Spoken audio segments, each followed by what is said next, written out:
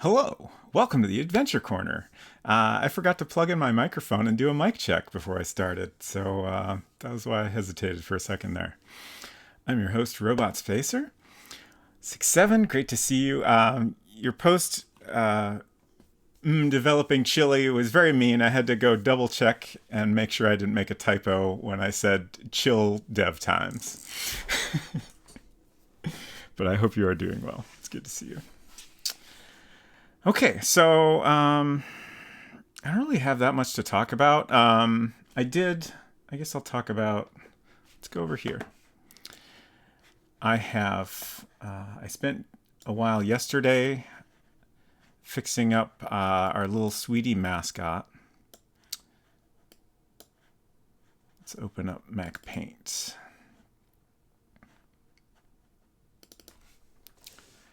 So the second one here is where we left off on Friday.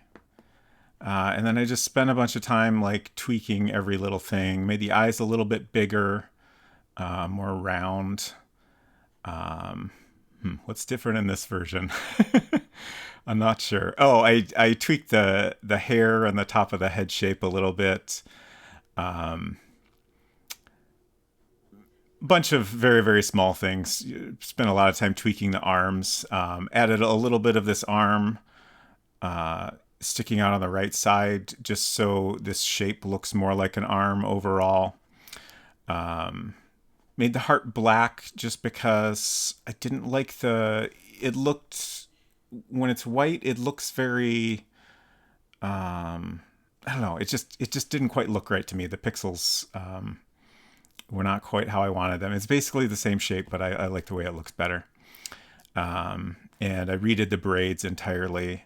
I started out just redrawing them as a single curved shape, and then added the bows, and then added the little white lines to split things up more. And I think that came out really great. Very happy with it. And then I was just playing around a little with a word balloon. Hello, David Alexander. Great to see you. Hope you're doing well. So yeah, I'm very happy with how this turned out. I think it's a pretty dramatic improvement. Like, I was honestly pretty okay with this the way we left off Friday, but I'm glad I spent the time to tweak it because I think it looks a lot nicer. I also earlier today spent a bunch of time tweaking this room because I really wanted to be able to put the lampshade back on, even though it's not important. I just, I guess I just feel like, if there's no reason like you wouldn't be able to put it back on, you ought to be able to put it back on. Thanks for the follow. Welcome. So that honestly took way too long. I had to add another variable to keep track of whether the bulb is taken, specifically because if we turn the light off, then we can take the bulb and then we can put the lampshade back on. So like that gave me a state where, the shade could be on and the bulb could be there or not there. So I had to keep track of that separately from what the graphic looks like. But it all works now, and I'm pretty happy with it. I'm pretty sure I fixed some bugs that were already there. So yeah. I think that's pretty much it. Oh, we had a little bit of a bug here where if you pick up the book and read the book, instead of giving you the close-up of the book you're holding, it was reading one of the books on the shelf. And basically had to solve that by not allowing you to type read book to read the books on the shelf. They're just little goofy joke titles, like it's not important. So I figured if you type read books, we'll give that response, or you can click on them. And, if you use singular book, we just assume you're referring to the one in your inventory. But that's that. And I think, the first thing I wanted to start off with was just a picky little thing that keeps bothering me.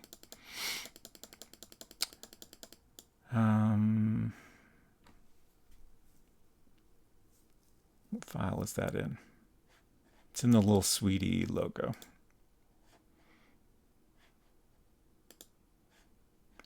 Sweetie, I think it's this one. Just I noticed the kerning was really bad on the TA here, and I can't let that go unfixed.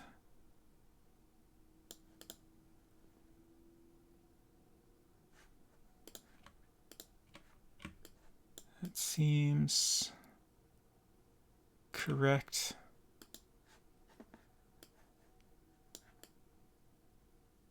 No. Yeah. Okay. Much better.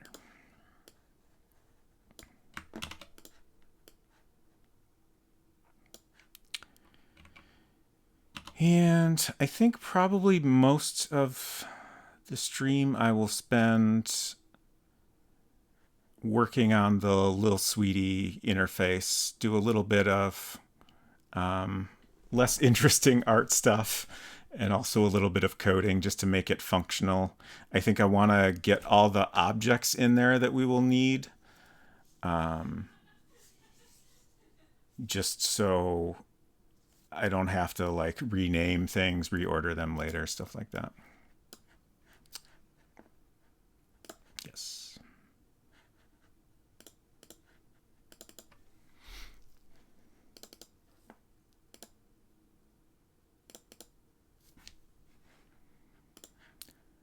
And now I need to figure out what file that's in.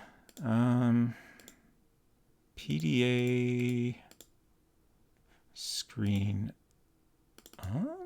No, that's just a blank screen. Is it down here more? Oh, yeah, here we go. Start. Why did that... I thought for sure that was going to paste in way down here, because that's where it was in Mac Paint. I really don't understand why things sometimes paste way off the screen.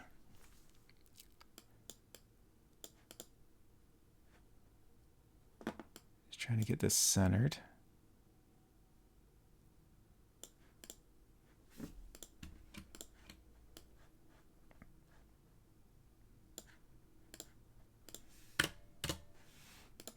Great.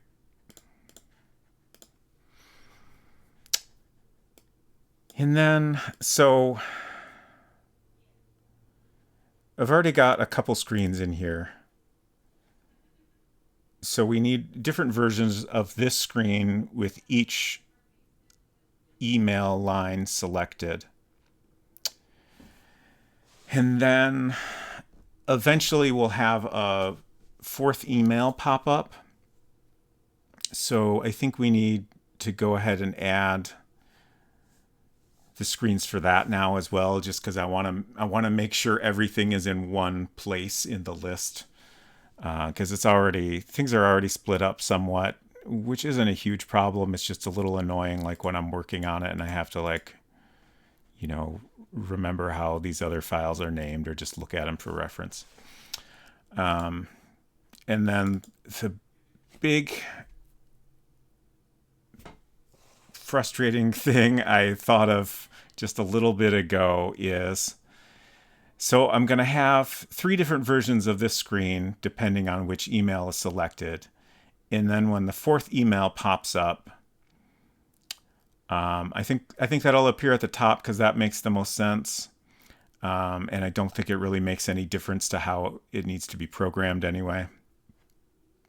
But then we'll basically need 4 more versions of this screen with each one selected. So that's a lot of different screens, and the naming is going to get very confusing. But at least when we go to the next screen where you're looking at the email, like that won't have a list of emails on it or anything. So like those don't have to change at all. Little Sweetie looks appropriately sinister, like she's going to steal our lungs. I mean, I think that's the vibe we're going for. Absolutely. Oh yeah, another thing we could potentially work on today is speaking of little sweetie herself. So currently in our UI here, we have a back button. And when I changed the design of these up and down, originally these were up and down buttons, but I decided to make them up left and down right so they would work in more contexts like this screen. At that point I realized these buttons are a little bit similar and maybe that's confusing. And then I realized we don't really need a back button. There are some cases where it might be useful, but it's definitely not an important button. And we can solve all those cases by just using the OK button, and potentially using up and down to select a different on-screen button. So I think that's what we're going to do. I figured out, I think, all the cases where we might need to go back. And I think that'll work out fine just using OK for that. And then, there'll be a selected on-screen button that says back, so it'll make it clear what you're doing. Which leaves us with an extra button here. And we talked about making that just a fun little button where you can interact with the little sweetie mascot. So I think as far as figuring out the things she's going to say and stuff, I'll leave that for a Friday stream, but we could spend some time to figure out what this button looks like. I think it's probably going to either be a silhouette of her head and pigtails. I'm going to try that and see if it looks nice and is like readable. If that doesn't work out, I'll just do like a silhouette of the candy from the logo. I think one of those will work out well enough. And it doesn't really matter if it's, 100% obvious what it does. Like it's just a thing for fun. So if people wonder what it is and try it out to see what it does, that's great. Oh, right. Another thing we should maybe fix up is when you turn the screen off, there's a bunch of graphics that don't get moved off of the screen. Should make a note about that.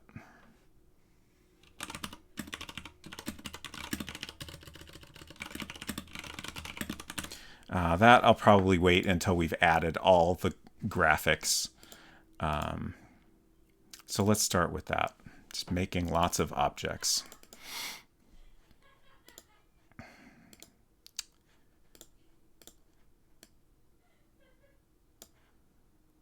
So let me think here. I'm just going to think about naming a little bit. So what I went with for these, I'm trying to keep these relatively short. All our PDA screens start with PDA screen. And then I'm trying to keep what's after that relatively short, just because every time I refer to that object in code, I have to type out the whole name. And that kind of counts towards our limit of how much code we can write. So abbreviations are good. So EL is email list and EC is email contents. And then error is for an error screen, which is what happens if you try to load an email message without a Wi-Fi signal. So we need to figure out how to name the screens that have all 4 emails.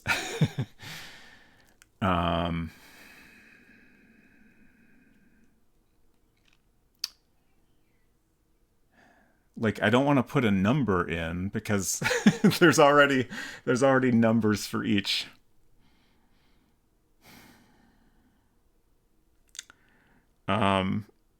I think I might go with ELF for email list final, which is also, it spells F, which is just, I don't know, funny. That'll help me remember it.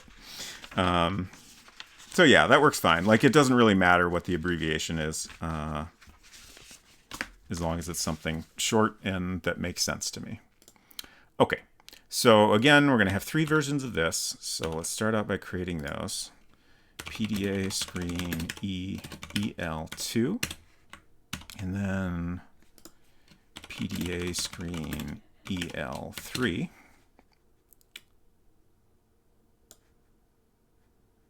And once I'm done creating these, I'm going to move these to the end of the list. I would love to be able to just drag them, but we can't do that. So then I'll do ELF 1 through 4. PDA screen ELF1. PDA screen ELF2. Oops, I didn't paste.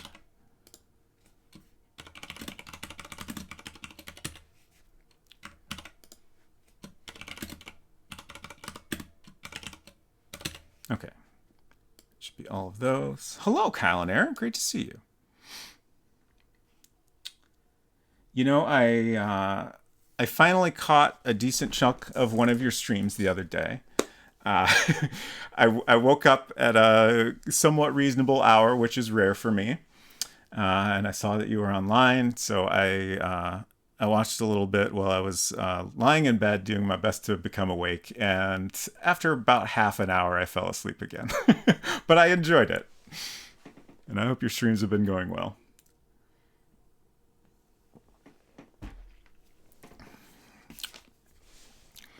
Okay, so there's all our ELF screens. And now we need our content screens. So I'm going to cut this one and paste it so it goes to the end. Just to be clear, I didn't fall asleep because it was boring or anything. I was just very tired. EC1.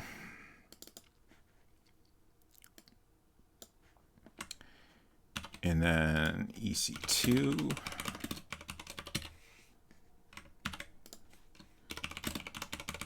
EC3. Oop, I didn't cancel that. Okay. Forgot to paste. I keep doing this without scrolling down to see what I'm doing, because every time I paste in an object, it scrolls all the way back to the top. Hinton!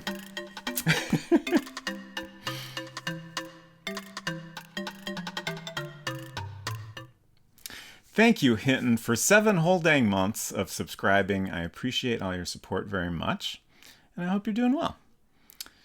Just in time for a bulk renaming. Yeah, exciting content over here. We're having a wonderful time making new files and renaming them and changing the order of things. All the most exciting activities possible. Okay, so we've got our different list screens when there's 3 emails. We got our different list screens when there's 4. We have our 4 different content screens, and then our error screens. So that was PDA screen error 1. And then I spent a little time thinking about how the error is going to work. I think I'm going to redesign this very slightly. It's basically going to say unable to download message, and then below that it'll say select a Wi-Fi network. And most of the time it'll say below that no networks available. And we'll try to give it an appearance that suggests that this would be a list of available Wi-Fi networks, if there were any. And then when you're in the right place, you'll see a very similar screen, but instead of no networks available, it'll say, library Wi-Fi. And then the button will either say back if there's nothing to connect to, or connect if there is something to connect to, which will keep the interaction simple. You'll always be able to press OK to back out of this screen. But when there's a Wi-Fi network, I want to have the error, and I want to, make it clear that you're connecting to the Wi-Fi, just to like I think it'll be a more satisfying interaction of like solving this little bit of a puzzle, as opposed to simply, going to the right place and suddenly you can use the Wi-Fi. And if you didn't, ideally you're aware that you're in the place where Wi-Fi is available, but if you're not and you just are suddenly on Wi-Fi, it might be like, well, this is weird. Is this right? So I want that little bit of an interaction to clarify things. Culinary Disaster, thank you so much for the raid. I hope the rest of your stream went great. I enjoyed it very much. I've never played Tomba at all myself. But it was great to see a little bit of it. Also, that game has some wild stuff going on.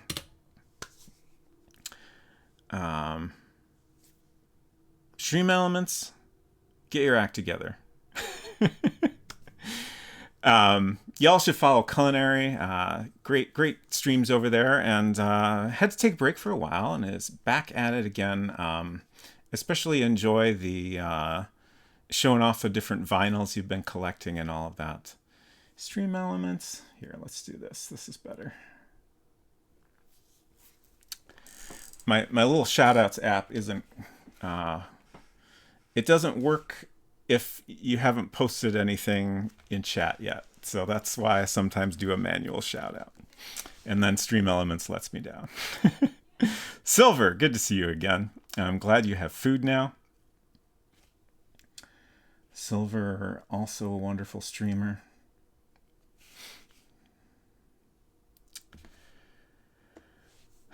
All right. Also, hello, Efton. Good to see you again. Oh, Hinton said, can there be a Wi-Fi network somewhere called Danger Do Not Connect? And if you connect, it's a game over. I love this. I will think about it. I will think very strongly about it. Also heard mention of Zelda. Have you explored down yet? I don't think I said anything about Zelda, but I have been playing it. I've been playing it kind of in short bursts mostly. There was one night where I stayed up far too late playing it, but otherwise, just little bursts. So I haven't made a ton of progress yet. I did make it down from the tutorial area and have begun exploring. I'm trying to be very vague, but I'm in the more open part of things now, but haven't gotten too far beyond there. But some interesting things have happened, and I'm very intrigued, and it's a very, very fun game. I wasn't sure if I would enjoy the crafting type of aspect to it. I don't know that I can explain why I wasn't sure I would enjoy that. I guess I feel like I normally don't get into that in games in general. If it feels like I have to spend a lot of time in game to do something, to make a fun little thing, I generally don't find it enjoyable. I don't know how to explain it better than that, but it's been like you can do fun things fairly quickly and easily once you get the hang of it. So it's been enjoyable. Look too complicated. Yeah, I don't know. Like, I guess ultimately, like, it is a time investment type of thing. Yeah.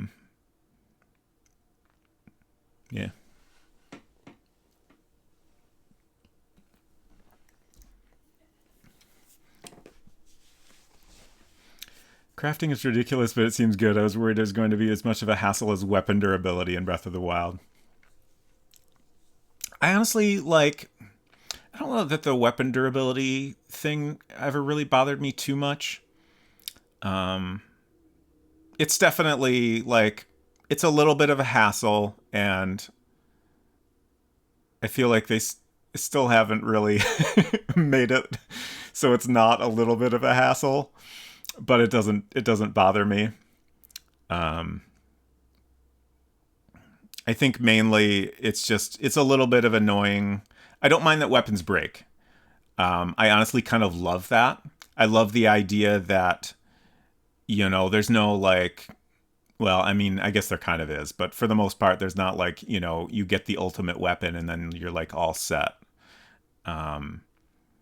Like it's a constant thing to find better weapons and stuff like that. Like I think that's enjoyable. The part that I don't love is having to constantly, drop things and figure out, oh, is this weapon here, something I should drop something so I can grab it, or should I just not worry about it, etc. Counter says, but you're happy creating fun things in World Builder. Yeah, I think that's if a game expects me to spend a lot of time like creating something, my like instinctive response to that is like, well, I'd rather just make something outside of the game. I could go draw a picture or, make my own game. And like to me that's like I get the exact same enjoyment out of it, but I feel like that is an activity I would rather do. So I guess it's like because I enjoy creating things in general so much, like I want to feel like I have more ownership over what I've created as opposed to doing something, inside a game that generally it's harder to share your creations with other people and you tend to be more limited in what you can do and stuff like that. I don't know. It's weird. It like it's just my own complicated feelings that don't 100% make sense, but also a little bit do.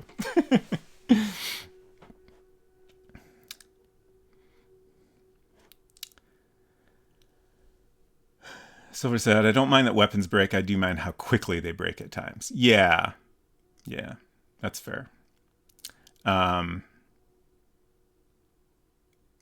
yeah. Connor said the fuse mechanic is pretty fun. You can do some Monster Hunter style enemy weapon creation. Yeah, the different weapons and stuff like that is kind of wild. I honestly haven't experimented too much with that yet. I've mostly, I've put a rock on a sword or, made a fire arrow or whatever. But it's a really neat idea. Unsecret Crush created a sword the other day, which is pretty hilarious. It's just like a sword taped onto another sword. It's not really useful. It's just very funny. Put a sword on a stick and made a spear, and it was great. Nice. All right. Let's get back to work a little here. So I'm going to copy this and paste it, and that'll be our second error screen. So that'll be the screen where you are in range of a Wi-Fi network. Master sword. I put a stick on a stick. Yes, I did this also. And then you have a long stick, which is great.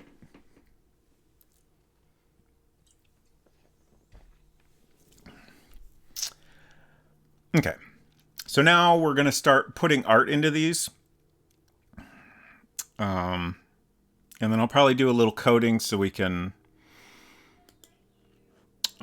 select different things.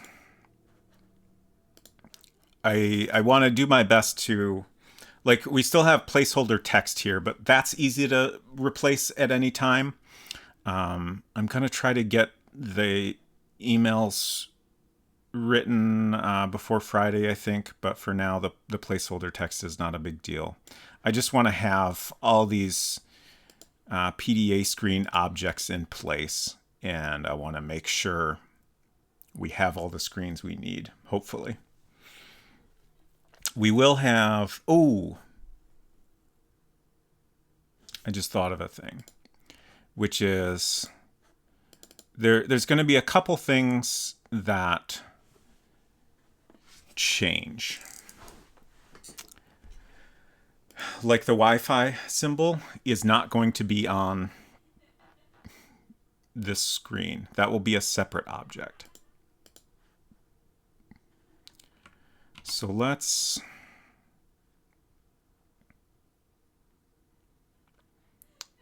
paste that And we'll name this PDA screen Wi-Fi off.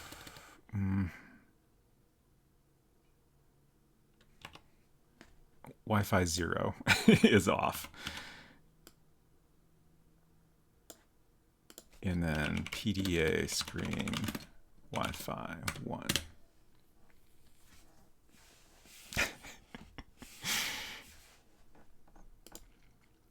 Okay, so this will just be the Wi-Fi symbol and nothing else. Oh, right, I can't shift click to remove something from the selection. Okay, I think that's all of it. Yes.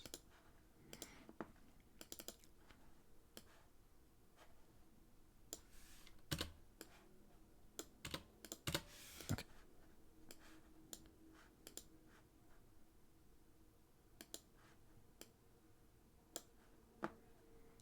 And then the other thing that will kind of go on top of whatever the current screen is the little sweetie. Oh, I'm trying to show an example. The little dialog box. There we go. So if you press the button to interact with the little sweetie, a dialog box will pop up. And then we'll have like a bunch of different ones, each with a, short little comment from her. And that'll just get kind of placed on top of whatever the current screen is. I'm not going to bother to make objects for that now. I'm less concerned about that getting separated if it happens. Because as long as they're later in the list than the rest of the screens, that's all that matters. Let's go ahead and delete all these Wi-Fi icons. And I guess I'll delete this text as well.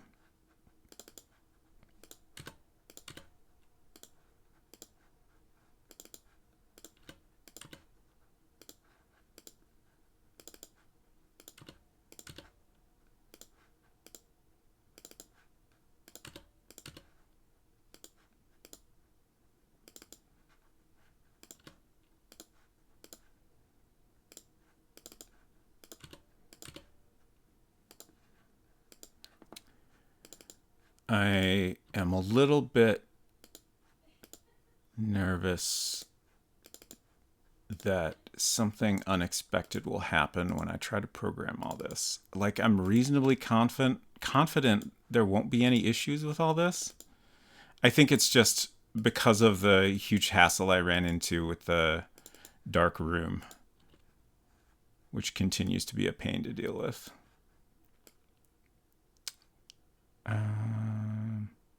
I was just pausing to think here because this is always going to have a no Wi-Fi symbol, so it could potentially be part of this graphic, but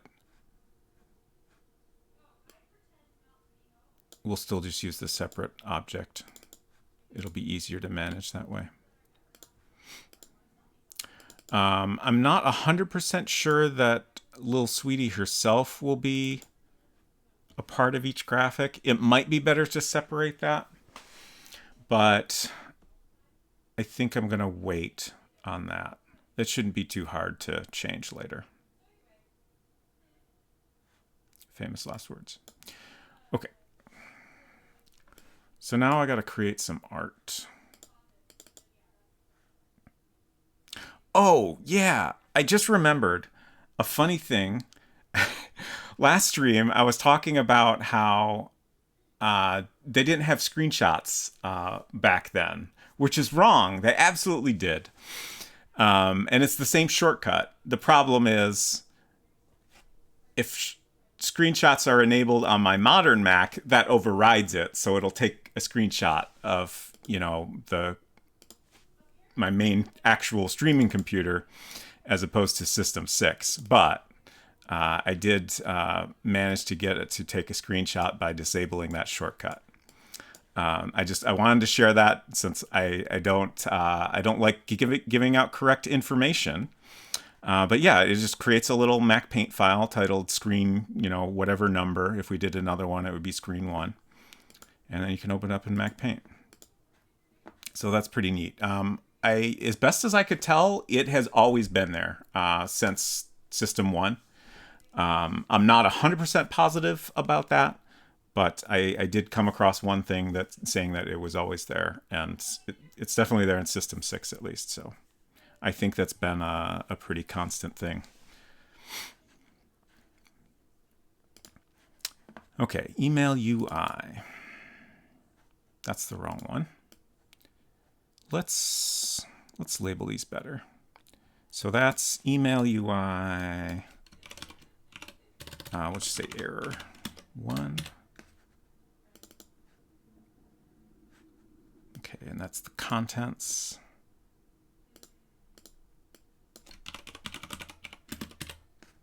And this is our list. Okay. So let's see, how much? I keep forgetting that I can scroll this. But for once, I remembered when it was useful. So we can, I think, create the 3 different versions of this here. Let's see. Actually, since these are all pasted in separately, I'm not going to bother to create like separate entire screens in Mac Paint. So I'm just gonna, let's see. I'm gonna delete all this other stuff.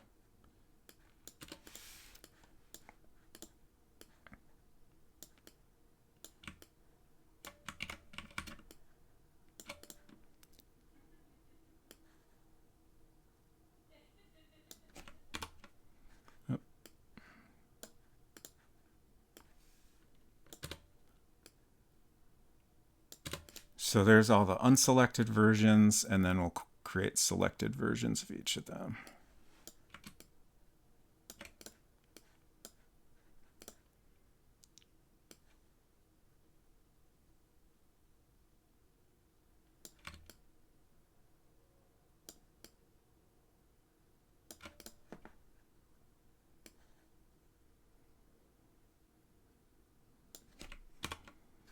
I keep trying to hit Command I to invert.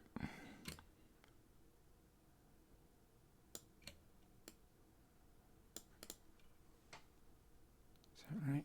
I think it's right. 5 pixels, 5 pixels. Okay.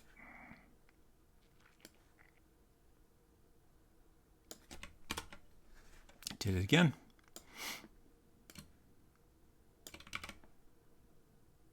Oh, that was weird.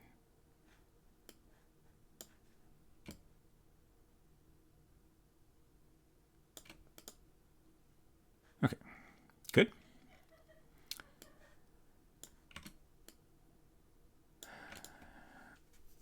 Now I'm just thinking about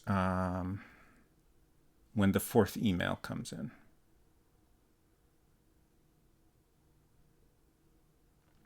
I'm also thinking about the dates. So these emails, the emails that are there initially, are going to be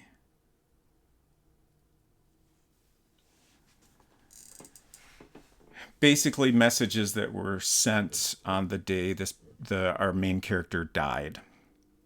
And then I guess the new one that comes in is going to have the current date. Like, we don't need to figure out exactly what these dates are right now. I'm just kind of thinking about it, like how much time would have passed. I guess not necessarily that much. I'm inclined to at least make it a few days, though.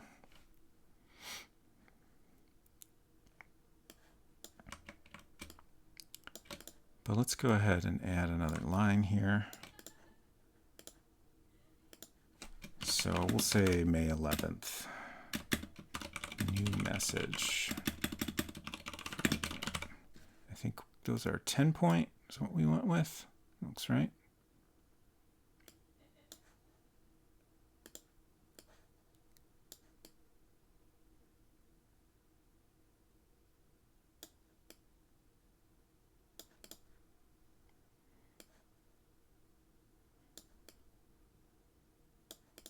So that's getting a little close there with, well, we can scoot these ones closer together. They're kind of spaced out far.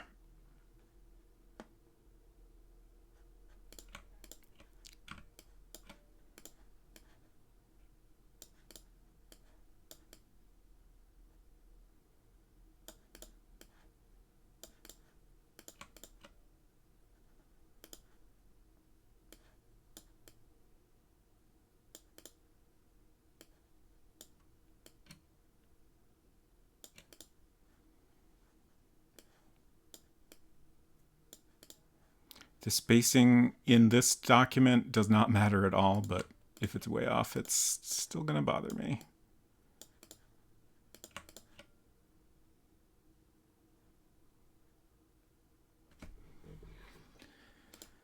I think that looks okay. Also, like, there's no reason for me to be fussing over this. I'm going to completely redo all this. It's just placeholder text. Okay, that's good. Whoop, that's not good.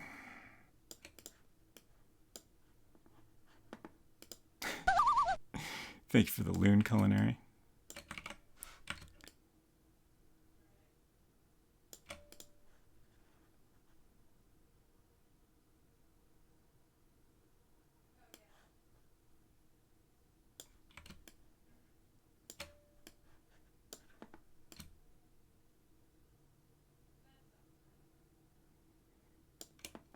I'm holding shift, but I must have pressed it too late because it started moving sideways on me.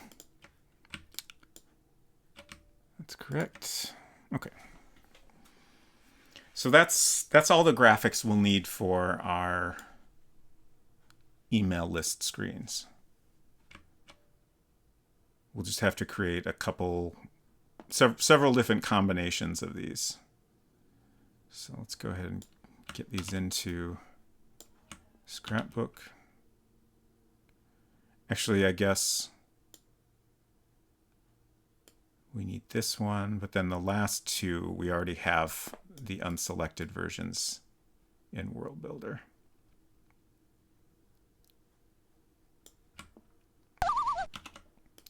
Thank you for the Waterbird 67. What? Oh, no. I accidentally selected the wrong thing. Also, I keep forgetting this is here. Oh, God. All right, we're going to screw around with that in a second, but right now I need to get out of it.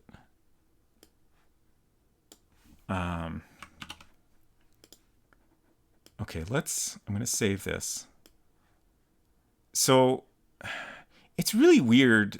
Like, normally the Apple menu is when you have an app open, you have your About item, which tells you about the app. And then you have, these are all desk accessories is what they called them. So they're kind of like little mini apps. Because the original Mac system software couldn't run multiple apps at the same time, they had these desk accessories that would kind of give you some additional functionality on top of the app you're using. So, great if you need to calculate something.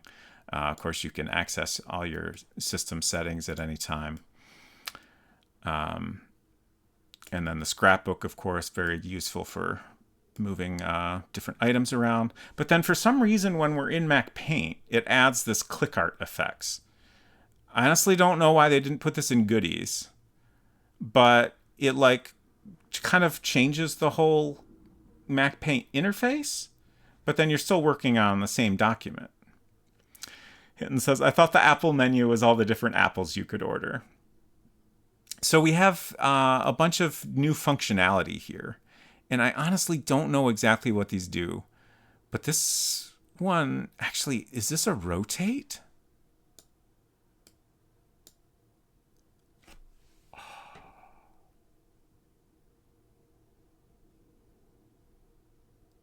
It's a free rotate option.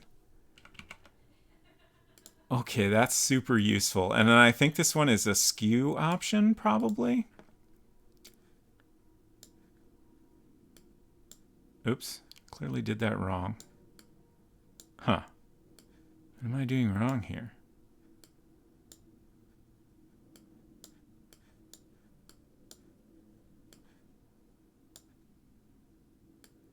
I can't get this one to do anything. Is this a perspective option? That would be wild. Holy shit, it is. What? It looks like a knife. To me, it looks like Leaning Tower of Pisa.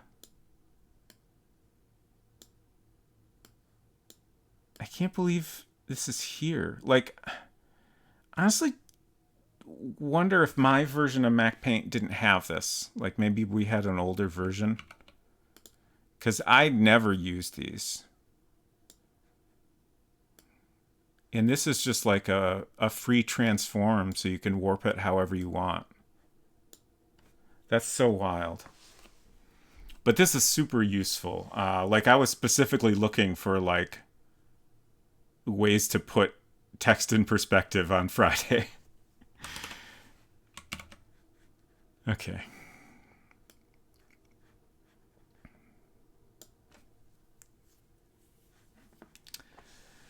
Silver said, I know we'll get to play a little bit of TOTK as a treat, although what that really means is I'll probably spend an hour scanning all of this amiibo. I have, we have a very large amiibo collection. Honestly, we bought too many amiibos, but they are pretty cute.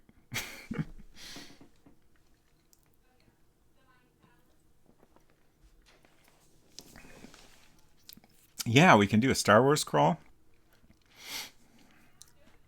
Oh, yeah, we never figured out the Leaning Tower of Craft Knife. There's got to be some way to do this.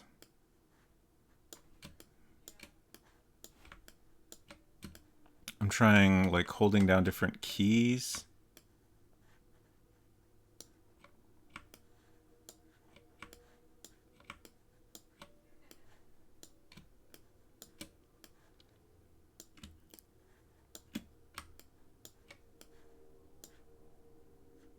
So let's see. If we use this one, then... Wait, why isn't that working anymore? Okay, I need to click the corner for rotate, apparently. So maybe it's the same with this. Okay. Nice. That's great.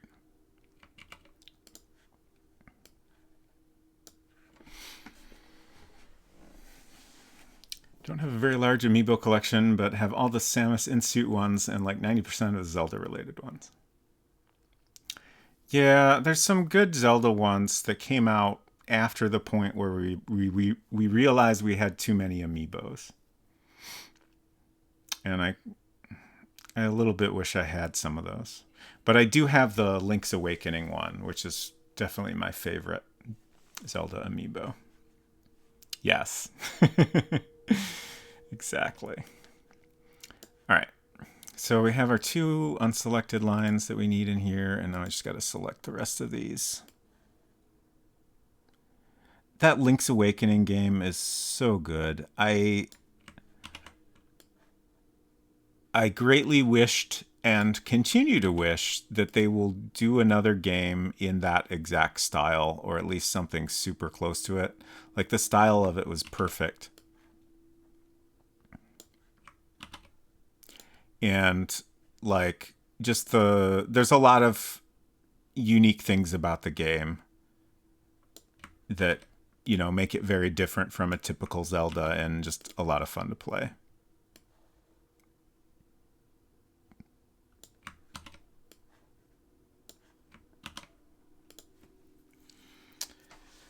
Okay. So that's all of that. I think at this point we'll go ahead and start piecing together the finished graphics. And okay, that's a bad Wi-Fi symbol. I don't really want to delete it, so I'm just gonna move it closer to the other bad Wi-Fi symbols. Get out of here. This is our good active Wi-Fi symbol.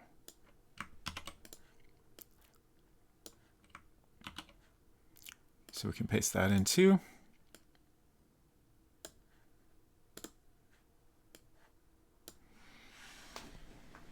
Really wish they'd remake the Oracle games in that style. I never played those myself.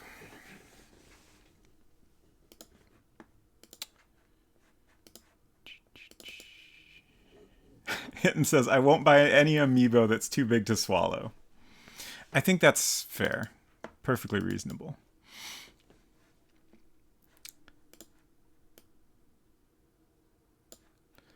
Okay, now things are going to get probably even more tedious. So this screen is done. Or at least, this is the basic appearance we want. And then this screen, we need to show the second line selected, which is another subject. This one. And then we need the unselected version of the first line that just says subject line. Oops. I guess you can't Command W to close the scrapbook.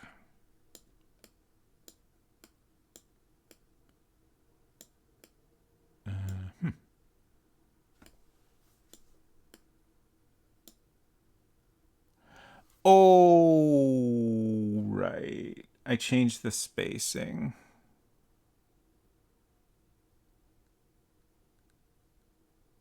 Okay. I honestly shouldn't have done that because it's a little bit of a waste of time to fix it now because I'm going to replace all these later, but I'm going to want to fix it so that everything looks correct when I'm testing it all. It's fine.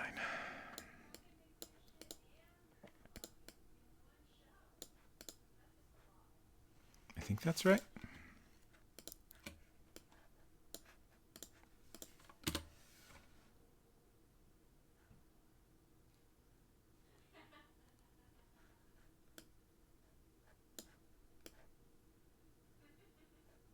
Okay. Oh.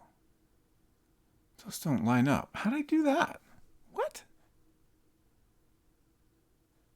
What?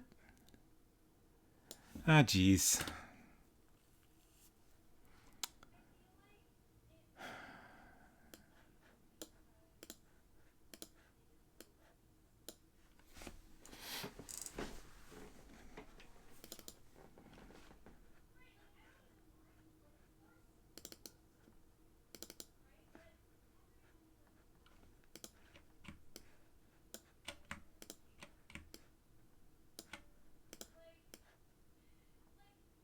Huh. What happened?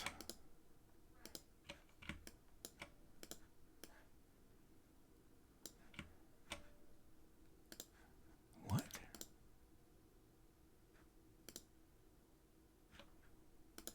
What? That's right. But this is off.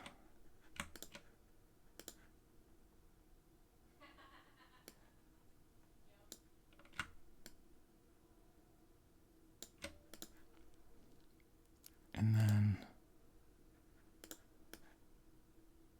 those are all lined up. And those are all lined up. And those are all lined up. That's all correct. That's correct now. That's correct now. What the heck did I do? This is the only one I changed, right? I think.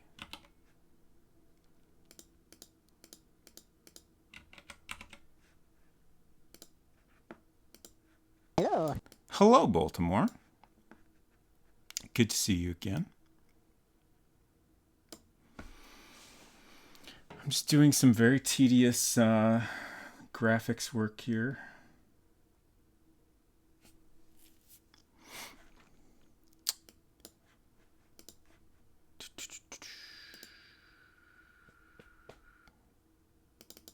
Saw that you're planning to play Disco Elysium next on your midweek point and click. I thank you for the grunting, Efton. I have not played that yet myself. I really need to. It seems like, from what I've seen people say, it seems like something I would enjoy quite a bit. All right, let's take another look at this. So these graphics all need to change, but then this one is perplexing me. Audience participation, interesting. Why?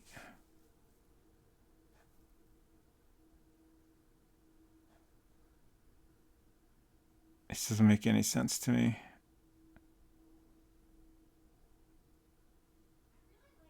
I'm not going to worry about it. It's going to bother me, but I'm not going to worry about it. It really doesn't matter. Like, I'm going to have to swap all these out later.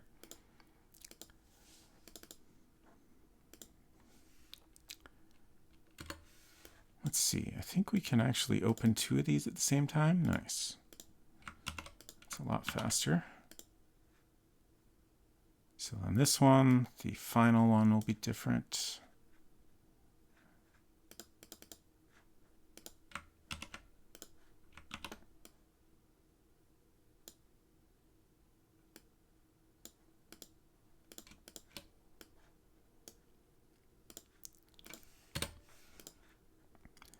Good.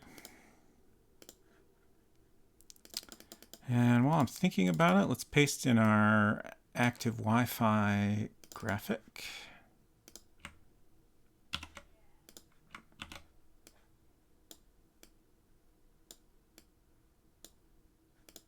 think that's right. Very hard to tell sometimes. Yeah, that's perfect.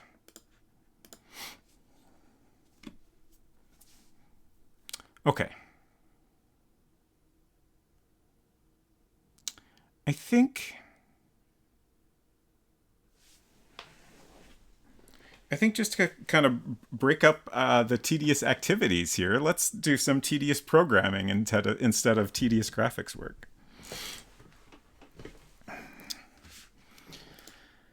So we're going to go back into our unlocked little sweetie. Let me just look at the file names here to remind myself. So EL1, EL2, EL3. It says, okay, but only if it is tedious. It will be, I promise.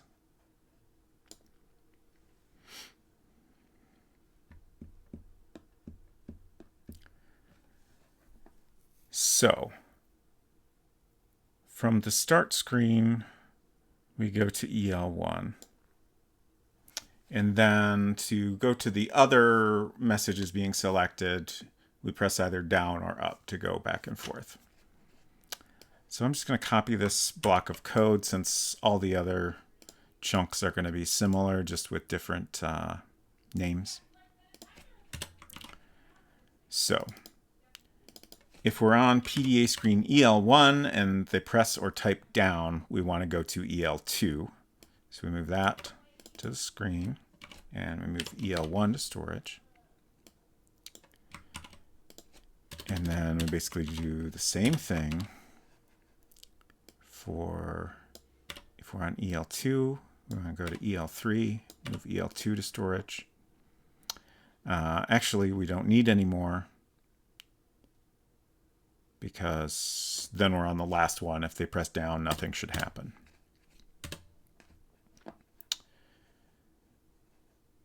So now we can do going back up.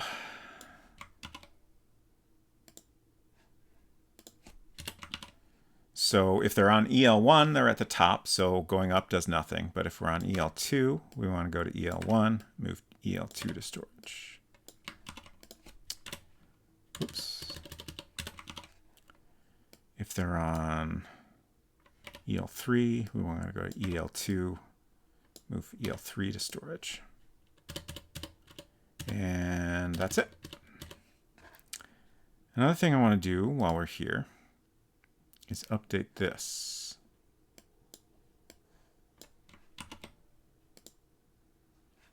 So this is our code. First we have all the code that runs when we turn the power on. And then after that, we have the code that runs if you turn the power off. And when we turn the power off, basically how I'm handling that is any object that could appear on the unlocked little sweetie screen gets moved to storage. That way I don't have to do a bunch of if statements. We make sure it's all in storage, and then we're in a consistent state without any graphics on the screen. So I'm going to go ahead and add all of the objects we just created. So first we have EL1, 2, 3. And then we're going to have ELF, 1, 2, 3, and 4. And then we'll have the content versions, which is EC 1 through 4.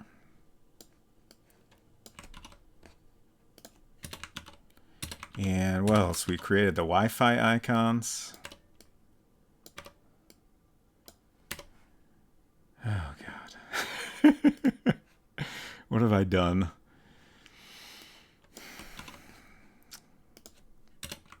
I hope this runs. Like, it seems to run okay. As far as I can tell, having a lot of objects move around isn't really an issue. The main thing I've come across that has run slow is if I have an object that covers the entire screen and I'm like swapping in and out multiple objects like that. It seems pretty slow. But hopefully that remains true on an actual computer. I think that's everything we have so far. So now, no matter what state we're in, we should be able to turn it off. And that should make the screen go blank. And then we can turn it back on and we'll go back to the default. We'll get the startup sequence and then we'll go to the single email selected. The first email, I mean. So now we can see if all of that works.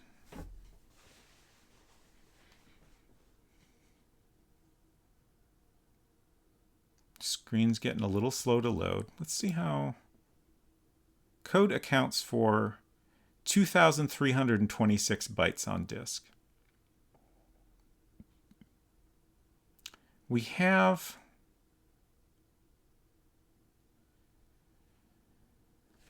does anyone know in ASCII, like I believe this only supports ASCII characters. I don't know how many bytes an ASCII character takes up. If anyone happens to know that, I would love to hear. I know we have a little over 10,000 characters total, so we're nowhere near the limit. 2 bytes. That makes sense to me. So basically that means we have, 1,163 characters or so. I'm not sure if I did that math right, but it's close enough. So we have tons of room for additional code on that screen.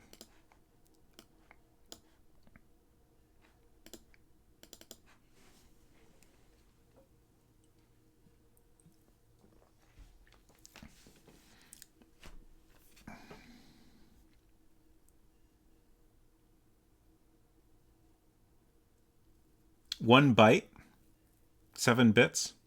Okay. So it's basically the same 1 byte, 1 character. That makes it easy. Okay, thanks. But still, not an issue at all.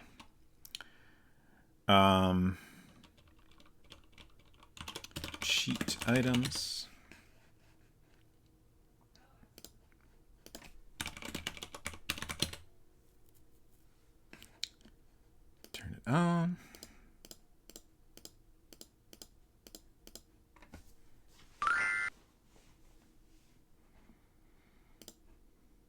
Okay. Hey, look at that. Great. One thing I keep thinking of is there's lots of actions with the little sweetie that don't produce any text output, which isn't a huge concern, but feels a little bit weird for a world builder game. Like, it's the thing we're doing here is weird for a world builder game, but I feel like we should have a little bit of text output that kind of describes what's happening. I don't know. It's something to think about, basically. If nothing else, I want to have some text describing what happens if there's like a complete change of the screen. For example, when we select a message. Like this over here should give you a little information that explains what's happening here. Oh, right. That's another thing I was thinking about. This is probably something that is not at all important, but it will absolutely bother me. So if we go into a message, oh, right, we can't select the other two messages yet. But we basically might want a variable to keep track of which message is selected. Just because ideally, if we go to here and then click OK to go back, it should have the same message selected. It's definitely not a thing that is important, but I would prefer to have that work that way. The text output that would accompany my device use would be nothing happens. Okay, so that's all good. We don't have our Wi-Fi icon. We should maybe add that in. And then screen goes off. Screen goes on. And everything is back to a consistent state. Good. Hey, Davor. Great to see you. Haven't caught one of these. How goes the world creating? It's going pretty well. Let me give you a little kind of mini tour. So let's close this. We'll start a fresh game. So the initial setting we decided on for this, first of all, we're creating a game in World Builder, which is a program that came out in 1986 by William C. Appleton for the original Macintosh. It was originally created for his game Enchanted Scepters, which was one of the very first point-and-click games, the first English language point-and-click game. And 2 years later, he released World Builder through Silicon Beach Software, and we're using it to make a little game. So we've been taking lots of feedback from chat, and often we'll like have people give out suggestions, and then we'll do a poll to decide what we do in the game. And our initial setting we agreed on was a bus stop in Purgatory. So that's where we start out here. Got a little schedule we can look at here that is part of a puzzle. We've got lots of different places to go. I meant to go east, not west.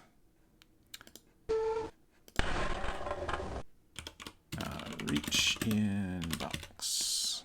Got a little soup bone we can find here, which is an important puzzle item.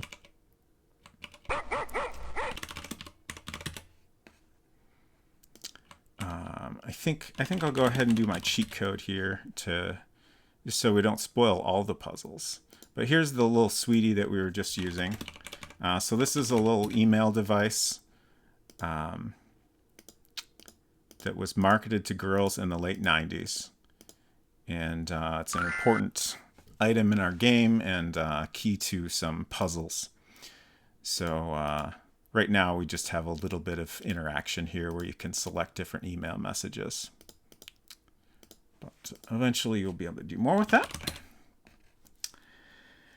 What's the rough scope target of this, especially in number of streams? That's a great question.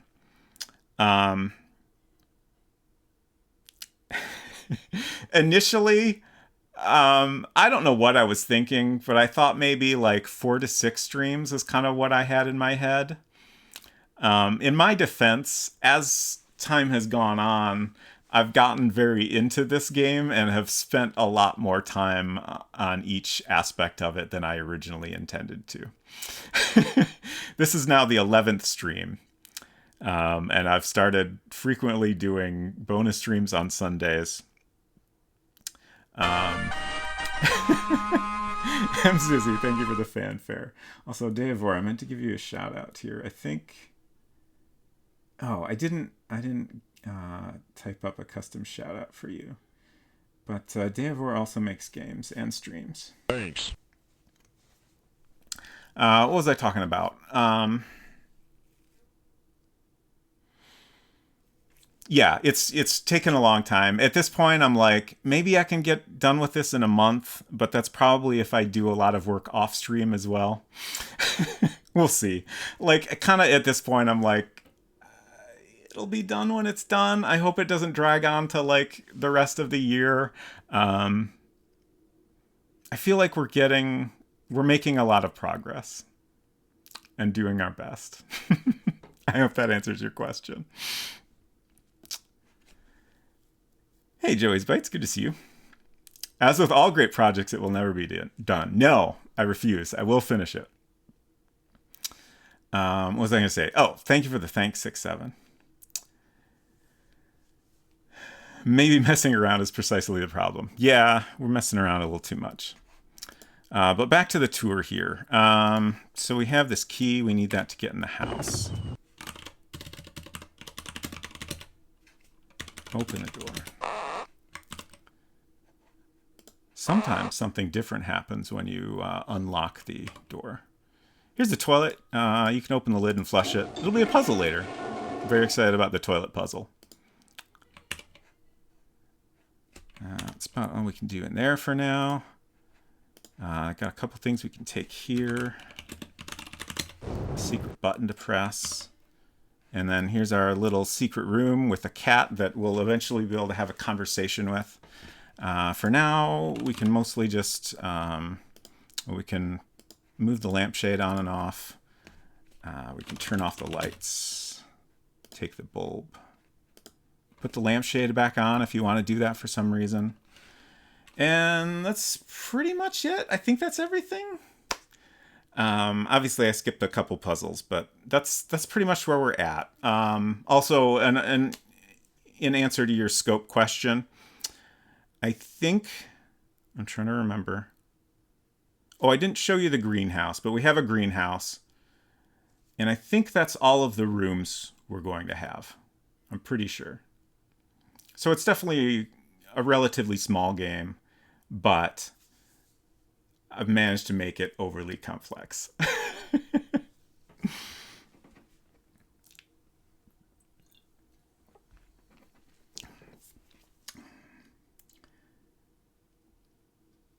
Mzizzy, I hope you're doing well. I think I've probably bullied everyone into following Mzizzy already, but if you haven't, she plays a lot of DOS games, and it's always very enjoyable. I've learned about so many new games over there, and also has probably some of the best point channel redemptions. Channel point redemptions, that's the phrase that I have seen on Twitch. I highly recommend the soup. Very good.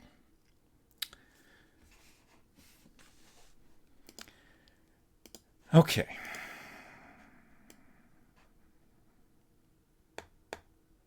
What was I doing before we gave the little tour? I think we were ready to go back and tweak some things in code.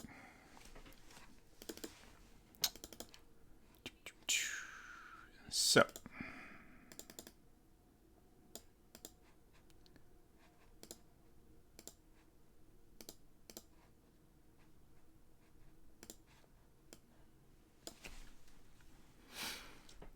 That monkey emote is so good. What game is that from? I know it's familiar.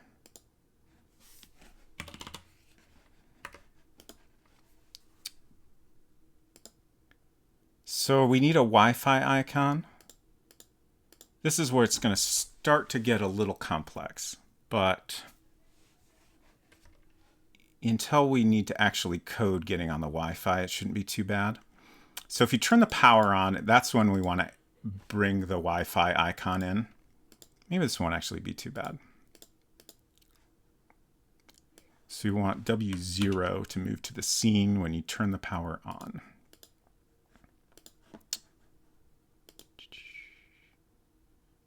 Super Monkey Ball. You're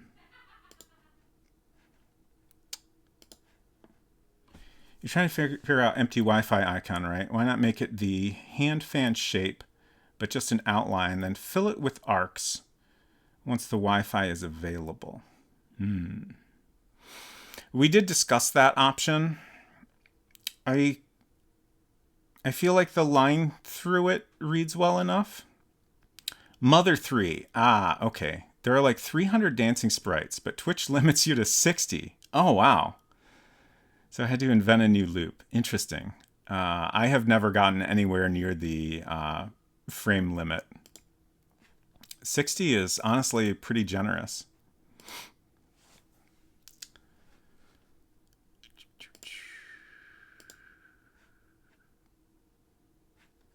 On is up here. I'm just trying to figure out what the order is of this.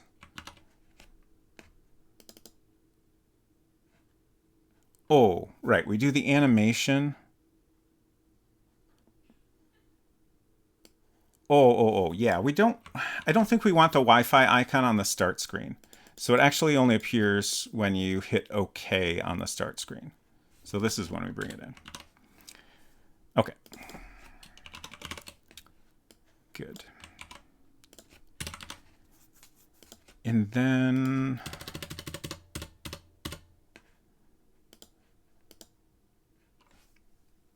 I don't know that that's always appropriate, but I'm glad you think so. Be uploading entire films if there was a bigger limit. I was very happy to have discovered the other day a method for capturing pixel perfect GIFs on my Mac. There's a program called ScreenFlow for Mac that works super well for it. Everything else I tried was like giving me some sort of compressed output, so it just wasn't usable for an animated GIF that you want, like, you know, the pixels to be exactly how they were originally. Okay, I think now we want to go ahead and put together these ELF screens. So these need to have another line, and then the 3 lines we have need to get bumped down. So new message is at the top. It'll be selected. There it is. Initially.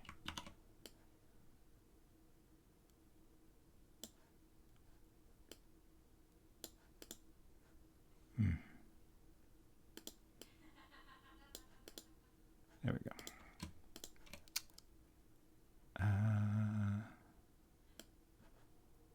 Send it back.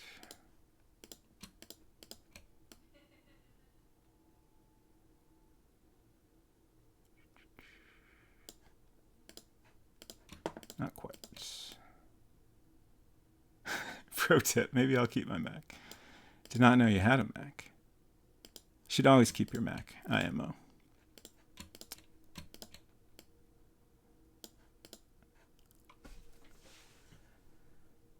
I feel like that spacing's probably wrong, but let's get the correct line in here.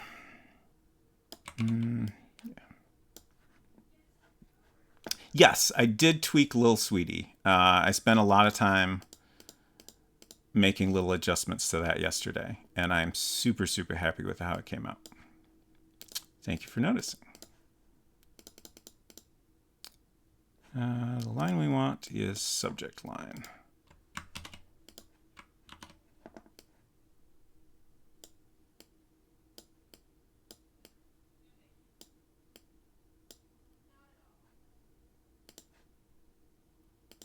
Still don't understand why that text doesn't line up.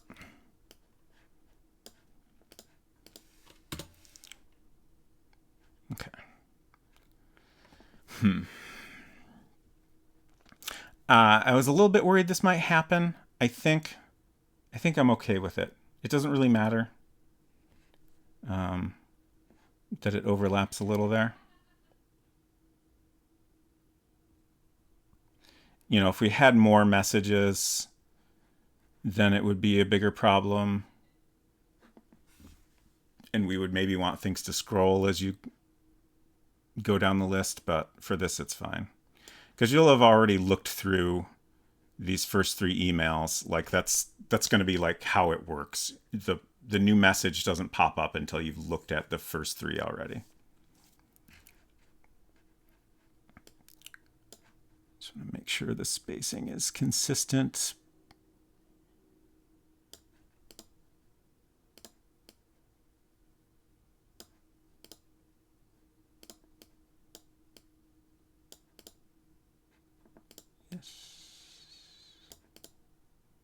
Yes. Good. Okay. And I'll copy all of that. Danvor says, oh, I have a Mac dev question. I don't know if you'd know. Is there a way to set the Linux Mac execution bit in Windows on programs made from Windows?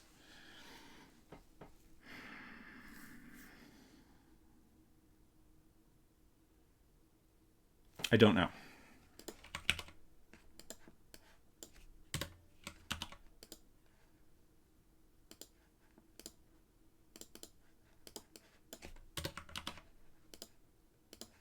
It's a very good question.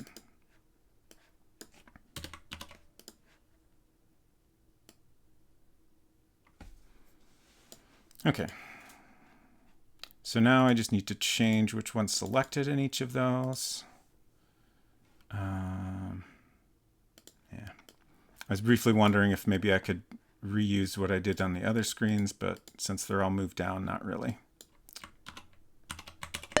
Oops. Sorry about the beep. You know, I don't know why this doesn't stick. I have changed both the volume of the beep and the sound,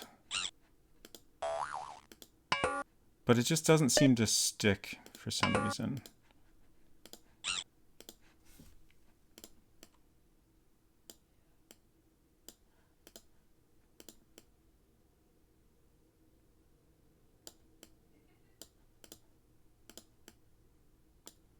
This would be so much easier if I could use the arrow keys to bump this around.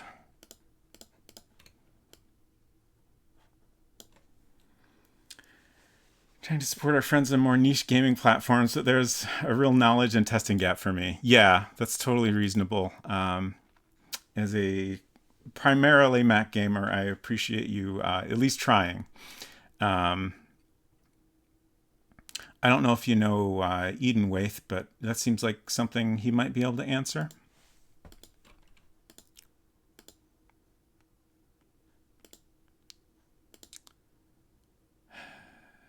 I can tell this isn't lined up. I'm trying to think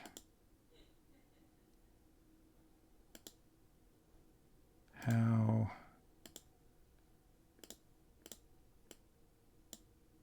Okay, there we go. I got it. Okay.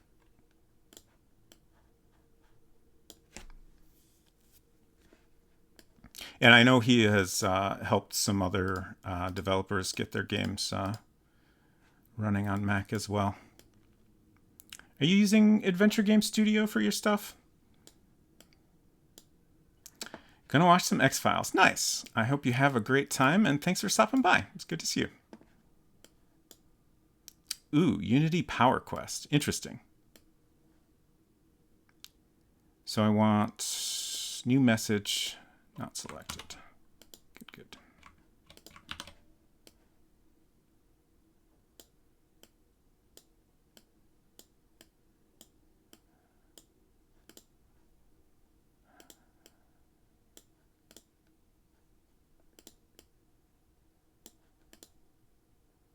What?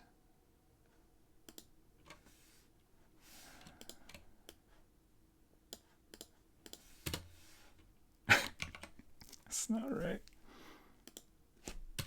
There we go. Okay.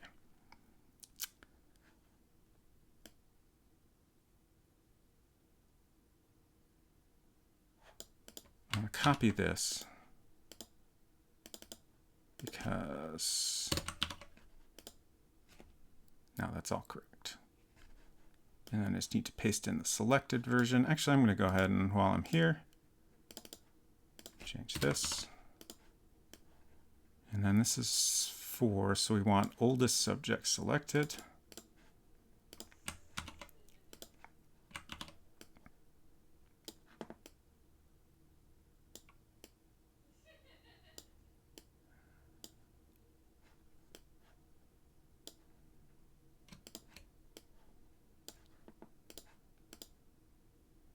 What? Where'd it go? That was weird.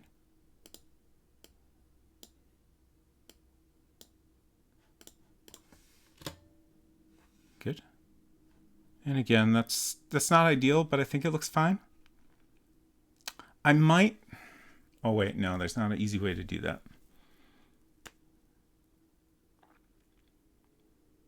I was going to say I might be tempted to put like a white outline around the top of her head to separate it from what's behind it, which isn't impossible, but it is very tricky to do. Let's see. Let's experiment. Oops. Oh no, I screwed it up. Okay, we'll fix that later. So I think the only way to do this is to create a polygon and just draw a shape that is, I guess if I click exactly along the outline of her head, then I can use a thicker white outline on this shape and then put it behind her. And hopefully that'll, I know I'm not clicking perfectly here, so it's going to be a little bit off, but hopefully it's not too much off. I feel like I got really close on the right side.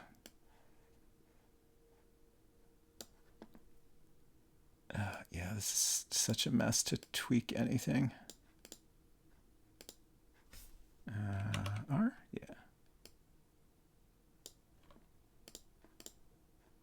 Nope. Oh, God.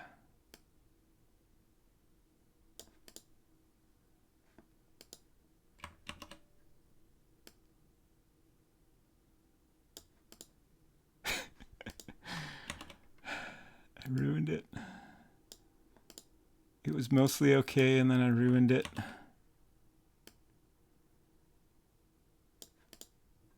Okay, we'll try that. So, fill white, pen white, and then 2 pixel thickness. And bring this to front. Select both.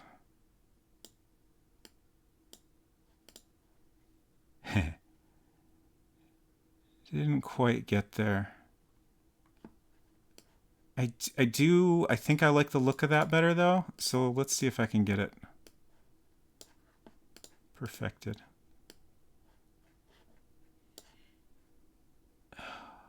It's so impossible to see.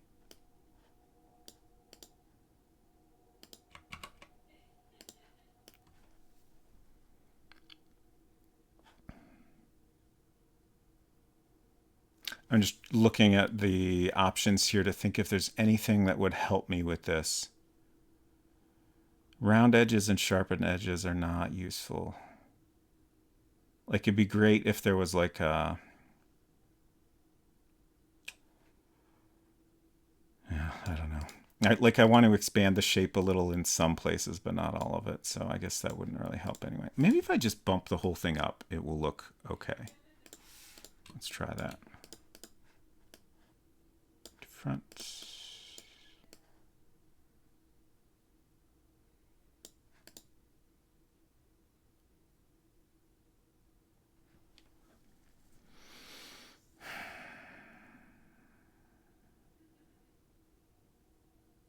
It's still not perfect. I'm just trying to decide if I'm okay with it being imperfect, or if I should just ditch it.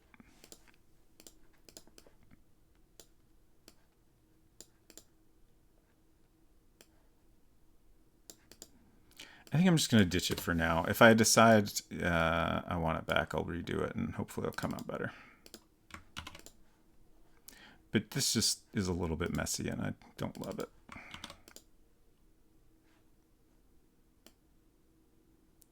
Okay. So back to this selection, another subject.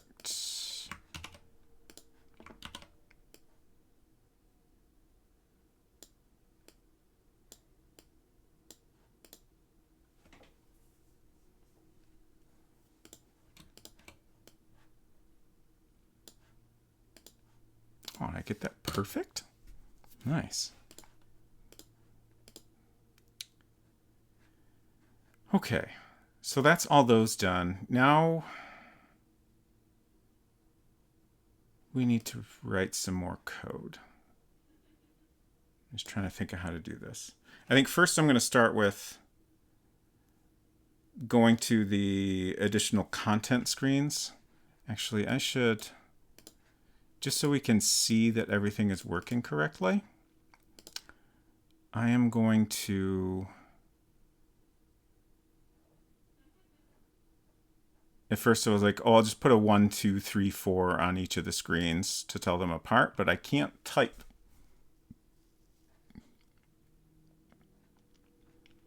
So I'll do little rectangles. Sure, why not? One rectangle is 1.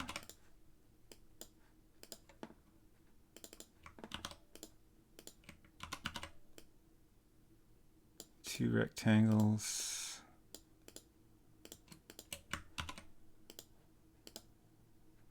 Three rectangles.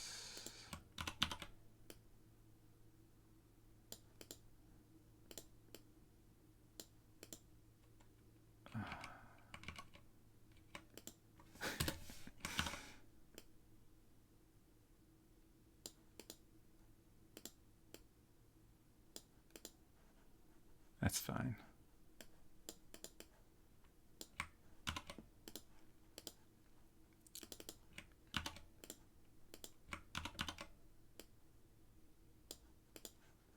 And 4. Okay.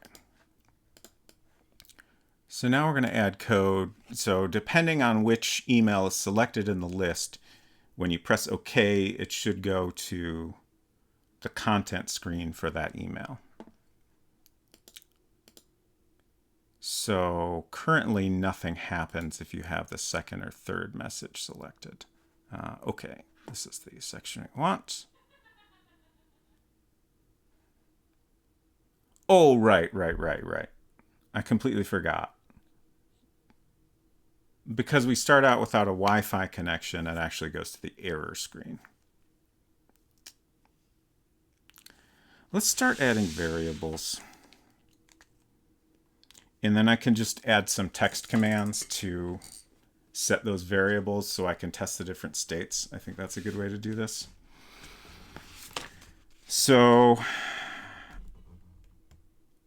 I think I already put some code in for whether or not we're connected to Wi-Fi. We also need a variable for whether or not we have received the 4th email, which is maybe going to be E1. I don't think we've used any E variables yet.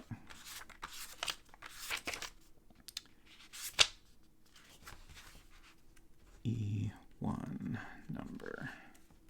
So less than 1 equals 3 emails. 1 equals 4 emails.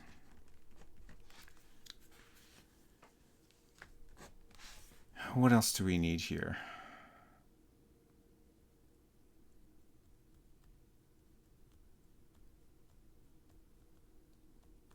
Is that it?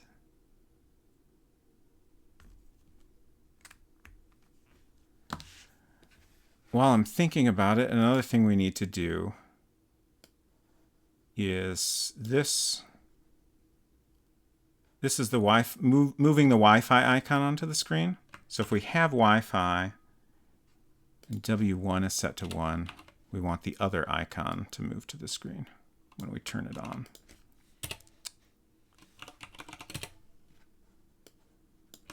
Oh, that should be end, not exit.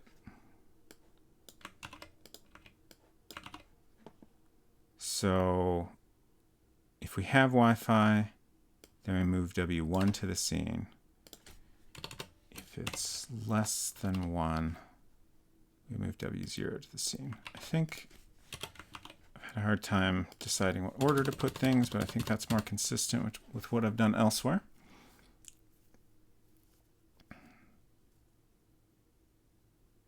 Okay. And then this is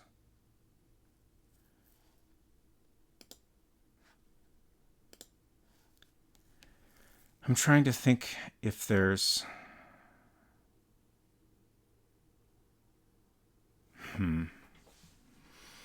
So this block here checks if EL1. Oh, we could do an OR here. Okay. I was briefly thinking I would have to use a variable to solve this problem, but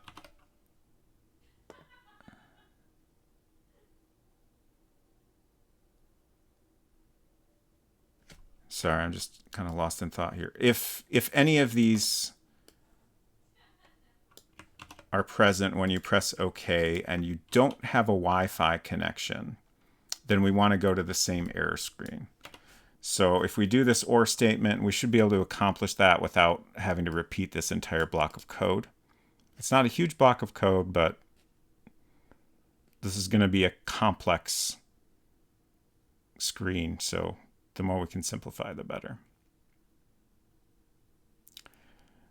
So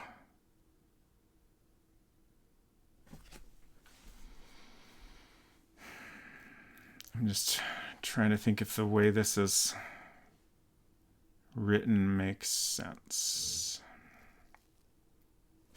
I think I want to switch this around.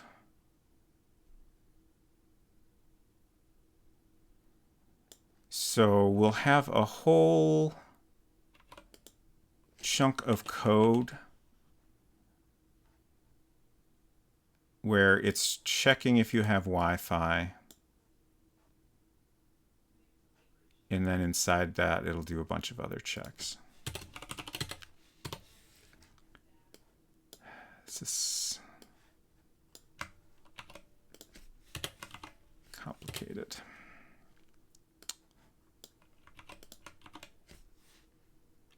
And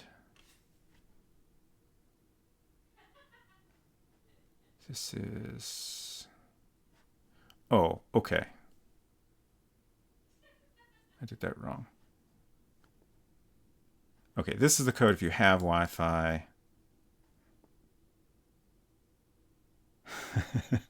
I got lost here because each time I hit return, it changes the indenting, and it'll do that even if there's a syntax error.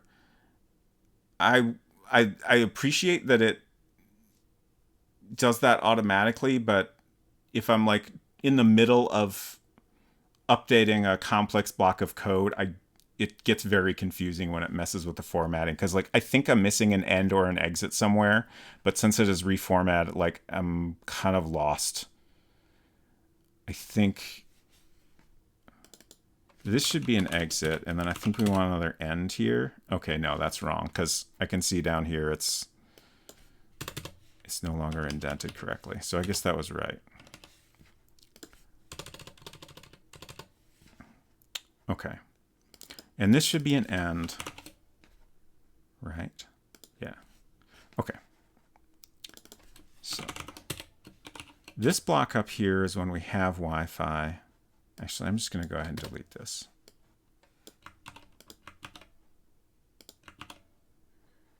This is later going to get more complicated because in addition to checking if we have Wi-Fi, we also need to check if they've gotten the 4th email.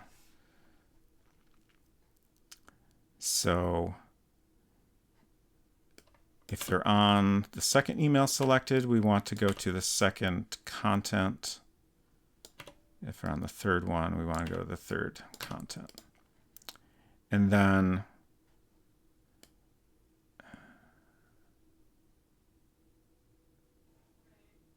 I think we can get away with doing an OR here.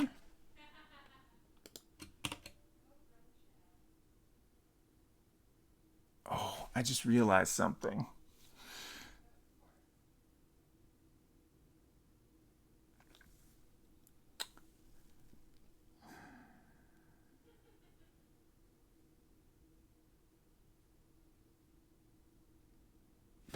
What I realized, also I can't close this because it's probably going to give me a syntax error, is that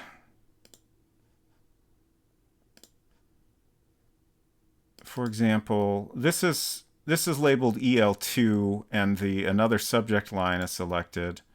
But down here we have ELF2 and subject line is selected. So basically the numbers don't match up, which is going to get confusing. And I'm trying to decide if it's more confusing to fix that mismatch, which means that our initial set is numbered 2 through 4. Like, that's a little bit weird, but maybe it's less confusing overall. I think... Oh, God. I gotta change them in reverse order.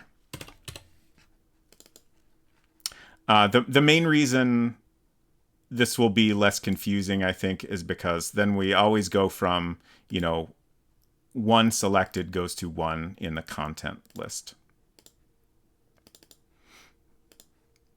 I think that'll be a lot easier. But now, of course, I got to update a bunch of code.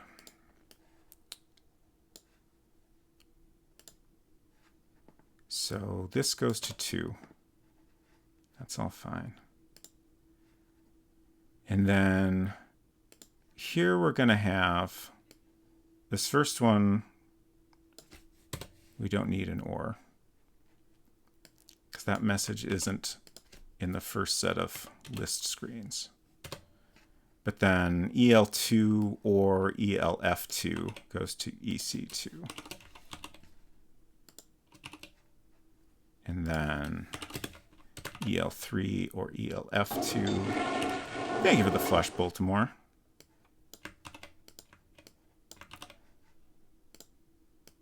Sometimes you gotta flush your code down the toilet. 4. Okay. Okay, so that's all correct. So that handles opening the email contents when we're on Wi-Fi. Like, that should all be good now. Hinton says, I think my code is due a flush.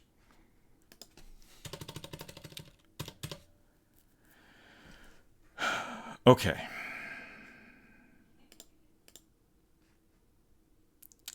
So this block will always run if you're on Wi-Fi. I don't like the ordering of how I had to do that, but ultimately it will mean I have to duplicate code a lot less.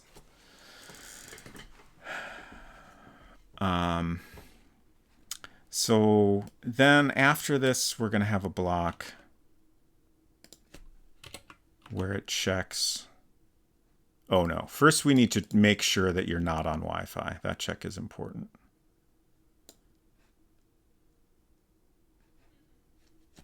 So if W1 is less than 0, then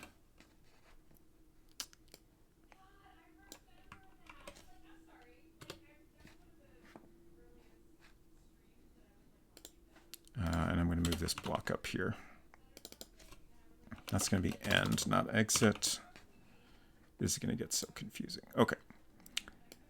So now, one thing that will help a little is... Oh, wait, no. I was going to say, one thing that will be a lot simpler is once you've gotten the fourth message, we know you're on Wi-Fi. But that's not necessarily true. Because if you leave the library, if you get that fourth message and then leave the library, you might go somewhere else where you don't have Wi-Fi anymore. So we need to deal with that.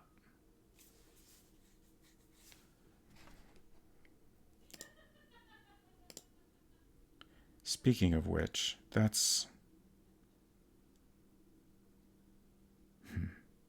I'm just thinking if we need to check your location in here as well, or if we'll set this Wi-Fi variable based on your location. I'll have to think about that.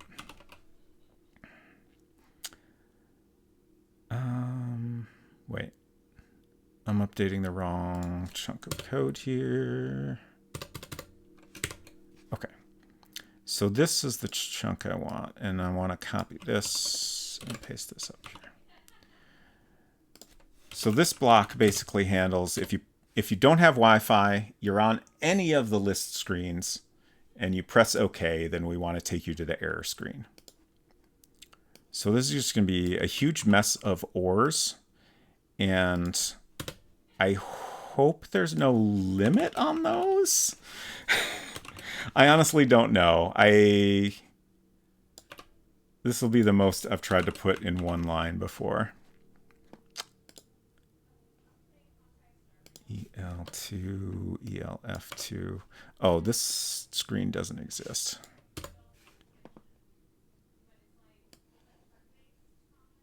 So let's copy this whole block. Or 3, 3. I didn't ever see anything in the manual that suggested there was a limit, like at least not clearly. Okay. So then you'll always go to the first error screen, which we want to change that if you're at the library. But for now, that's fine. I just want to get this part of it roughed in so we can see if it's all working. So, right, we need to update this still. So we don't have EL1 anymore, so we can get rid of this. We do have EL3, 4, and then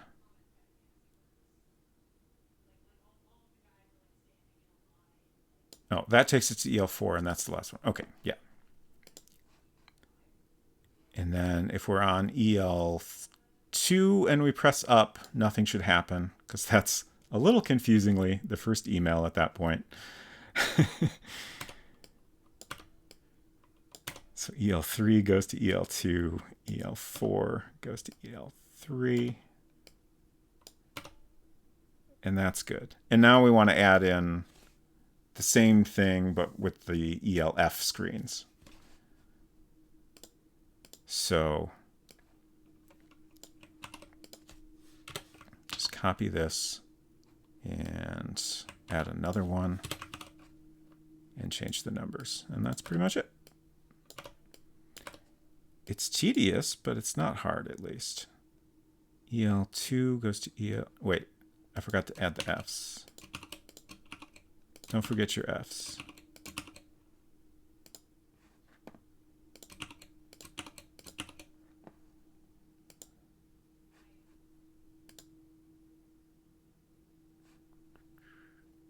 So 1 to 2, 2 to 3, 3 to 4, and then 4 is the last one. So that's good. It keeps scrolling a little more than I meant to. The inability to extract and share any of this code is making me very sad. Yeah, I mean, we could potentially copy everything in a window and paste it into a text document. In fact, Ray Dunnican, who was creator of a lot of third-party games and also wrote a lot of documentation for World Builder that was eventually included with the freeware release of it. He released a lot of his own code. Like if you copy your code and put it in a text document, then that gives you the ability to add some comments to explain what's happening, which is not something you can do directly in World Builder. No, there's some of these we don't want an F. So we have EL is email list. That's our version of the email list when we only have 3 emails. ELF is email list final, which is the version when there's 4 emails. It's confusing, but I understand it at least. So.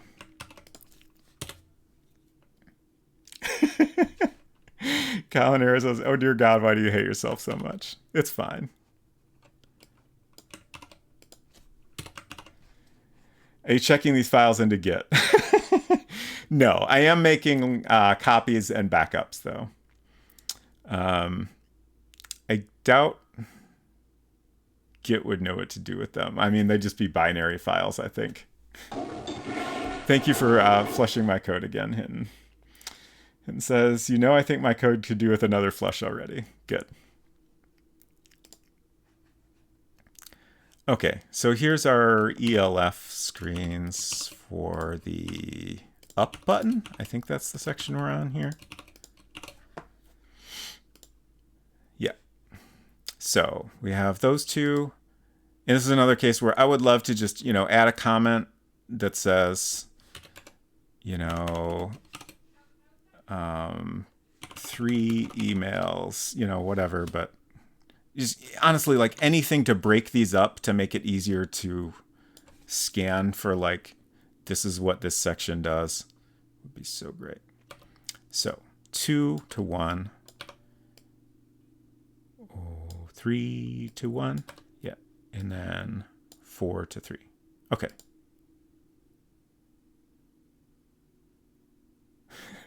I'm just looking because, I guess because of what I copy and pasted, that is correct, that I didn't have to change anything else. Okay, I think that's all good. I don't see any typos. Let's find out if that works. There's got to be a syntax error in there somewhere, right?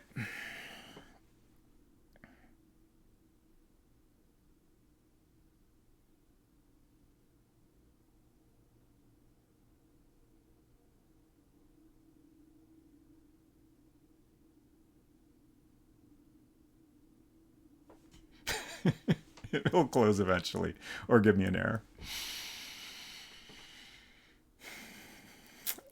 Oh God.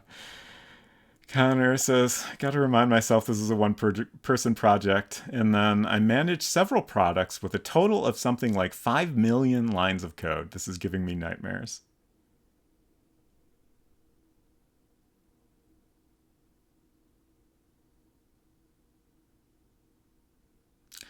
I'm not super bothered by it because to some extent I'm okay with, after all that, to some extent I'm okay with some bugs in this, as long as they're not major. And it doesn't matter to me if it's like, there's no way to make this code easy to read, right? So I'm not worried about it. Where's the error? Hinton says 5 million lines of code is like what, 2.5 puzzle screens in World Builder? Oh, what? If oh, the number sign. I missed the number sign. Okay, that should be good now. Now, okay, I'm gonna do. We're gonna put it on all-out speed, and this will be very fast now. Yes. Beautiful. I just have to remember to do that before I close or open the window. And then I have to change it back because otherwise scrolling is just like out of control. Okay.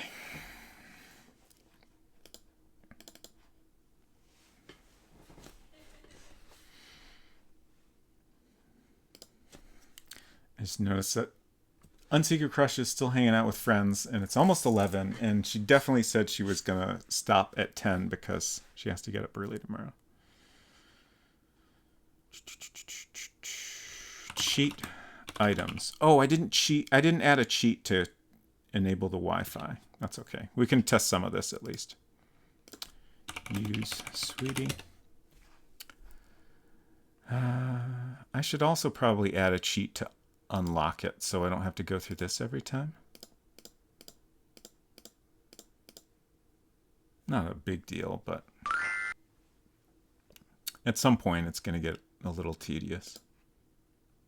Okay, so we got... That's all good.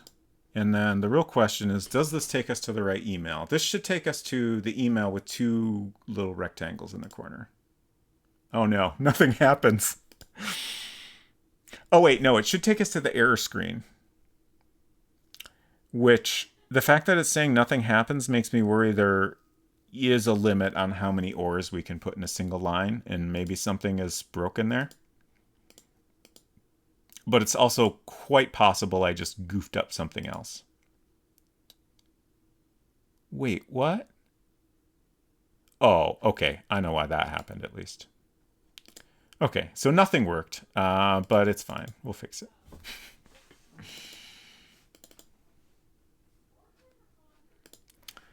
Speed, all out. Whoops, wrong thing.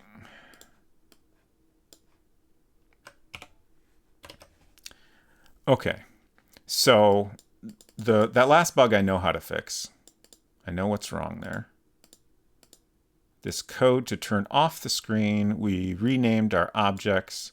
So we have 2, 3, and 4 now instead of 1, 2, 3. So that's fixed. Wait, I don't want to close yet. Culinary says, the amount of work you have to put into this PDA enhances the realism. We're spending more time dicking around on our phone than paying attention to the real world. Yes. Hinton says, quote, nothing worked. Perfect. Just as I expected. Me every time I try to code live in a presentation. Okay. So the other issue, the biggest issue we ran into, I don't understand what happened there. But let's take a look at what I wrote here. So first we have this check. If W1 is less than 0. Oh, it should be less than 1, not 0. So if you want to check if a variable is empty in World Builder, you're supposed to check if it's less than 1. Because that will match if it's 0, which is something you might do in your own code to like reset a variable. And it will also match if it's in its initial state. For whatever reason, even though these are always unsigned integers, their initial state is some unknown number that is less than 0. So it's some negative number. But you can only set it to 0 or a positive number. So less than 1 is the check we want. And then hopefully this big mess of ors will work now. I honestly don't fully understand why checking less than 0 didn't work. Maybe I have some code that's setting that to 0? Or maybe it's a lie that it defaults to negative. That might have changed at some point, for all I know.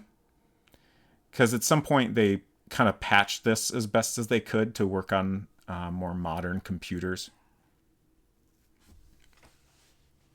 I forgot to change the speed.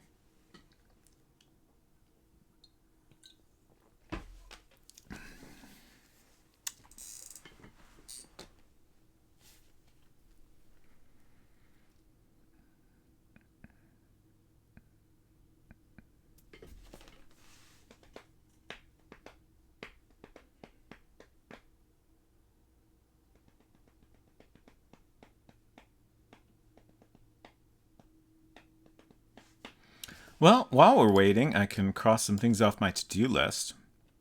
Oh, okay. Figures that would happen. It's fine.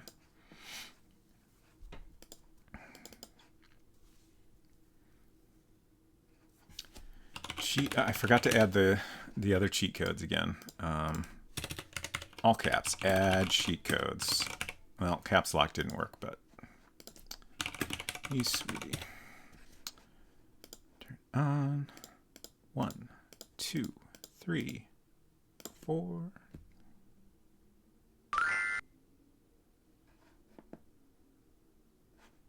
Okay. All right. So we got our email selection. Does this work? Hey, nice.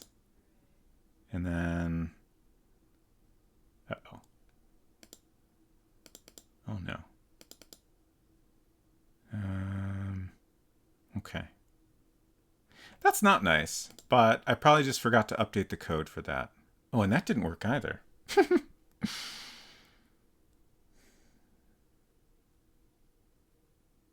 Why didn't that work?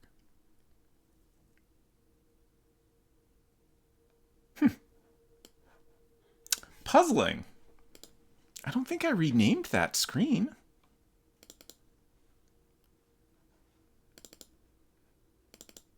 Yeah, it wouldn't have shown up if I renamed it.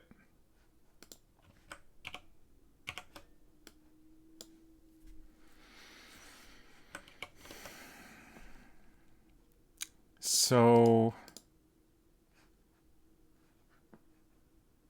oh, is that it?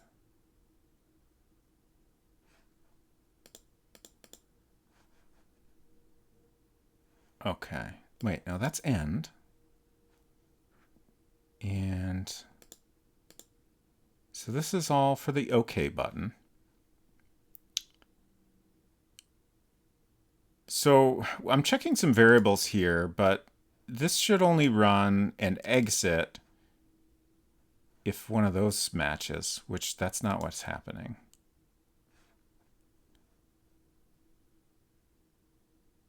Oh, okay, that is what's happening. Okay.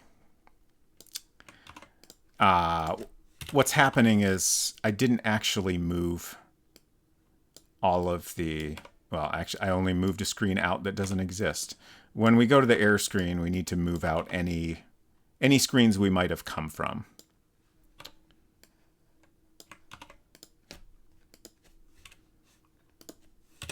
Which is just an easier way to do it than adding an if statement and checking, you know, which is the one we actually care about. It's just not worth doing that check. Okay. So what was happening is, like, we started on EL3, I think, and then I pressed the OK button, and then these two checks passed. So it moved the error screen to the scene, and that's on top of the other screens. But then it didn't move anything out. So then when we pressed OK again, this check still passed. But now that we're moving all these screens out, this check won't pass anymore, and we'll end up down at this code, which takes us back. Now you're really game Devin. Am I, though?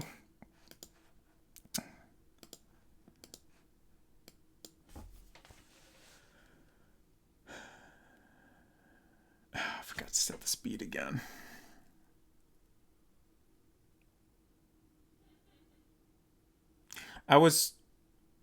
Every time I poke at the little sweetie screens, I kind of want to make a little sweetie for Playdate.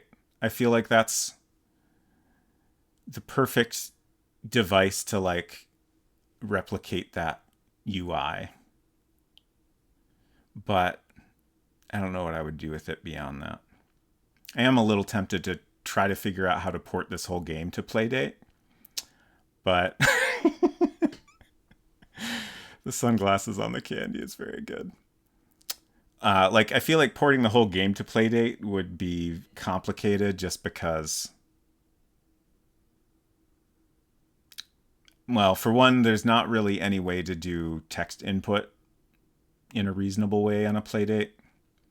So I'd have to figure out a very different way to handle all the interactions that can currently only be done with text. It's not impossible, but it'd be a lot to figure out, basically. I think we're ready to test now. Oh, I didn't do the... Mzizzy, I think something you typed got interpreted as a URL and got blocked. I jump back on the star star star list if this were on it. Was that play.date? Okay. I'll keep that in mind. If I could convince one person to buy a Playdate by porting my game to it, that might be worth it. It's a very cute little device. I think everyone should have one. Okay, I'm gonna go add my cheat codes. Cancel my pre-order because I was going to get it like a year after everyone else. Yeah, that's fair. For what it's worth, they are catching up with orders now. But I can certainly understand that.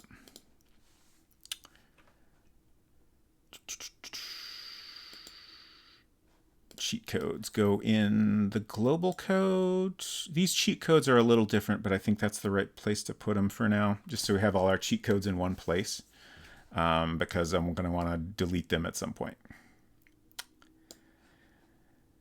The site malfunction when you first try to pre-order. Oh no. I managed to get really lucky. I got my order in super quick and managed to get in the first group and even had like a super, super low order number. I was honestly impressed that for me, the website seemed to be holding up fairly well. I kind of think I remember now them having troubles. I think maybe I just managed to get in right before like things started breaking. But yeah, that's a bummer. So the code we want to do now is cheat Wi-Fi, I think. And this will set W1 to 1. And then we also want to have a code cheat emails that sets E1 to 1. I'll actually write these down. Cheat Wi-Fi, cheat emails.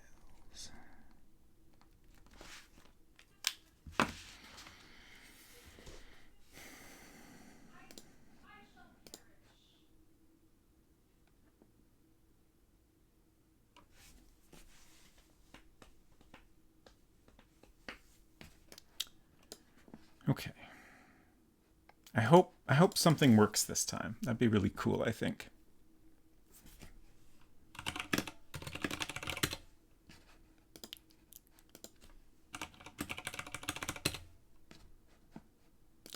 Okay.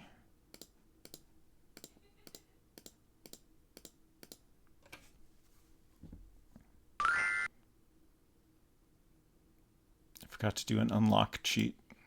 That's okay. All right, I'm going to start with just the first one. So let's press OK. We get the error, and then we press OK. Right, I didn't actually add that code to go back. Okay, yeah, my fault. We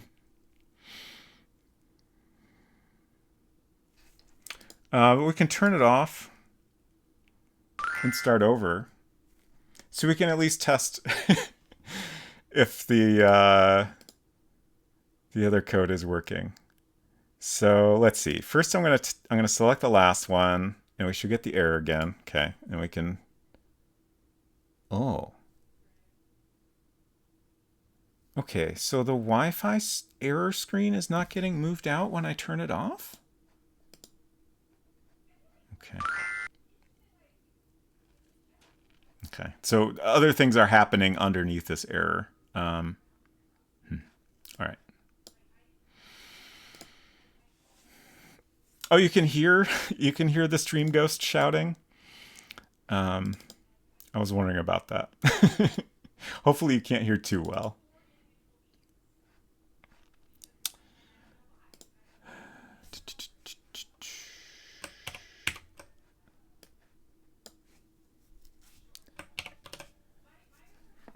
Okay. So first, let's fix the off. Let's figure out what the heck I did there. Okay, I didn't actually add the error screens here. That's good, because if they were there, I was going to be very upset because I couldn't imagine what else could be wrong. I think we made 2 of those. And then we need code to go back. So for now, the way I'm going to set it up is that if you're on the error screen and you press OK, it'll just go back to the list and show the first email selected. I would prefer to go back to... Thank you for the screen, Baltimore. I would prefer to go back to the screen you were on previously with the correct email selected, but for now, I'm not going to worry about that.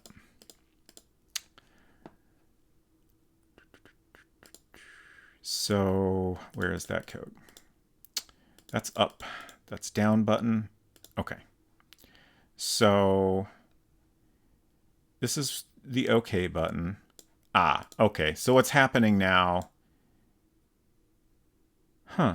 That's really interesting. Oh, no, it did give us a blank screen. That's right. For a second, I was thinking it didn't move the error screen off, but it did. It just showed us a blank screen because we're referencing a non-existent object here. So I need to add a check here if you're on Wi-Fi or not. Or wait, no, not if you're on Wi-Fi, if you've gotten all the emails yet. So first we have if E1 number sign is less than 1, then you only have 3 emails. And we go to EL2.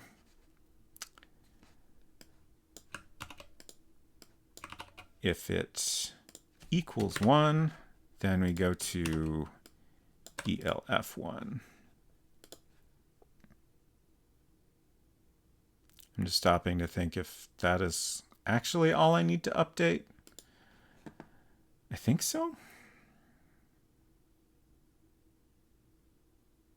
Forgot to set the speed.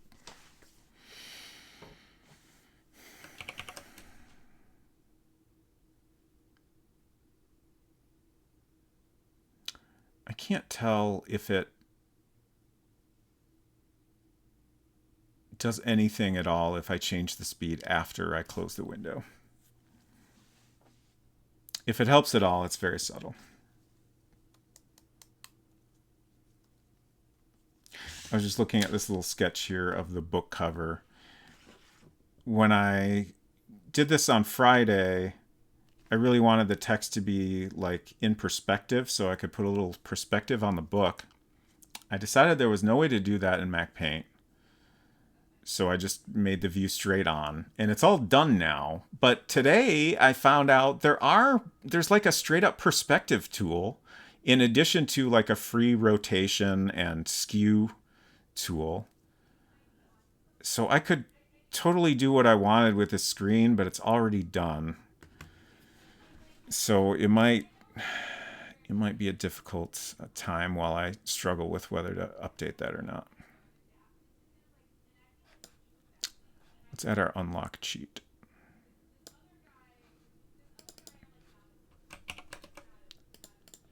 So what's that variable? Oh, do I already have one? What's P5? Yeah, that's the unlock. I already had a cheat for it. Okay. I'm just going to write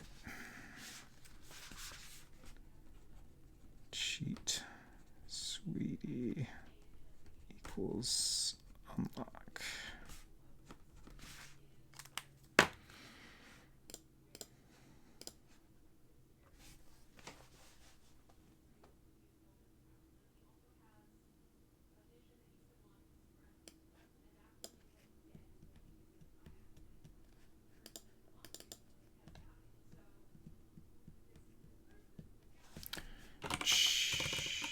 Cheat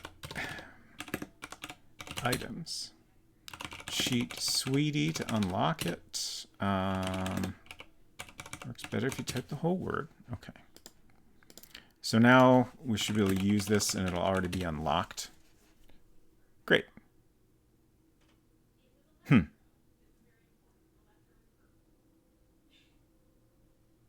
Yeah, okay. I was a little thrown off there because I expected the animation to play. But that's actually how we had to set it up to work.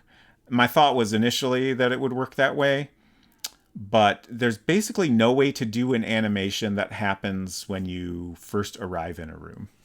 You have to have some interaction or you won't see the animation, you'll just see whatever the final state is. Okay. So we're not on the Wi-Fi, so this should give us the error screen, and then we should go back to the first message. Finally, it works. Okay. And now I'm going to cheat Wi-Fi. Wait, no, cheat. Yeah, actually, let's cheat Wi-Fi first. And then we'll go back here. And now this should take me to the email with 2 blocks in the corner. Perfect. Back to the list. Okay, I didn't code that yet. I knew there was something I was forgetting. Okay, but we can turn it off and reset it.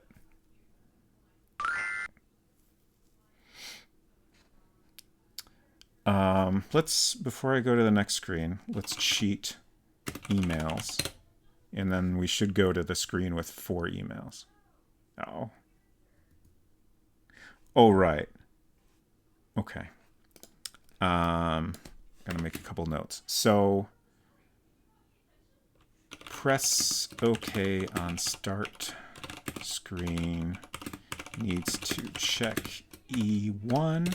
And then the other thing was going back from the email list, going back from EC screens. Doesn't work. Okay. Thank you for the reminder, Bolt.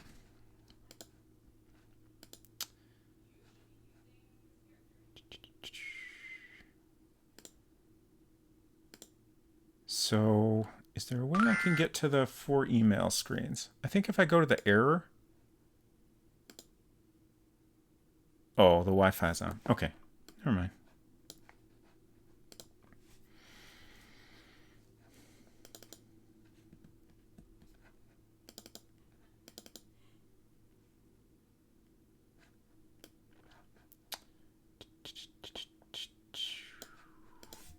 Speed fast. Code. Speed slow. Okay, so I think, yeah, here's our start screen. Wait a second. Oh, right. I'm just handling the Wi-Fi here. What I need to handle is the number of emails as well. So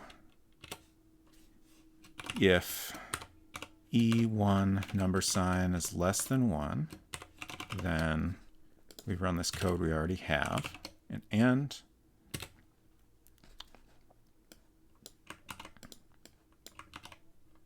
Are y'all trying to force me to go piss? Okay, so that should work now. That should take us to the correct screen from the start screen.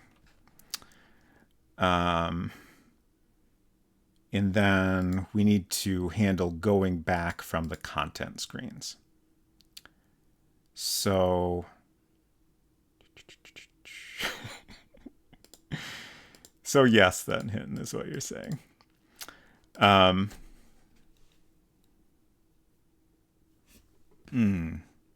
Okay, so I have the first content screen handled here.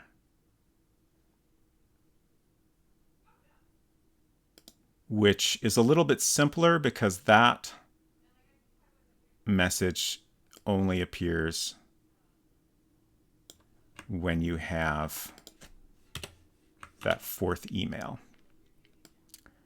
But then we need to add blocks for the other messages, which will be slightly more complicated. We just need an if statement here that says if E1 number sign equals less than 1, then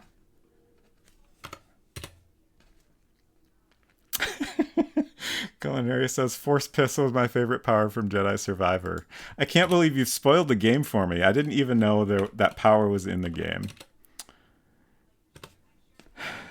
So rude. I'll never have the joy of discovering this power on my own. Okay, so that goes to EL2. And if it equals 1, then we want to go to ELF2. Okay, that should all be right. And then we just need to repeat this for screens 3 and 4. I hate every time I have to copy and paste some huge block of code like that. It's just not a fan. Like, it's already so much to dig through all of this to find the right spot in the code. Okay. So I've done the two things I wrote down.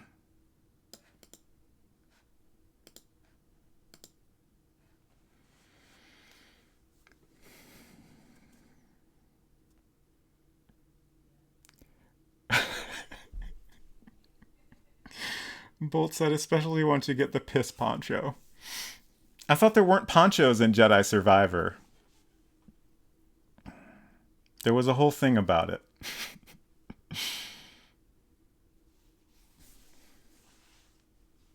Copy and pasting bugs. Yeah, let's just hope I didn't do that, okay? Let's just pretend that didn't happen.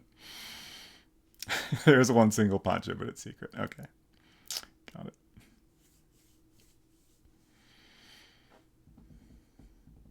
What is stored in that poncho? I think we all know that, don't we?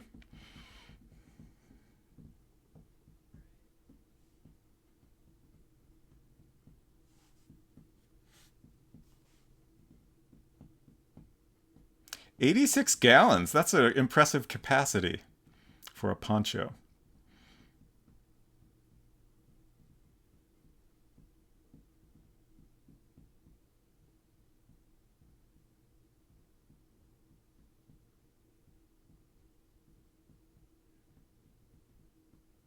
I forgot to turn the speed up, if you couldn't tell. That's why I'm just sitting here tapping on my chair.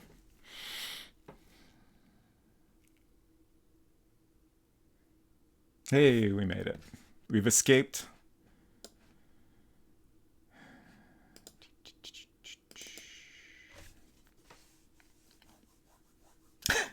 Bolt says we don't measure in gallons, so who knows what that is in real units. Fair.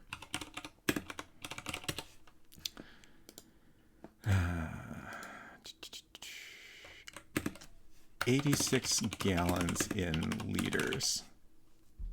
What?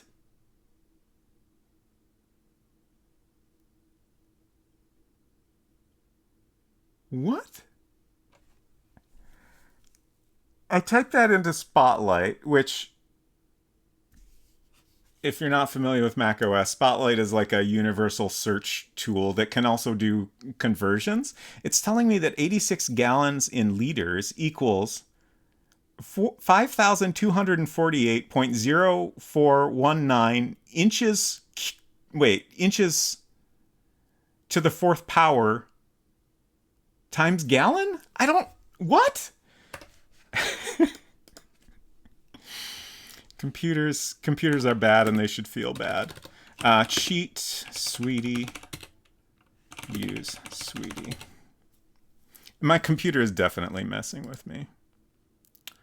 Okay, so no connection. We can go back. Good. Now let's cheat Wi-Fi. Correct email, and we can go back. This is great. I love this. Correct email. Nice. Correct email. Things are working. Okay.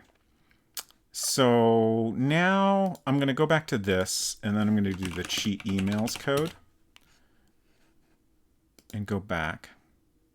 And we got all our emails. Great. That still works. Oh, I didn't handle going back from...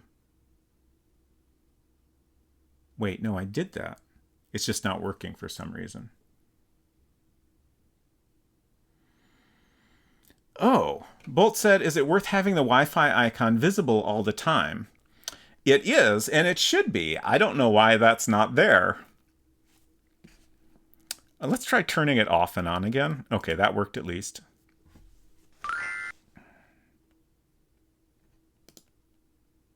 The Wi-Fi icon isn't showing up at all. Okay. It should. I have code when you go from start screen to this screen that should make the Wi-Fi icon appear in the appropriate state. I'm not sure why that's not working.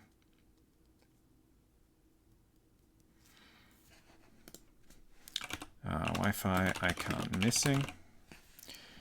And so if we go here and go back, yeah, so we can't get back from those screens for some reason. Can't go back when have all emails. All right. My Stream Deck went to sleep.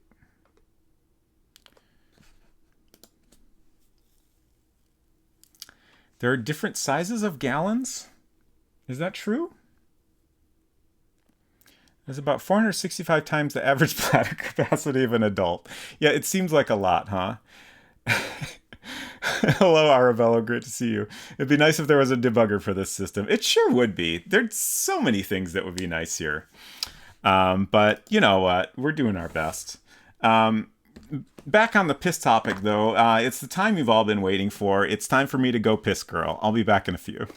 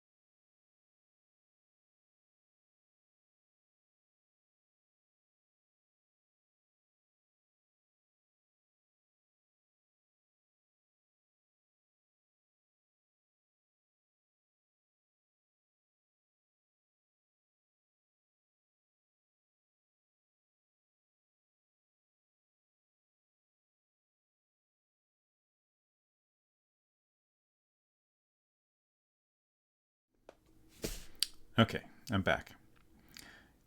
Bolt said the only thing we measure in gallons is a 44-gallon drum. Is that true? I guess that feels like a thing that would come about in some weird way.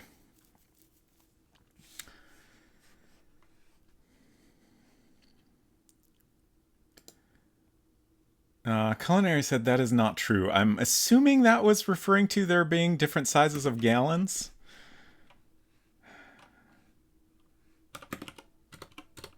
I'm so puzzled by this.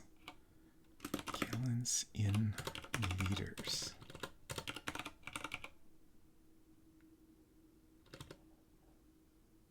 I don't understand why it's not converting that.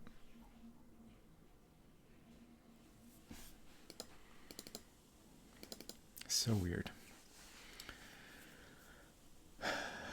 See, if you had the poncho, you would only have to go 1/464th of the time. So true. I actually forgot what I was doing. Where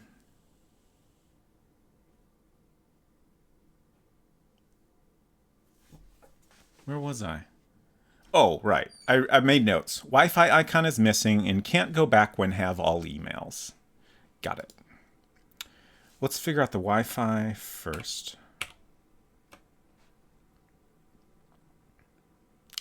And insist there are different gallons. So on the start screen,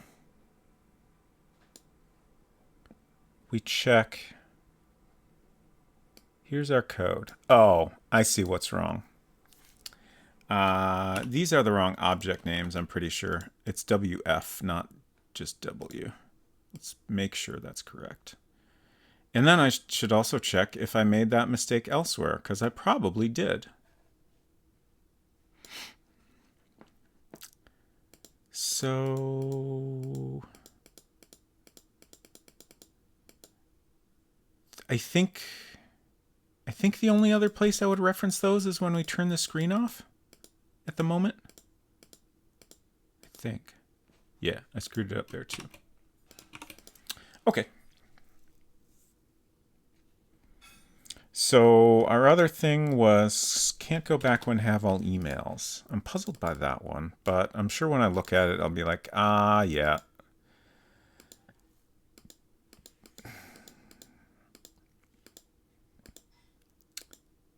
So this is the code here. And the content screens are consistent. So this check is always the same.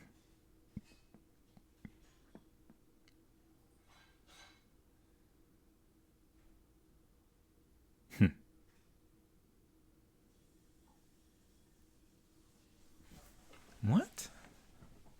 That was on the first email that I noticed the problem. So maybe this block is simpler but different. So in this case, we're on EC1. Then we just move ELF1 to the scene and move EC1 to storage. Why wouldn't that work?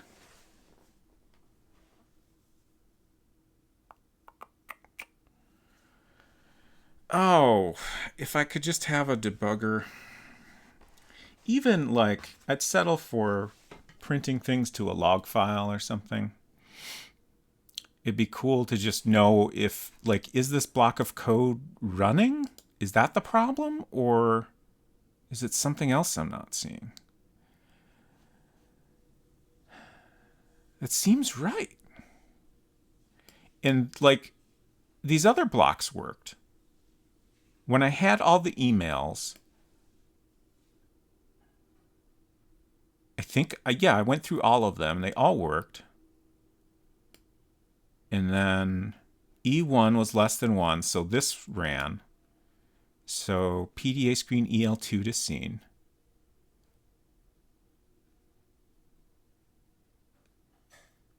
In this case, it's ELF because we have the 4 emails. And then we move EC2 to storage. Move EC1 to storage. Was it showing? I wonder if it was showing the wrong content screen. Could that be it? Or was there... Another thing I just thought of is maybe there was some other screen present due to a different bug.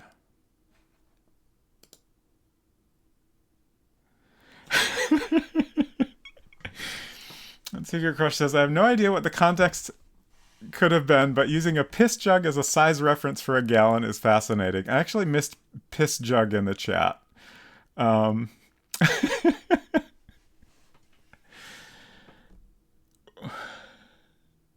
did that come up? I mean, obviously I could see how it fit into the conversation, but...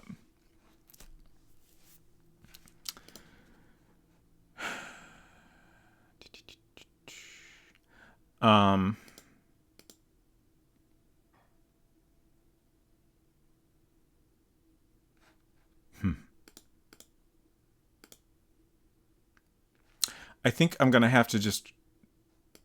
Wait, let's go fast. Yes. I'm just going to try it again and see if I can figure anything out about what was actually happening.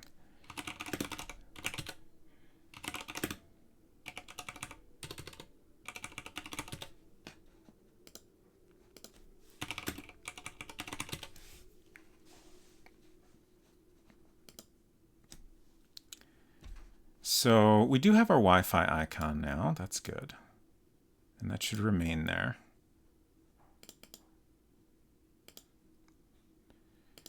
So that all works. And then we cheat Wi-Fi. That won't take effect until we come back. Oh, no, it did. Okay. It won't update the icon because we haven't done that yet. So that takes us to the second message, which is what we want. That's the third message, which is what we want. That's the fourth message, which is what we want. And then we can do cheat emails. And when we go back, we have all the emails. And we go in. That's the correct message. Can we go back from here? No. What? What?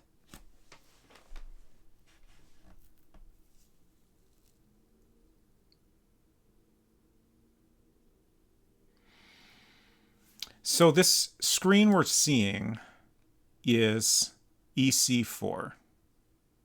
And I'm pressing the OK button.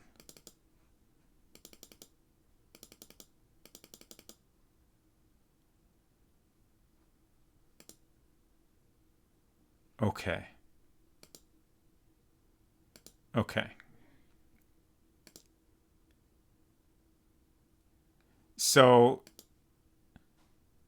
I can sometimes press up or down and it doesn't print anything, which tells me that the list screens are present behind the content screen.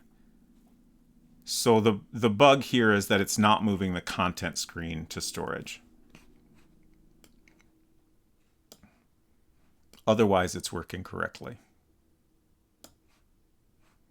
So we just got to figure out why that isn't happening.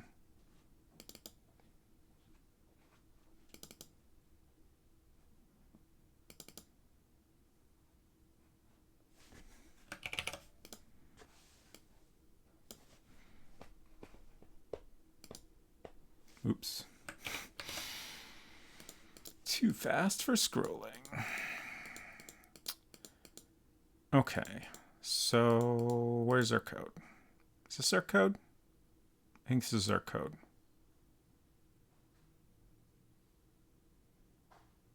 What?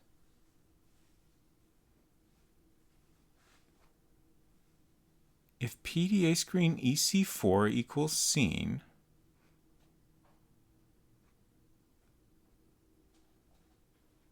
move PDA screen EC4 to storage.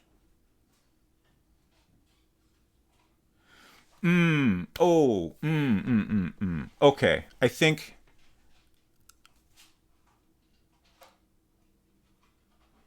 Wait.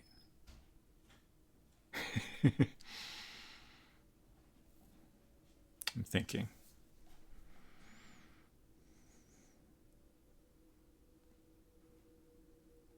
I think something must be getting goofed up when we transition from having 3 messages to 4.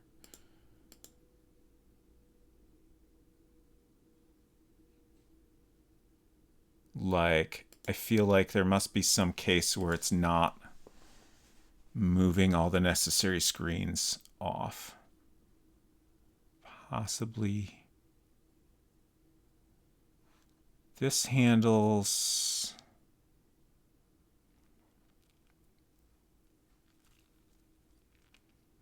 So if we're on Wi-Fi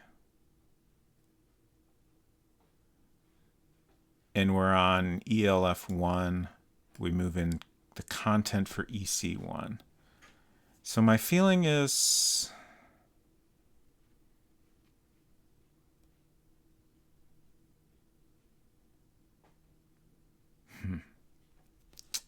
Does that make sense?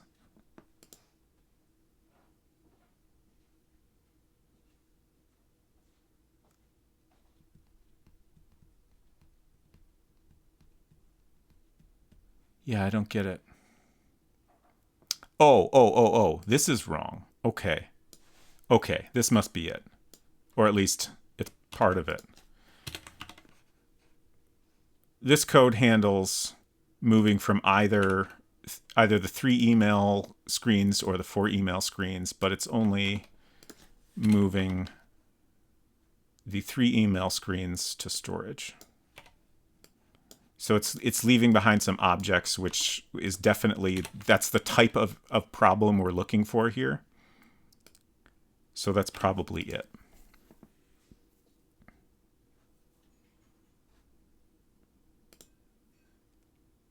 I would love to do a more thorough job of like always ensuring the state of everything is correct. But like the only way to do that is just with a huge amount of code. There's no way to like do that in a simple way. So it's a mess.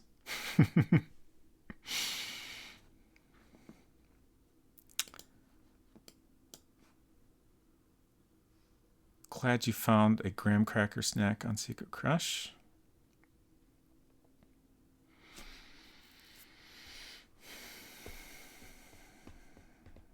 Forgot to change the speed.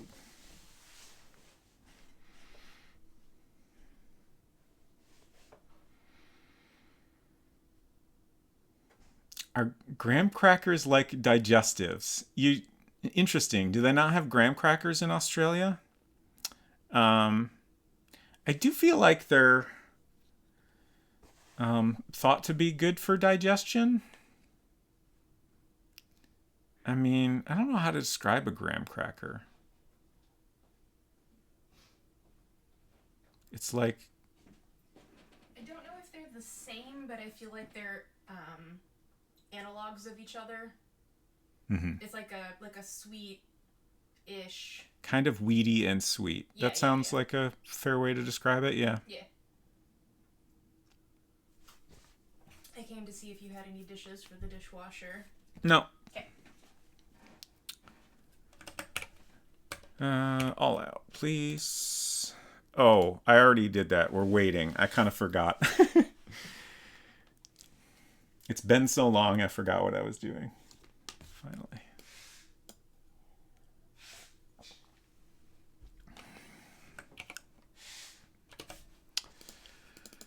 Okay. Cheat items. Cheat sweetie. Use sweetie.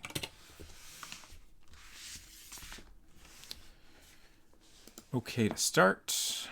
That's all good. We got our Wi-Fi symbol. We got our error messages. And now we can cheat Wi-Fi and view the messages.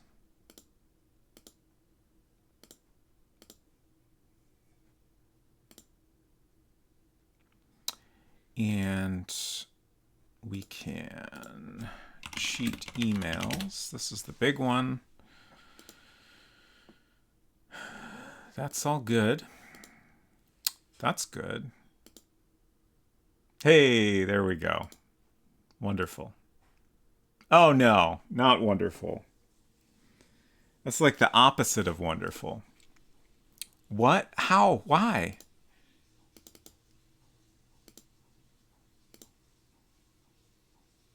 Huh. Okay. Is it just the third one that's broken? Oh no. Okay. And something's goofed up here as well. Okay. Let's try to reset this and like I think there's a bug going back from the first email that I probably missed because that code is a little bit different. But then this also doesn't work.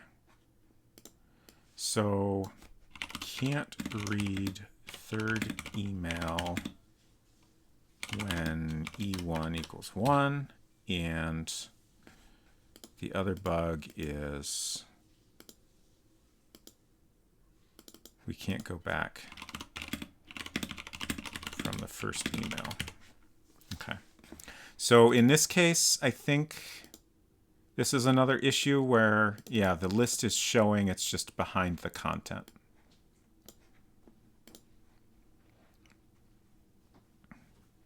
Excuse me? 6-7 says Lufrid now? I do not understand this message.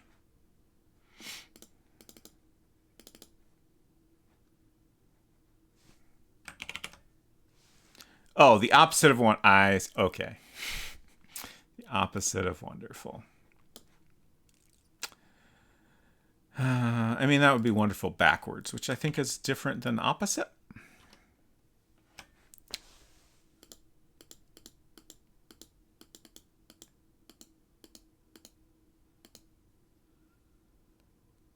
So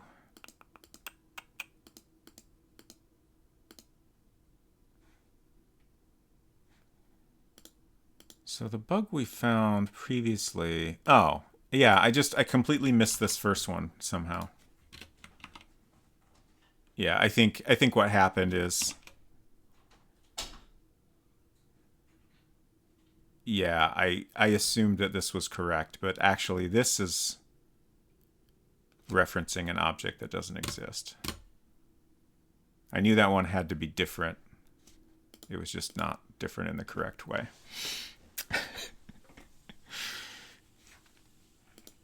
Oh no, it's the King Quest 1 name puzzle again. Sorry, you spelled wonderful wrong. Answer not accepted. Okay, so that's good now. And then for some reason we can't read the third email. I think that must be a typo somewhere. That's up here. Oh, yep. I didn't update this number. Let's double check all these. 1, 2, 2, 3, 3, 4, 4. 1, 1, 2, 2, 2, 3, 3, 3, 4, 4, 4. Yep.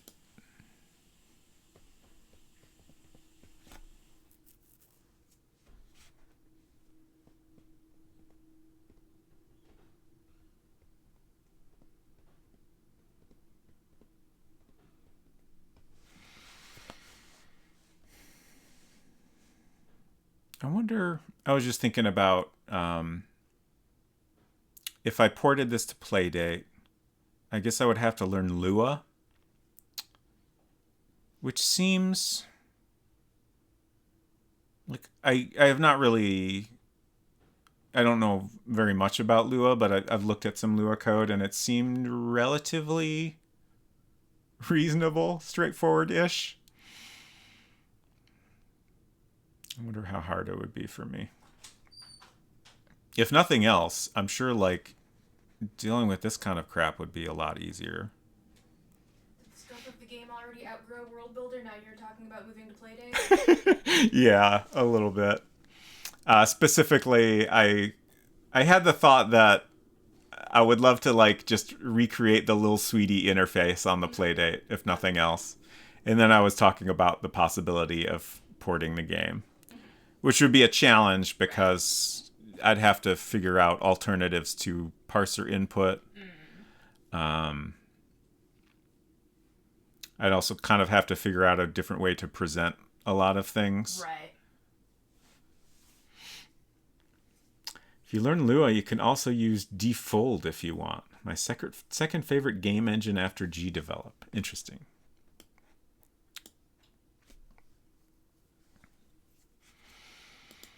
I feel like I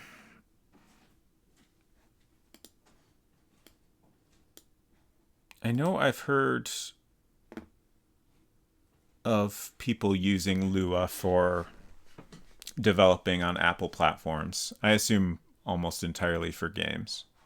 But I know it's like a there's some amount of support for it there. So, it's possible it could be more generally useful to me than just for Playdate.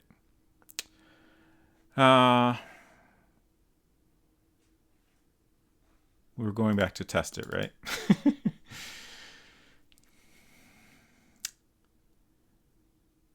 Defold was the game engine made by King, Candy Crush. Then they made a separate foundation to maintain it. It uses Lua as the logic language. Okay.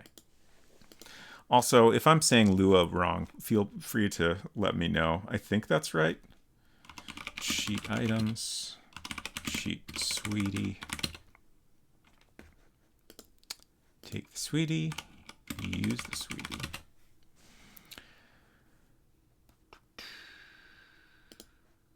Okay. You're saying it right. Thank you. So now we'll cheat Wi-Fi. And we got our messages.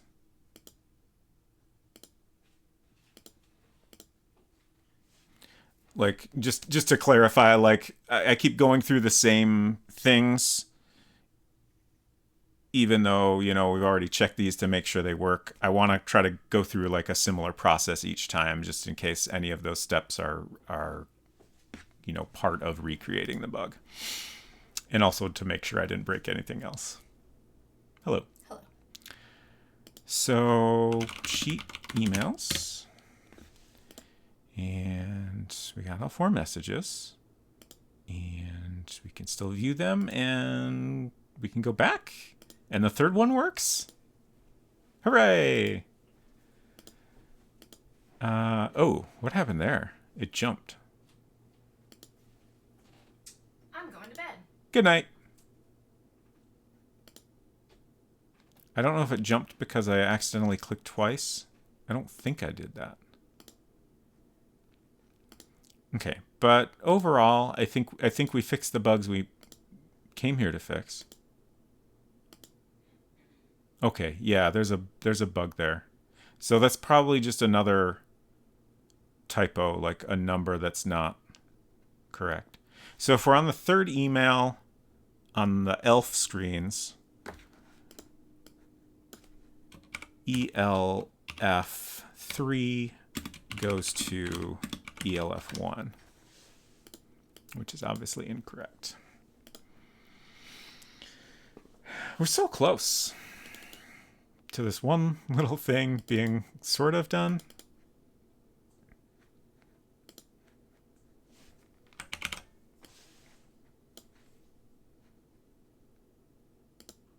Oops. Man, imagine doing this on a real Macintosh where you couldn't make it go absurdly fast. Yeah, it's right there. It's so obvious when you look at it. Okay.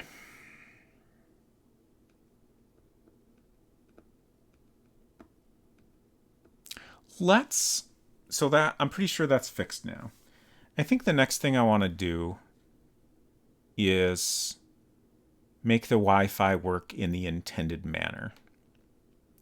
So the way that's going to work is... Wow, I have a lot of notes for this. If you're in the library entrance, so L number 1 equals 2. Then you'll go to a screen that lets you select the available Wi-Fi network, which we haven't updated the text for those screens yet, but we can go ahead and add the code. So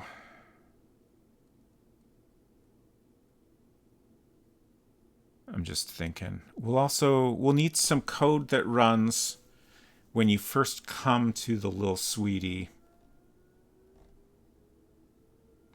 that updates the Wi-Fi icon if it needs to be.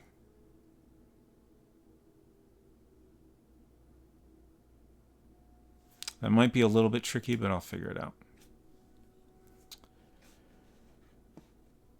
So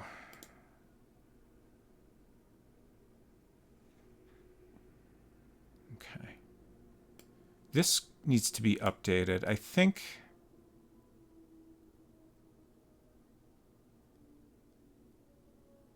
no, we don't need to update that yet, at least. So we need to update the screen that takes the code that takes you to error 1, which is here.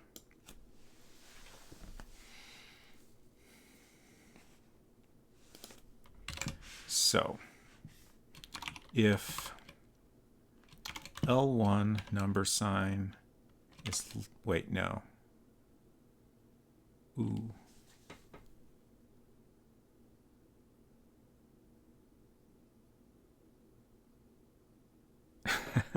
God, what a pain. All right, this isn't that big of a deal, but the way I would love to write this is if this equals 2, then, you know, we take you to error 2, which is our error screen that actually has a Wi-Fi network available. And then I would love to just say else, do this, and then end. But else doesn't exist here. So instead of saying else, we have to end this statement. And then we get this really fun line that's going to say if L1 number sign, I don't think it will ever not be set because we set it as soon as you get to the bus stop. But just to be on the safe side, we'll say if it's less than 2 or if it's greater than 2. When I was first thinking about that, I was thinking we were going to have to do more if statements, but that's actually not that bad. It's still kind of messy, but that's not too bad. Wait a sec. Is there a not equals? There might be. I got to consult the manual. It's been so long since we've had to bust out the manual.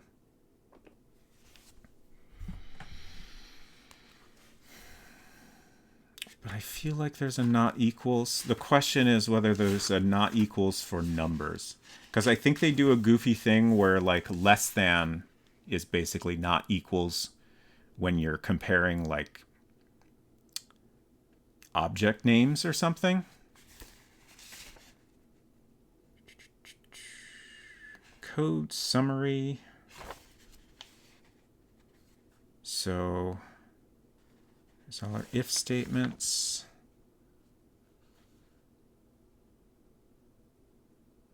Condition. Okay, I think it's not included in the code reference here. So if then, I guess, is what we want. Thank you for the follow. Welcome. So page 22, 64, 84. Is that actually what we want? It's probably on one of those.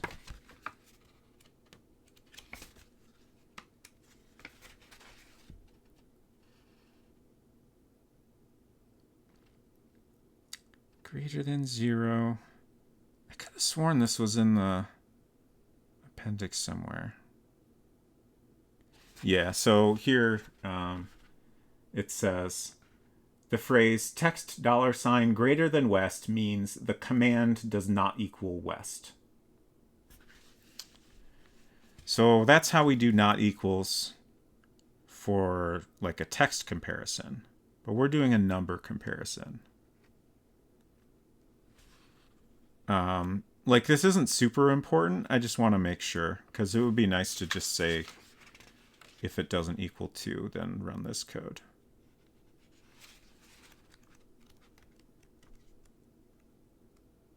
And, you know, if this comes up elsewhere, then it'll have been worth our time. 64 and 84. Okay, 84 is right here. That doesn't answer my question anywhere. Oh, there's some let statements referring to numbers, I guess, but that's not relevant to us right now. Okay, here we go. Oh. Okay. So 2 greater than signs is what we want. Oh, wait, no, that's for strings. Oh, okay. So yeah, so they have a nice little table here of all the different comparisons you can do. And the top column is for numeric items. So we can do equals, less than, greater than. We cannot do equals exactly because that's the same thing as equals anyway. And then if you look in the next column, you'll see that 2 greater than signs for strings does not match exactly, but there's no equivalent for numeric items.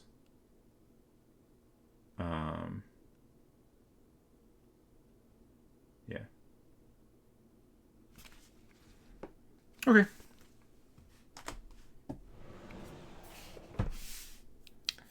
Has there been any more Lost Island of Alana tonight? No, not tonight.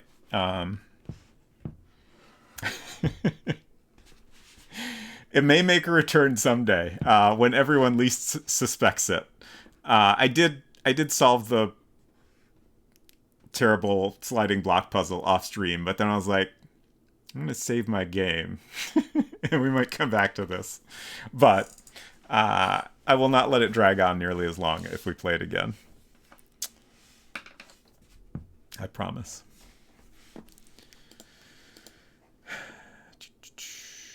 So we need to change this to greater than, and that's fine. It's not great, but it works. So then the other thing I was thinking about is if we're on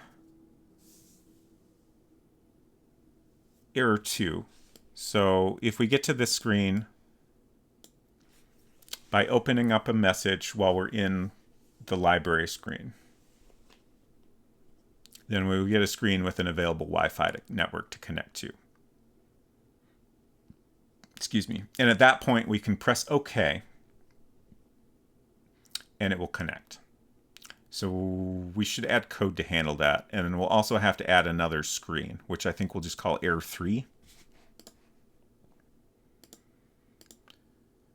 So I'm trying to find the code. Yeah, that handles error 1. So what I'm going to do here, error 2 is going to work a little different because that'll take you to error 3 if you press OK. But error 1 and error 3 will both take you back to the email list if you press OK.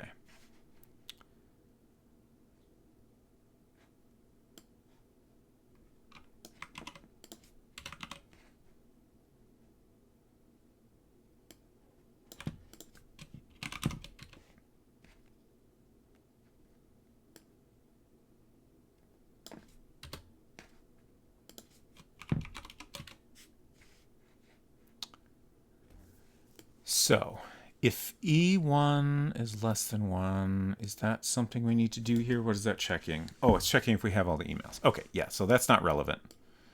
So all we need to do in this block is take us to air 3 and then move air 2 to storage. And then we want to set our Wi-Fi variable, which I think is W1. I'm just going to make sure.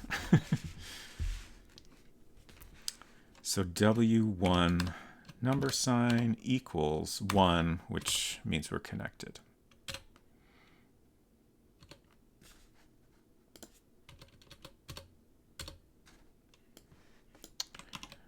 And just for kicks, we'll put a message here. Like, I'm going to have to go through at some point and add text to a lot of different places, but I'll just do this while I'm thinking about it.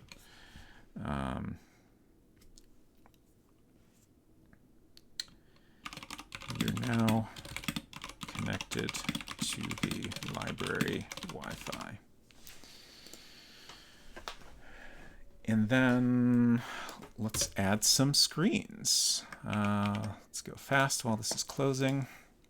Great. No syntax errors. Love to see it. Oh, that's mildly unfortunate. It's not a huge deal. But we're going to make this PDA screen error 3. And then just to keep all our error screens together, we got to see. This is WF0. PDA screen WF0. For anyone new here, yes, this is the only way to reorder things. We just got to do our best. And the order is fairly important in some cases. WF1. Let's double check I got those right. Oh, right. We should also... We want to update the Wi-Fi icon when you connect. That's very important. Another more slightly complicated thing we have to deal with at some point is,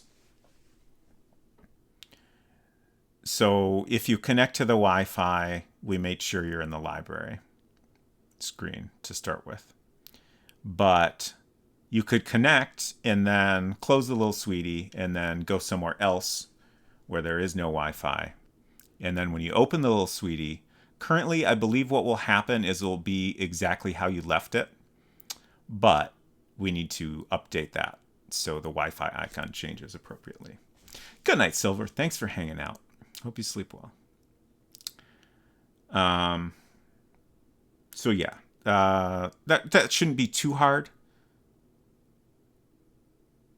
Mostly it might be a little tricky because we don't have the Wi-Fi icon on the start screen. So we gotta make sure you're not on that screen. But otherwise, it should always be there.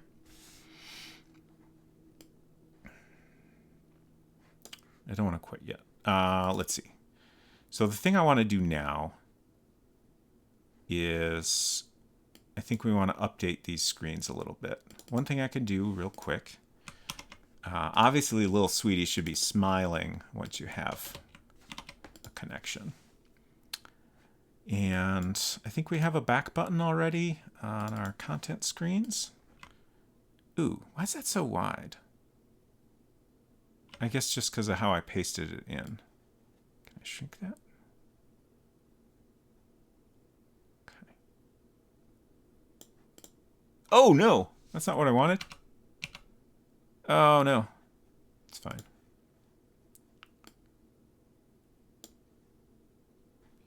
That's interesting. Okay.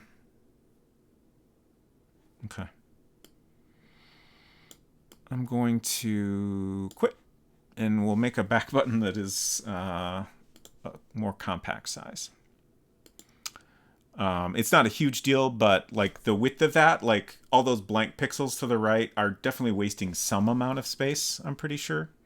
I don't know if it is able to do like any kind of compression, but I kind of suspect it doesn't. It seems unlikely that it would. But it also seems possible there's like, something like some simplistic compression is, believable, I think. But regardless, we'll make that box smaller and it'll just make things a little easier to manage. That's not the back button we want. Email contents.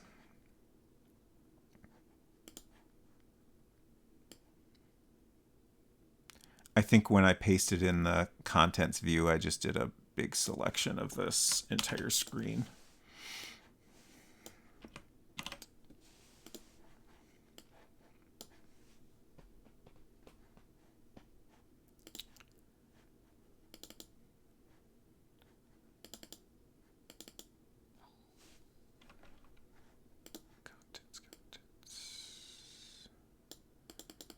So I don't think I'm going to worry about updating the buttons in the content screen yet. But this should have a back button instead of connect.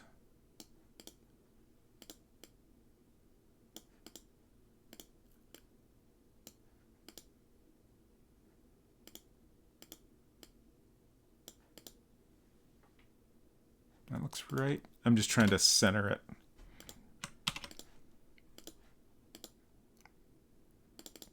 And then this one will have a back button also. And then the text on all of these needs to change. But, well, let's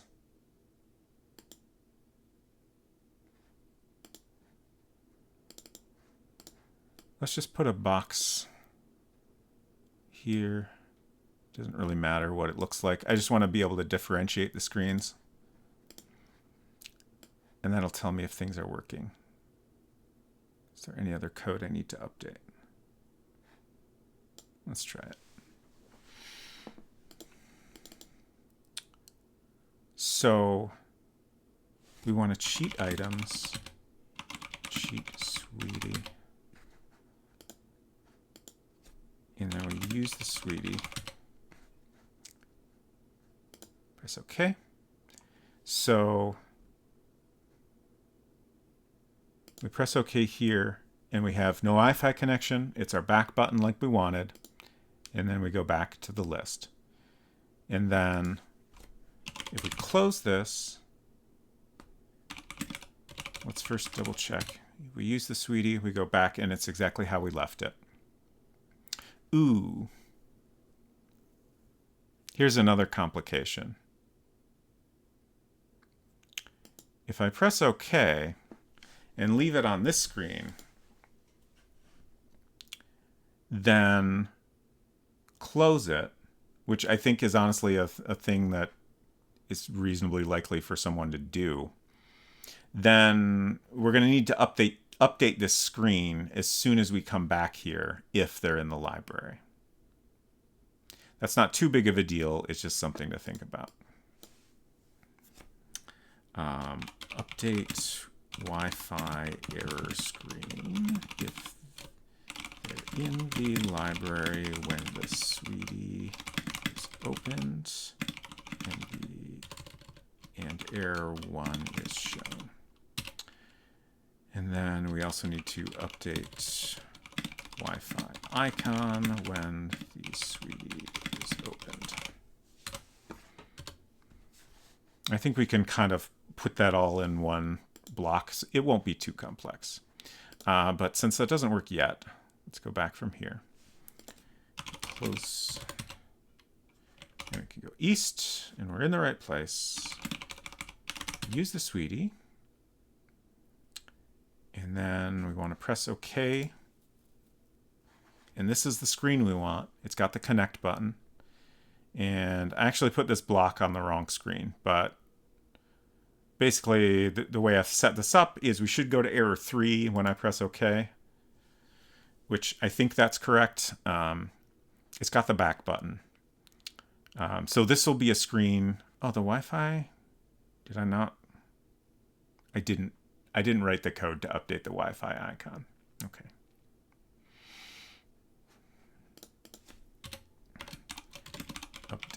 Wi-Fi icon when connecting. Okay. But we should now have a Wi-Fi connection, even though the icon isn't showing that. Ooh. The OK button is not doing anything. Okay. Good night, 6-7. Thanks for hanging out. Hope you sleep well. Oh, right. And we didn't move error 3 off the screen when we turn off the power.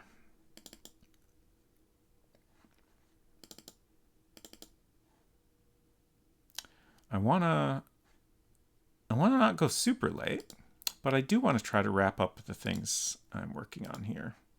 It would be great if I had the majority of this code done tonight. We'll see how that goes.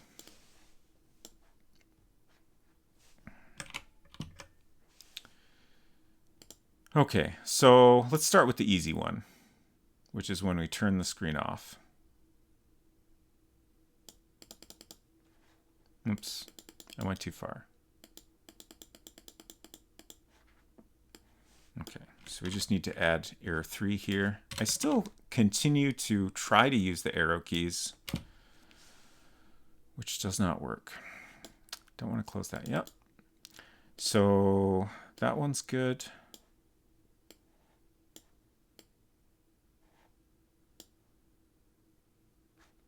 And then update Wi-Fi icon when connecting. Let's do that.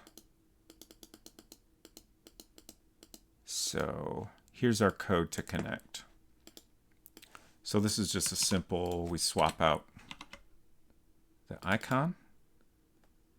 So Wi-Fi 0 goes to storage, and then Wi-Fi 1 goes to the scene. Doing in that order might make it kind of blink, but that's okay. If I do it the other order, I think we'll see the two icons overlapping briefly, which I could solve by making them have an opaque background. But we'll try it this way, and if the blink looks weird, honestly, if I feel like it's not going to look that weird, like it might even help kind of emphasize that you are now connected to Wi-Fi. So that would be good. Thank you for the loon bolt. Okay. So that one's solved.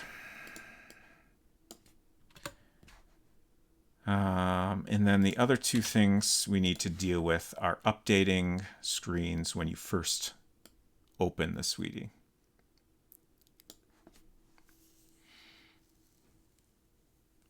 So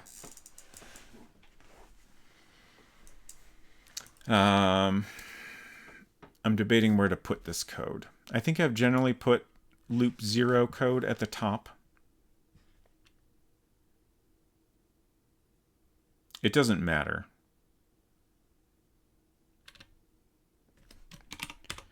So loop, we can check if loop number equals 0. And this is code that will run. Oh no. Oh God.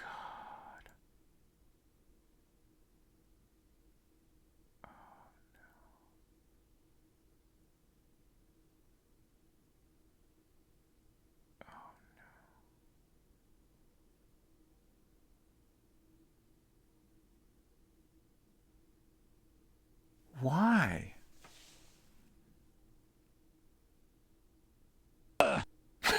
Thanks for the Ugg bolt. Thank you for the flush hitting. We absolutely need to flush some code here. Thank you for the scream, Kyle. Oh boy. So I'm a little puzzled here because I checked this code. Let's delete this. Wait, what? I'm hitting the delete key.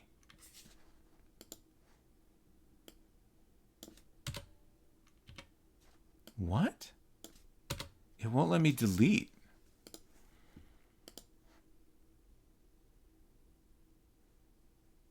I guess I gotta cancel. Wait, no is what I mean. So like we can hit this info button and it says code accounts for 3,784 bytes on disk. We need to look at the manual again. You did too much computer and the computer is full. It certainly seems that way.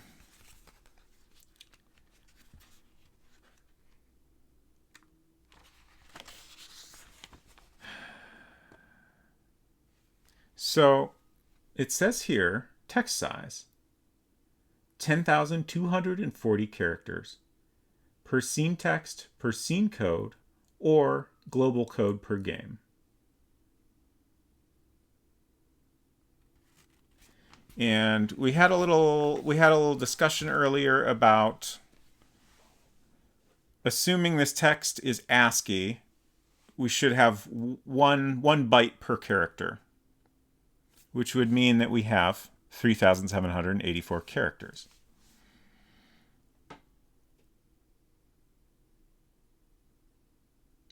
And even if it's more bytes per character, it couldn't possibly be less bytes per character, right? It doesn't make any sense.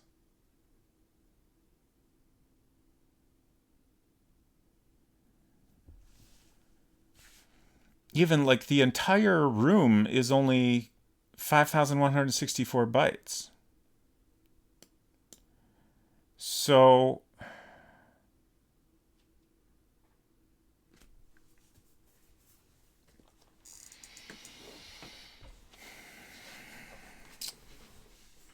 how did you land? What number? Kyle asks, how did you land on that number? The 10,000 number is from the manual. What I'm trying to figure out is if maybe there's like a completely different like limit on number of lines or something that isn't mentioned anywhere. The 3K number. Oh, that's from the info dialog here. It says code accounts for 3,784 bytes. The code is referring to the code in the code window. Oh, sorry. I forgot I was on the manual scene. My mistake. Yeah. So here's the 3,784 number.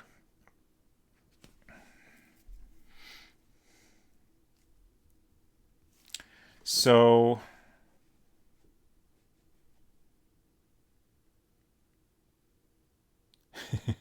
like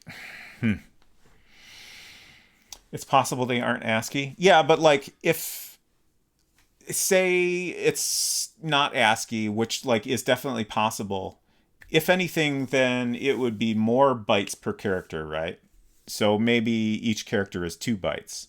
In that case, we should have less characters. And it's allegedly a per character limit, not a per byte limit, unless the two are equal. This isn't an impossible problem to solve.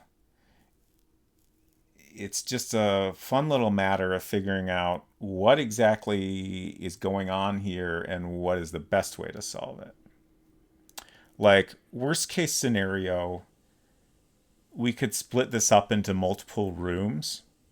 I really don't want to do that, but we can. If that's the only way to deal with this. I can't figure out. Like, one thought I'm having is all my objects names start with PDA screen. So if we are hitting a character limit, I can shorten that. I mean, I could just change it to PDA. We don't necessarily need the screen there. And that would save us a ton of characters. But if it's like some sort of per line limit that isn't getting mentioned, then that doesn't help at all, and it would just waste a bunch of time. So let's open the code again.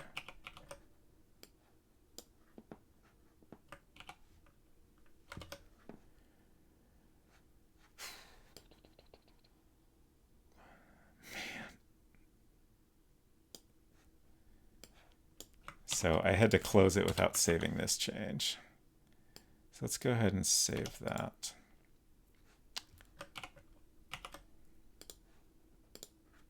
Before I forget about it. And now what I'm going to do is 3, 4, 5, 6, 7, 8, 9, 10, 11. Okay, so I'm able to add a bunch of empty lines. That's interesting. I almost wonder if maybe it's able to figure out that, like, when I close the window, it'll remove all these lines. So maybe it's not really calculating those in. So let's try typing 1, 2, 3, 4, 5, 6, 7. Oops. 8, 9, 0. 1, 2, 3, 4, 5, 6, 7, 8, 9, 0. Why is this not happening?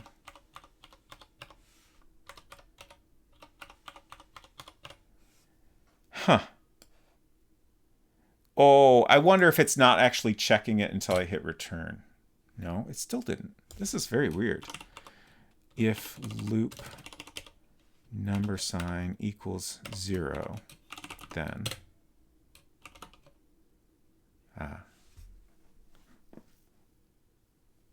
okay.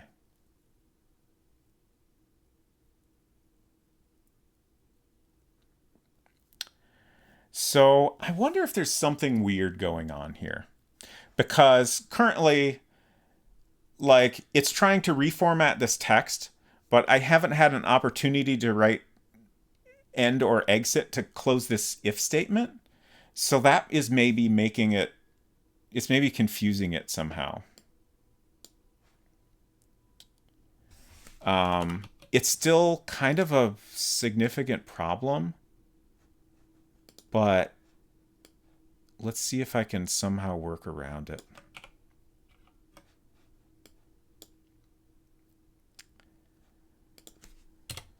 So let's see. If loop number sign equals 0, then. And then the tricky thing is, as soon as I hit enter here, it's going to try to reformat the code. So I think what I need to do is type end, and then go back here in the middle and hit return. And now it's fine. Oh, God.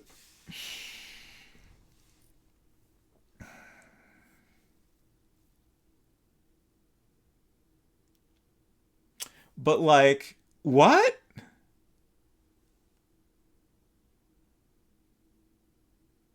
FYI, the wiki page for World Builder doesn't have your game listed. Well, I mean, it hasn't been released yet, so I think that's reasonable. We'll try to get that updated later. Oh my gosh.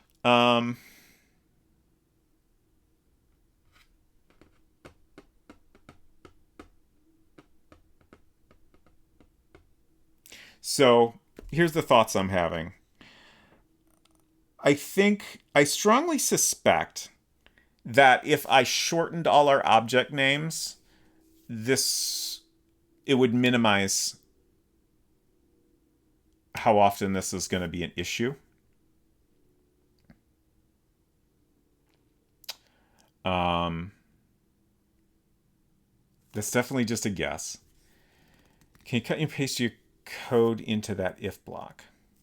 You know what? Well, I think mostly, as long as this is, I think, only going to be an issue if I'm writing an if statement high up in the code. I think it's a problem because it's trying to reformat all the code in the screen. I think if I did the same thing further down, it might not be a problem. And also, if I'm writing something that's not an if statement, it shouldn't be a problem, I think. A lot of this is just guessing. But your question about copy and paste gave me the very good idea, which is that if I decide it's worth renaming all our PDA screen objects, I can actually copy all this text, paste it in the scrapbook. It might be annoying, but one way or another, I can get it into a program that can do a find and replace. And then I can update all the code to change the object names without having to go through it all manually.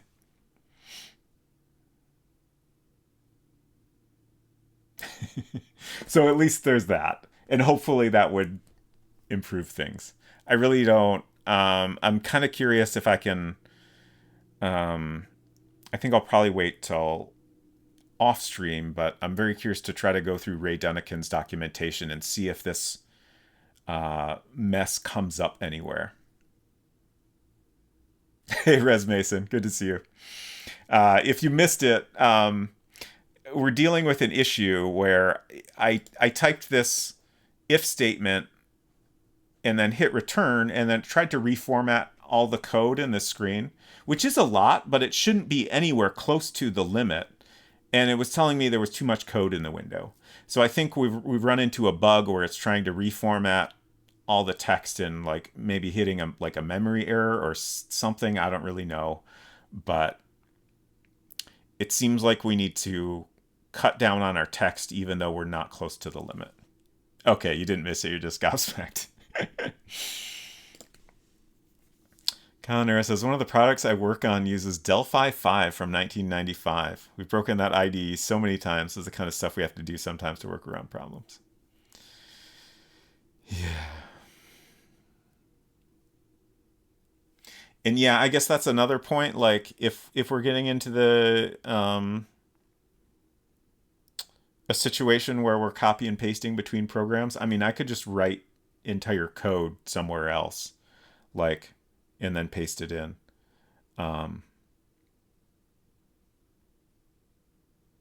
Worst case scenario.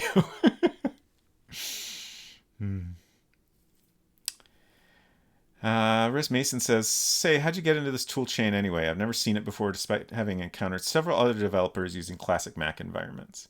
So I had this when I was a kid. That's how I got this manual. This is, I think, from version 1.1. Our disk has 1.1 written in ballpoint pen on it. But yeah, I played around with it a lot as a kid, and then when I started streaming, I wanted to share a lot of Mac games that, especially ones that don't get a lot of attention these days. And one of those was Enchanted Scepters, which is probably the first English language point-and-click adventure game. So it's pretty notable in that regard. And that game is what William C. Appleton created World Builder initially to create. And then I think Silicon Beach Software, who released Enchanted Scepters, actually convinced him to, polish up the whole programming environment and release that as well. So yeah, this started out as just like, I only planned on doing this for, maybe a month or something. But it got out of control, and here we are now, trying to debug the IDE, figure out how to work around its bugs, rather.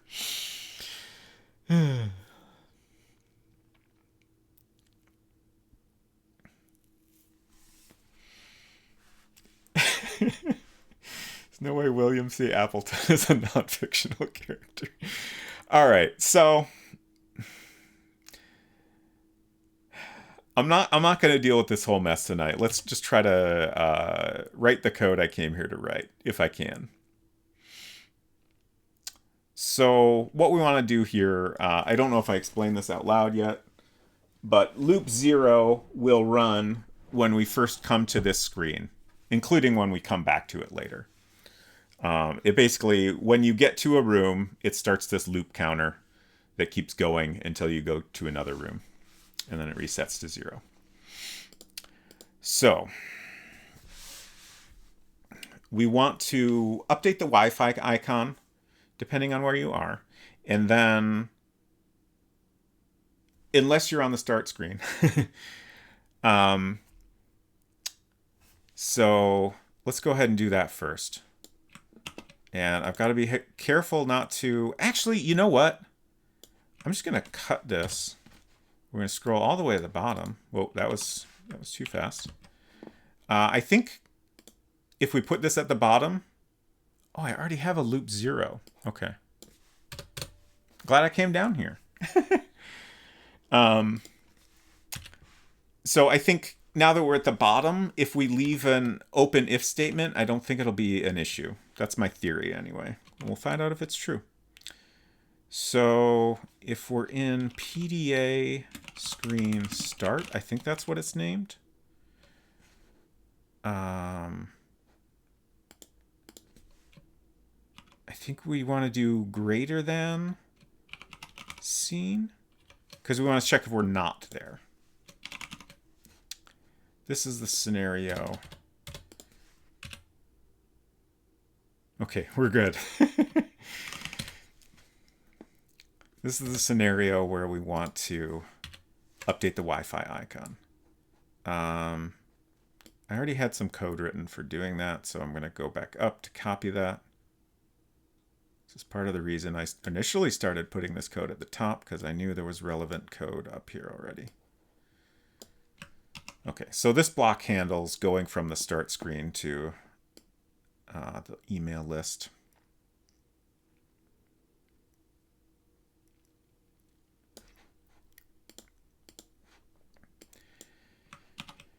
In some ways, this would be a little easier if I just put the Wi-Fi icon on the start screen, but I think it would be annoying in other ways, so for now, this is fine. Okay, so I think that's fine as it is. Or no, it's not. We need to move the other one to storage in this scenario. Oh, wait. Yeah, this also isn't the check we need to do. Oh, okay. Yeah, it's way different than this. I'll explain in a second.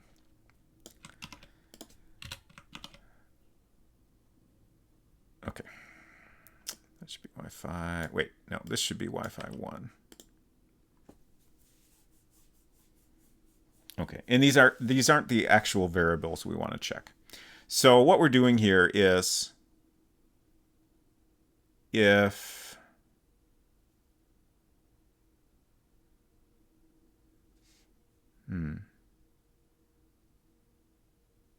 ooh.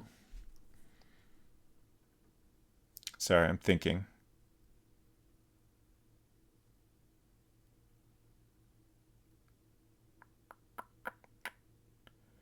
Do we need another variable?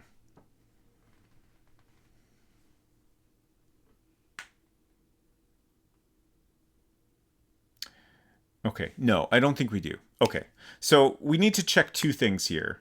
The variable W1 is whether or not we've already connected to the Wi-Fi. Once we've connected, then it will automatically disconnect if we go to a different screen, a different room. It will automatically reconnect if we come back to the library. But then we also need to check both the location and the W1 variable to determine how this needs to update. So if W1 is less than 1, then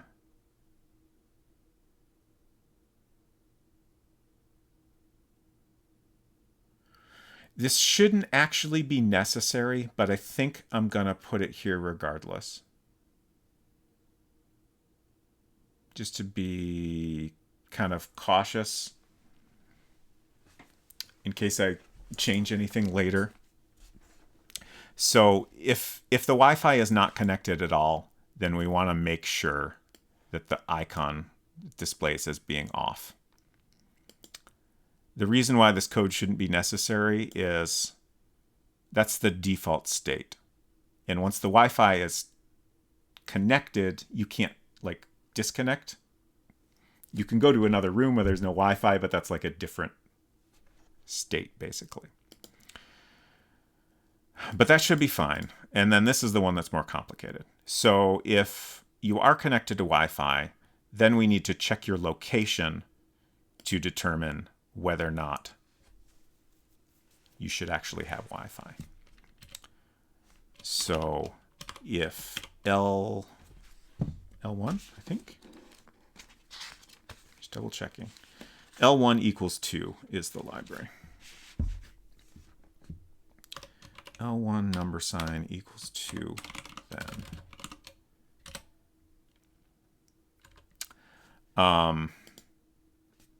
Oh, right. Okay. So the other thing that's a little complicated here is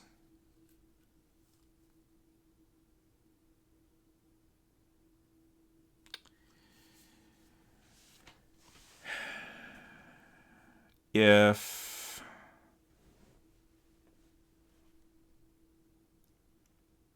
elsewhere we check if they're connected to Wi-Fi to determine what screen displays.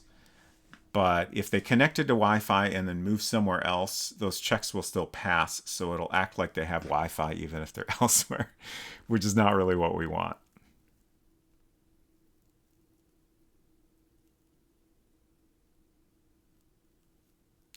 So I guess I need to go back and also check location there. Or, or we could add another variable.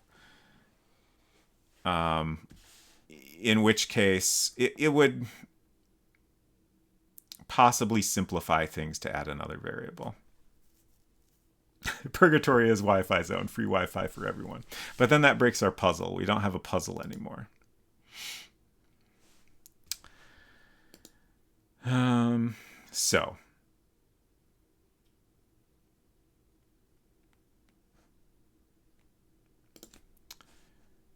So we have, if L1 equals 2, then we want Wi-Fi connected to show. Whereas if it's less than 2 or greater than 2, then we do the opposite. So this block here is the main thing. I don't want to like have that code throughout the rest of this window. So if we add another variable, then I can just check if that's 1 or 0 instead of this goofy or.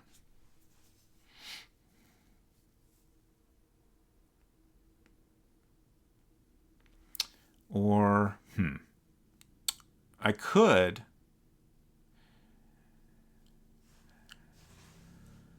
we could set W1 to 2 if they're in the right location.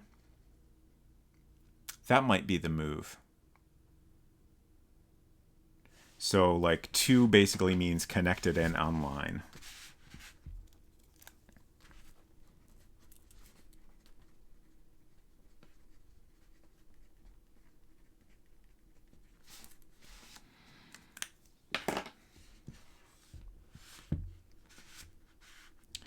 I mean,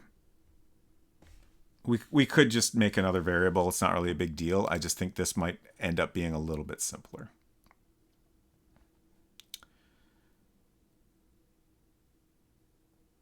So instead of equals 1, we want greater than 0.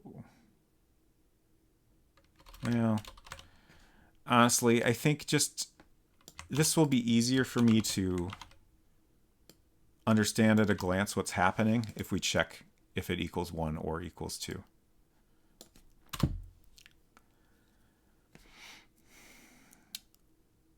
So if we're connected or online and connected, we want to update the state of everything right here. And then here we let W1 equal 2, which means we're online and connected. Whereas down here, we set it to 1, which is connected but not online.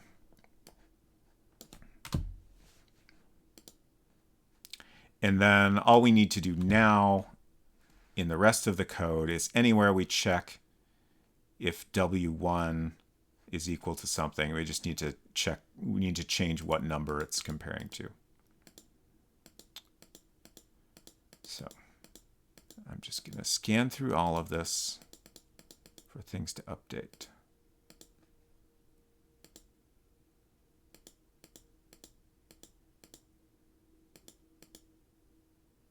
Okay, so here,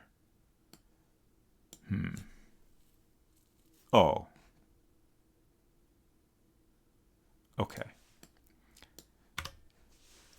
That we set to 2 because you can only get to error 2 if you're in the library scene. So it's okay that we don't have an additional check there. I did think about adding another check there just to be sure. Ooh. Yeah, that might be better. Shoot. There's... there might be a little bit of a potential bug here. Are you really organized in life or just in work?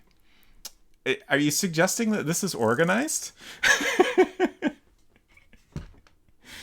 I am, I think, generally a pretty organized person.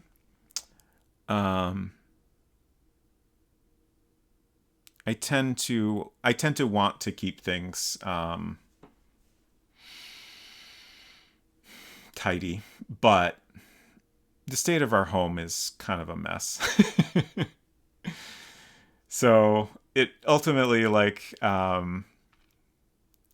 you know, things kind of fall apart in places depending on how much time I have to devote to organizing things.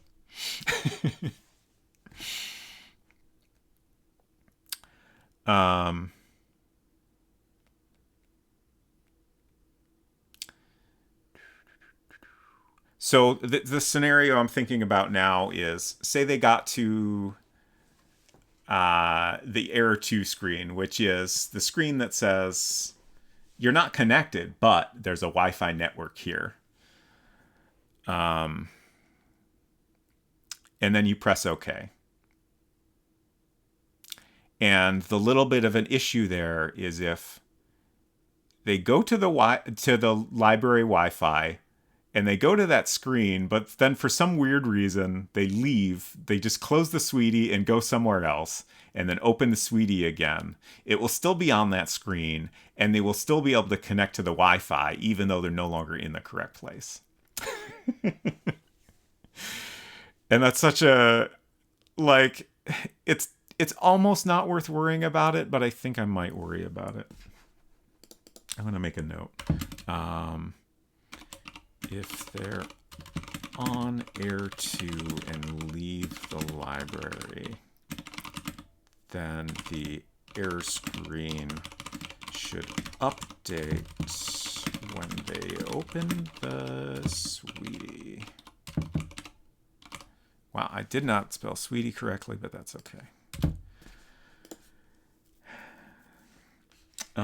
Like, that's the kind of bug where we could leave it in there and not worry about it just because it's not super likely anyone will run into it. And if they do, I don't think it would break the game in any way.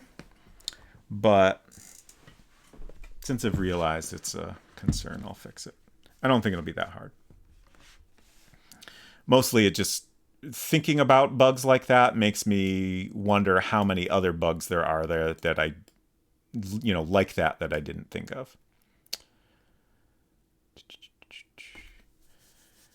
Okay. So where was I when I found that?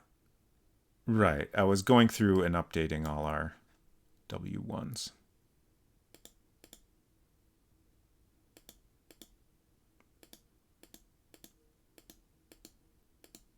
Which, there's not too many. Okay, here's another one. So this code is dealing with, like, we need to be online and connected to read the emails.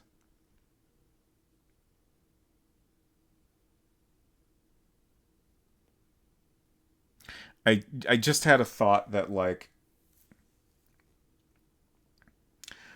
earlier a thought I had is, like, if you get on the Wi-Fi and then leave,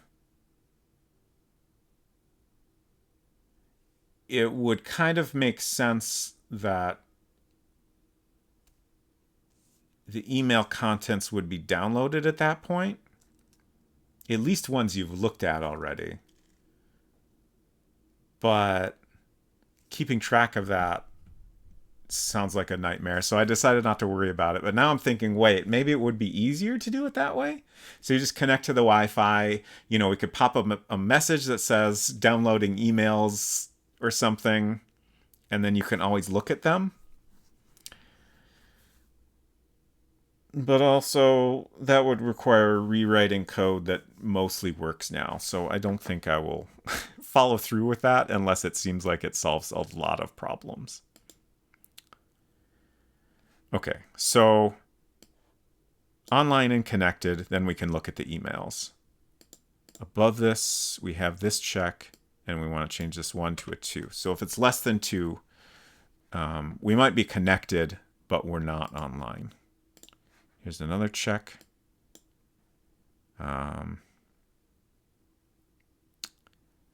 So this is when you go from the start screen.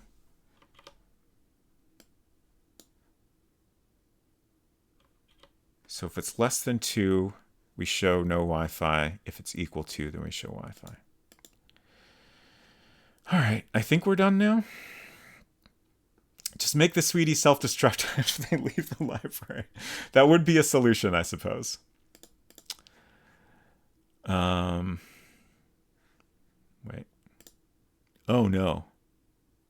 Some statement is not closed here. Crap, what'd I do?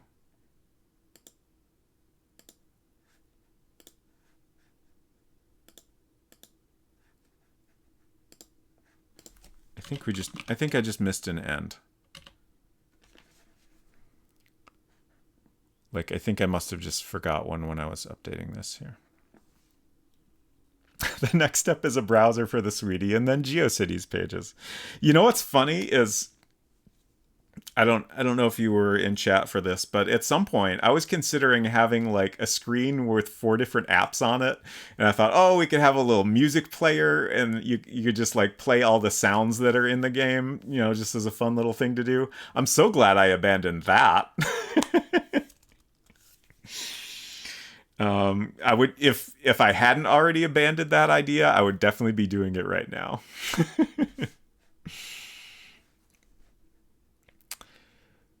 Okay, so I think this is good. I think. Let's try it. Did I do everything I came here to do, actually? Updating the error screen is another thing. I don't think I actually did that. Yeah. So I guess this is kind of related to what I was just talking about, so we can take care of it all at once.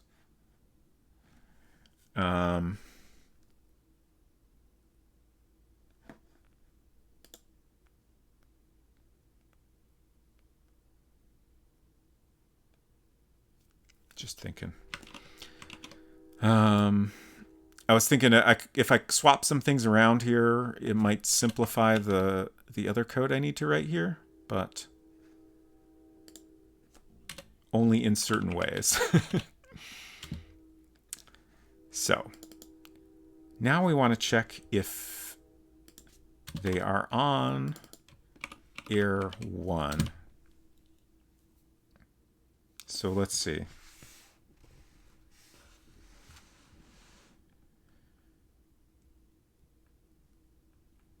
If they're on error 1 or error 2, we need to update the scene if they're based on whether they're still in the library.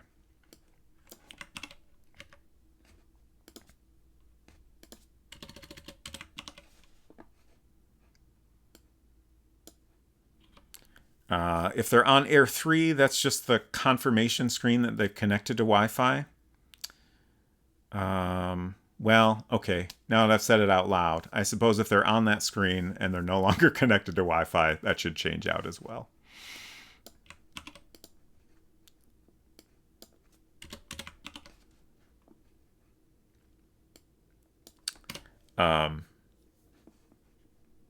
Like the state of the Wi-Fi would still be correct, so like it would just be confusing basically. And I don't want to be confusing if we can avoid it. So, basically how I'm going to handle this is if it's showing an error message that's not appropriate to the room they're in, we want to swap out a different error message. Oh, shit. It's happening again. That's interesting. So that happened. I'm going to close this and save it. Thank you for the Afton.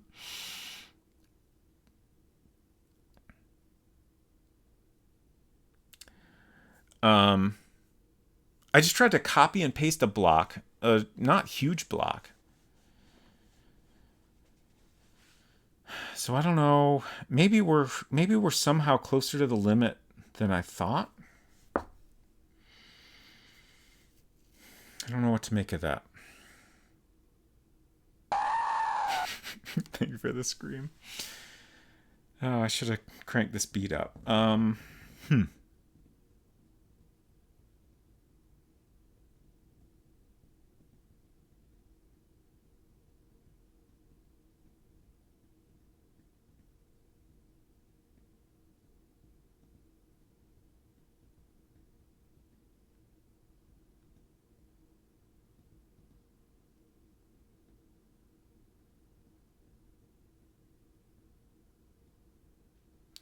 I'm just thinking, like, I feel like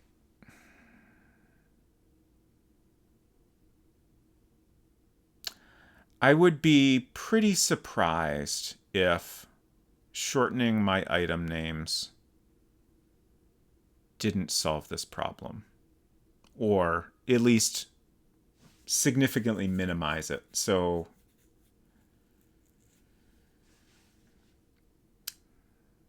we can, get more of this code in before we start having these errors come up.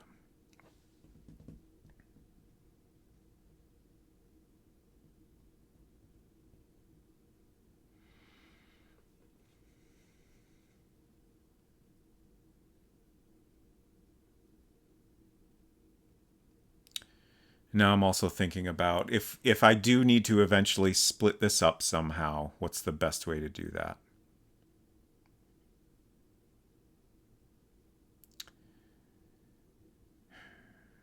I think maybe what would make the most sense is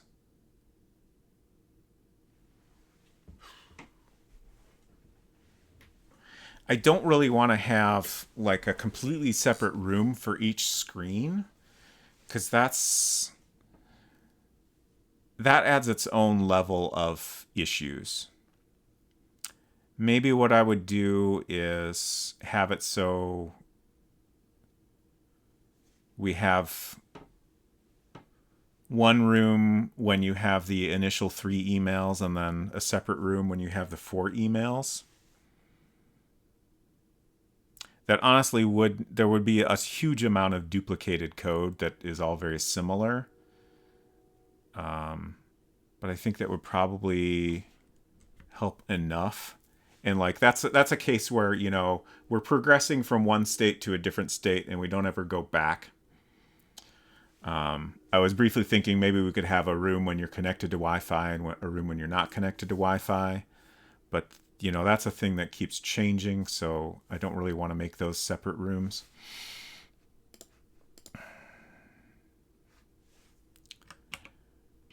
So now that that's saved, let's open this again.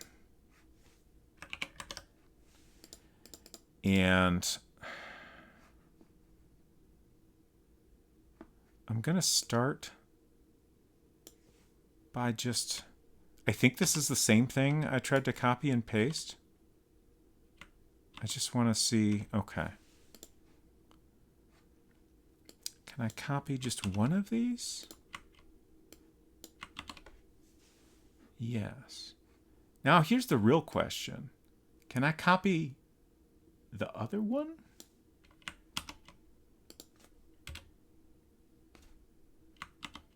No. Here's the other real question. Can I write that exact same code without getting an error? Let's copy this. Okay, that worked. Interesting. And then end. I really feel like it's some issue with like the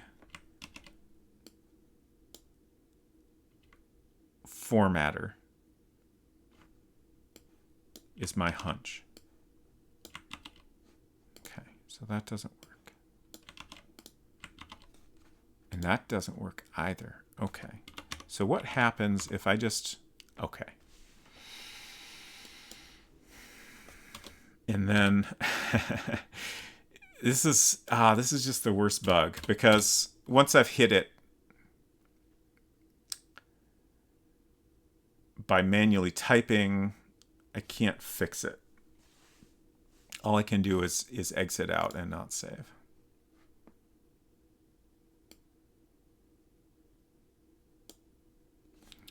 Can you turn the auto formatting off? No. From what I saw before, once you're hosed, you're hosed. Yeah. Yeah. So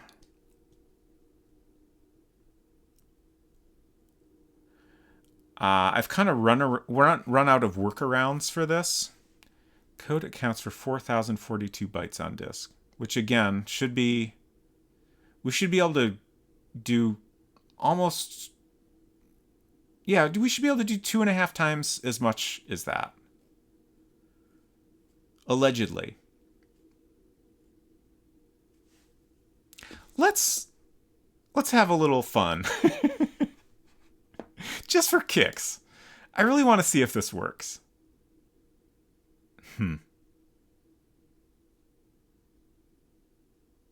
If it is the formatter, then my idea of writing the code and pasting it in isn't necessarily going to work. Because it still has to format it. And if we're pasting in all of the code at once, I don't think that's going to help. I don't know if it could possibly work better. Well, no. When I was writing code just now, there was not any formatting to fix, and it still popped up the error.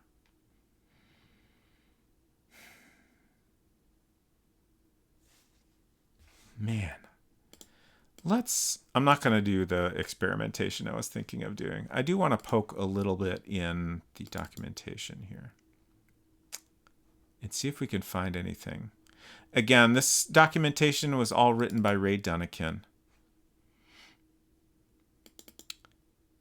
who did some pretty complex games. Like his games are way more complex than what I'm doing, but it's possible that what I'm trying to do within a single room is more complex than what he did.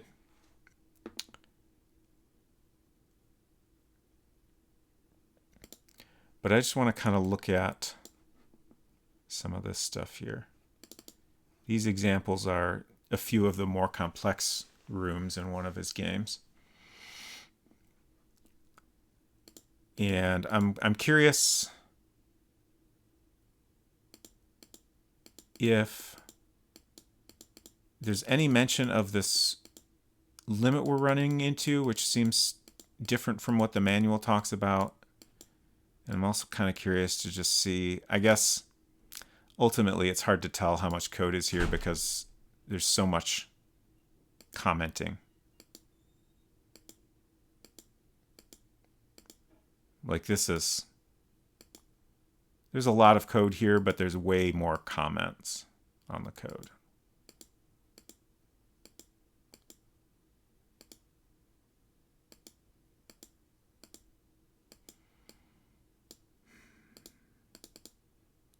So I don't know if this is really going to help.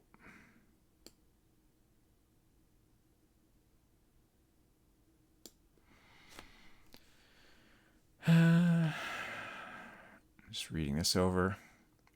Talking about duplicated code. When I programmed this scene, I was still trying to work out standardized ways of handling complex commands.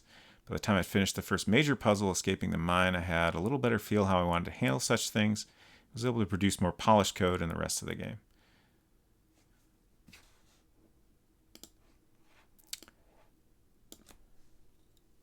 Don't miss the days before two finger scroll. Yeah. I guess I'll take a quick look at the rest of these.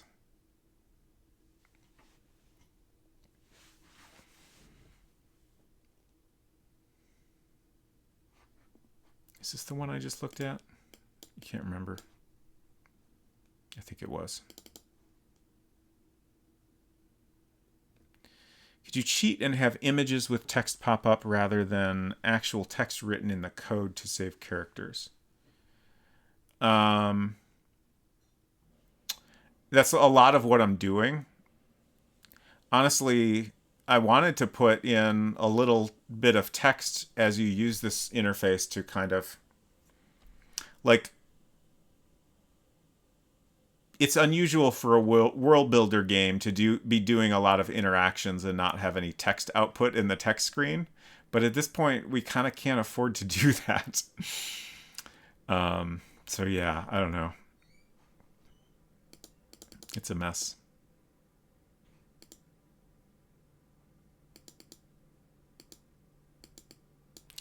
Mostly, the thing I want to understand most is what is the actual limit we're hitting here. I guess one thing we could do is, if I copy all our code and put it into a text file, then, does this have word count? This doesn't have a word count. But I have a file I can transfer somewhere else where I can do a word count and figure out how many characters we actually have, as opposed to just trusting the byte count of World Builder itself. I don't know, maybe it's counting bytes wrong. That seems so unlikely to me. But there's clearly a discrepancy somewhere.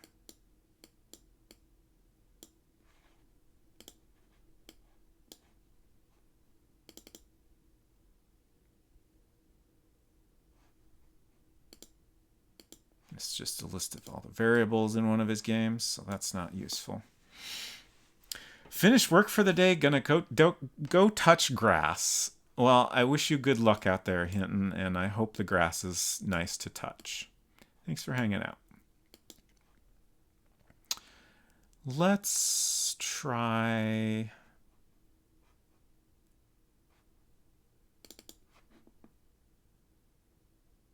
a quick peek at these basic ones.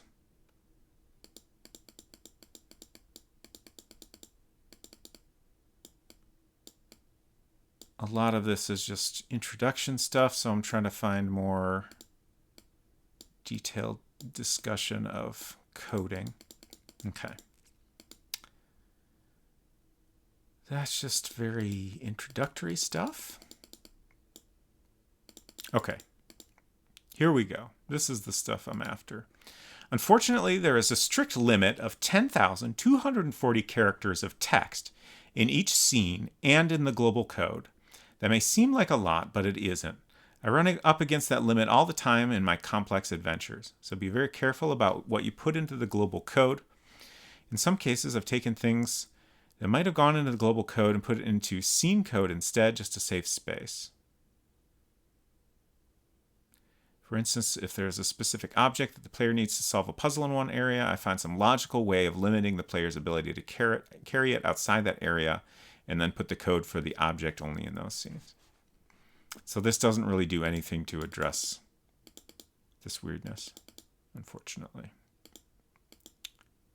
I kind of paused reading that because I'm trying to understand if maybe there's a combined limit, maybe scene code, but I'm pretty sure the manual said specifically, like, each one can only be that amount.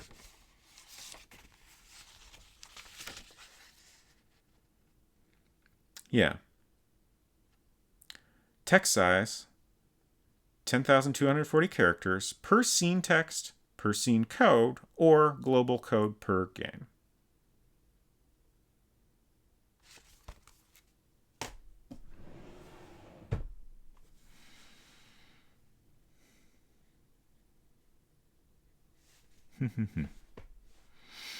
No, the code I've been working on is scene code. Like I was aware of this limitation, so I've been considering this issue throughout the process of making this game, to try to avoid hitting up against this limit.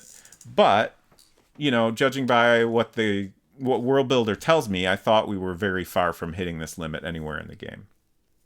Clearly, that is not the case.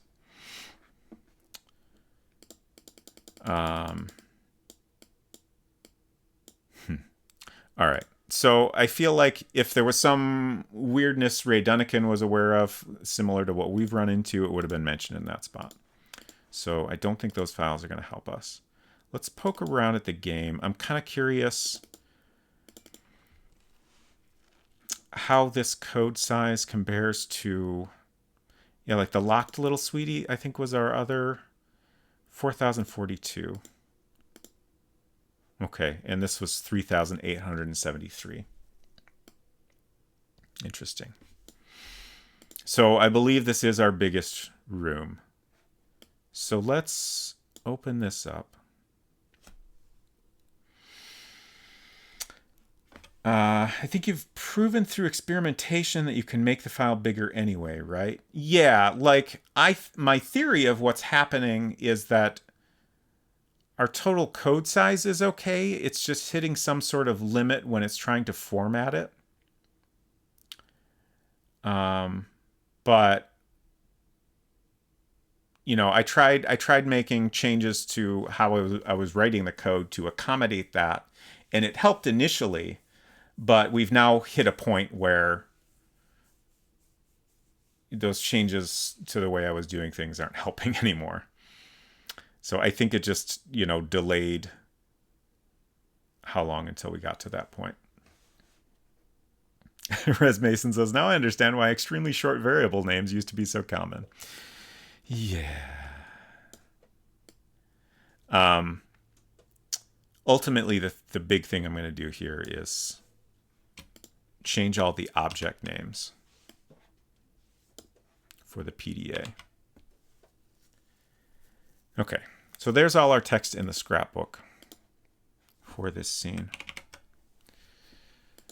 Let's close this, and I want to look through this object list. I think at this point, I can just... Oh, right, we have these. So these objects are the buttons.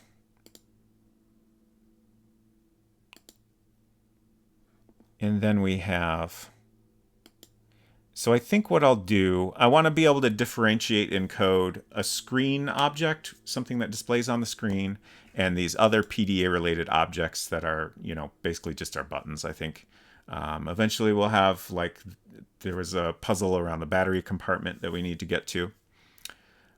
Fortunately, I had already planned that when the battery dies, we have a separate screen for PDA that is not currently functional due to the battery being dead. So that's already in a separate screen. So we're good there. So I think what I'll do is all the objects that are currently labeled PDA screen, I'm going to change that to PDA-S. Should be unique enough and clear enough that it will save us quite a few characters. So I'm just going to make a note about that. Change PDA screen to PDA-S. I am worried that won't be enough, but at this point, I guess we'll just... I've written enough of the PDA code that I think it makes sense to just do what I can to minimize these issues, and then if I need to do more, I'll deal with it. Kyle Nair says, so I asked above, can you split the unlocked scene into several scenes? Yes. That is kind of the last resort option. There's not an ideal way to do that because there's ultimately going to be a ton of code that's duplicated across all the scenes. But it's totally an option. And in some cases, like, it also makes other things more complex. So, like, for example, if we add more screens, then we have to add more global code. So you make sure you get into the right room when you use the little sweetie. That wouldn't be a lot of code added to the global code, but it's like ultimately it's just more things to juggle, and I don't want to do that unless I have to. So let's open up. I don't have a lot of text editing options on here. Yeah, we just have teach text, which is the program we were just in. But we can paste all our code in here and then save it out as a file that I should be able to transfer somewhere else.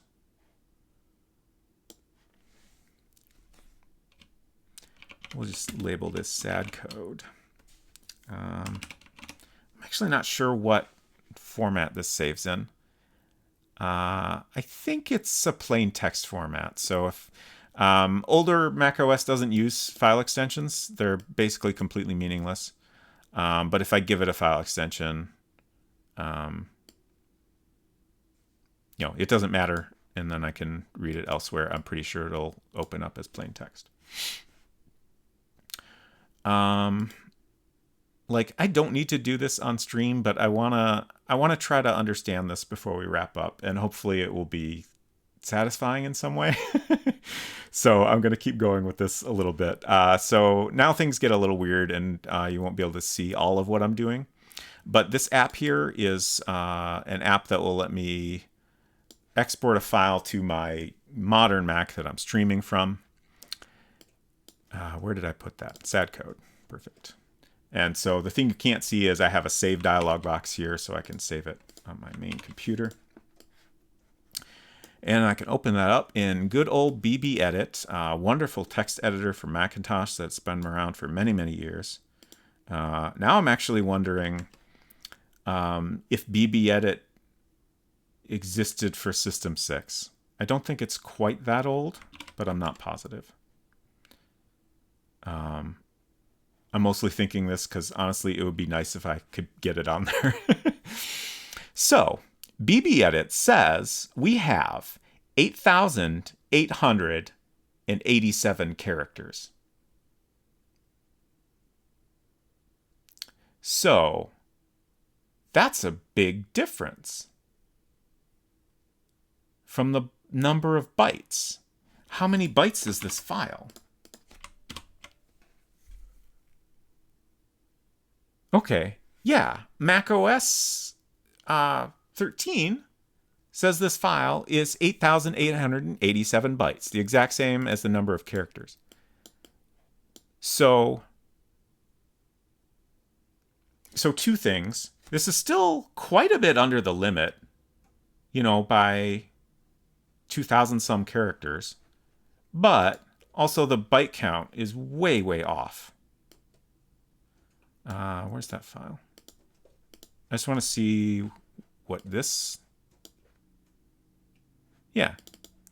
8,887. So World Builder is just way, way off for some reason. What the heck? Using different encoding, maybe? With less characters in the set.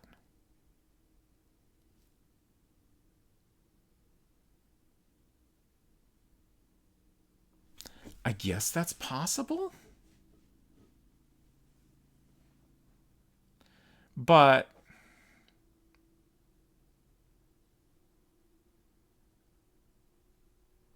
even if that is the explanation, why are we getting errors when we're so far under the limit?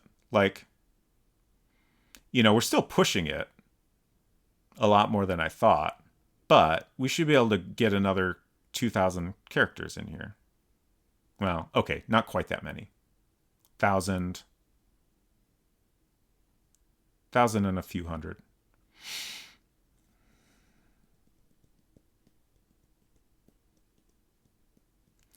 And also, like, if it is using some encoding that's somehow like much more efficient, it would be great if it gave us a character count, because that's the thing that's important to us. Okay, so one other test we can do while I have this open in BBEdit is, so we have 8,887. If I find PDA screen and replace that with PDAS,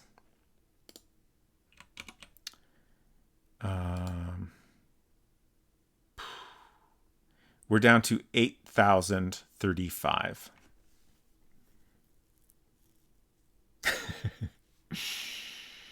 Which is, that's over 800 characters, but it's not as much as I would like. I don't know if it's going to be enough.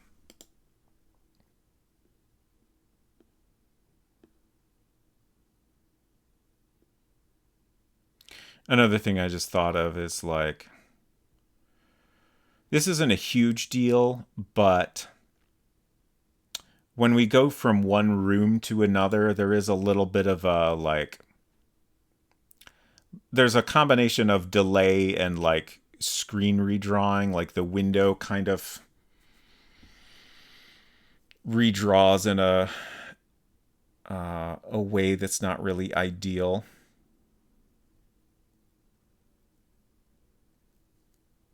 So I definitely want to minimize our room transitions because of that.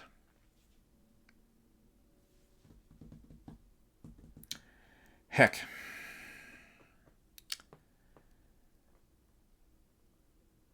Regardless, I think that's going to be it for the night. I mean, there's all I can do on this is renaming of things at this point, so I won't bother to do that on stream. That's even more boring than all of the other stuff I've done tonight. And I think I will continue trying to see if we can do this all in one room, but the more I look at this, I don't think it's going to happen. It just doesn't seem feasible. A lot of, like, I'm just scrolling through this document of all the code now, and, like, at this point, after changing PDA scene to PDAS, like, the majority of the code is stuff like the word storage and then the @ sign is repeated so much in here, and it can't shorten that. There's lots of, like, weird inefficiencies that are just the result of, not having an else, or not having, functions that we can call from multiple places where we want to have the same thing occur. I think I've done a pretty decent job of finding creative ways to minimize code reuse. It's just, there's only so much I can do.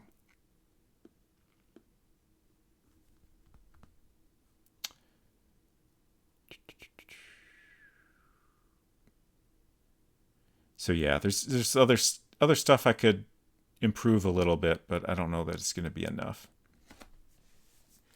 But I think if we split it into moving you to a different room once you get that final email message, then I can cut out enough to make it work. The biggest pain with that is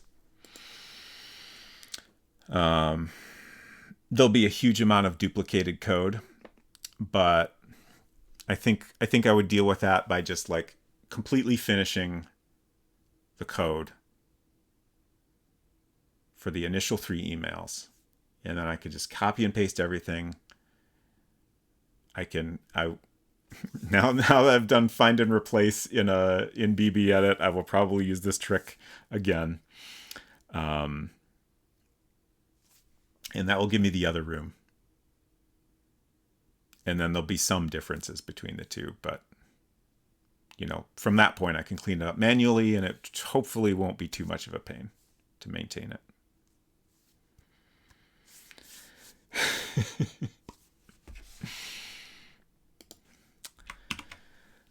And also, like, I want to look at this and kind of think about it. The transition I was talking about. Yeah, I'm not too disheartened. Like, I'm a little bummed and frustrated that I have to do a bunch more tedious work, but I think it's okay in the end. Oh,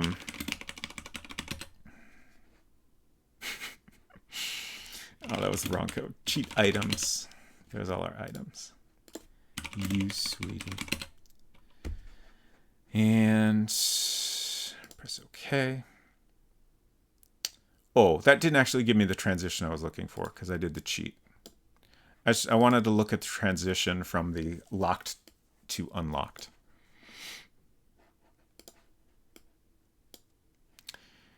I know this isn't an actionable bit of feedback, but you deserve better than this. Thank you. I appreciate it.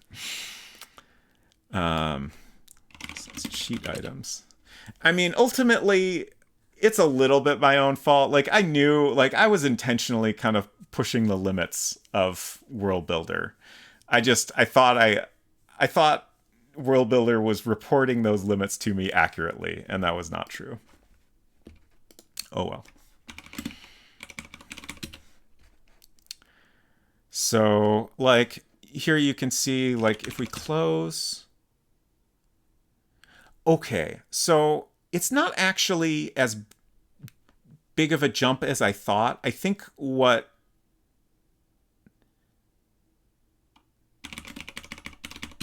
maybe the more obvious transition I've noticed is when we're interacting here and then it jumps to over here. Ooh, but maybe it does that whenever we're clicking on things and then enter a new room. That could be. So maybe it is unavoidable. Also, what's speed? Okay, we're at 2x. Let's do slowest speed.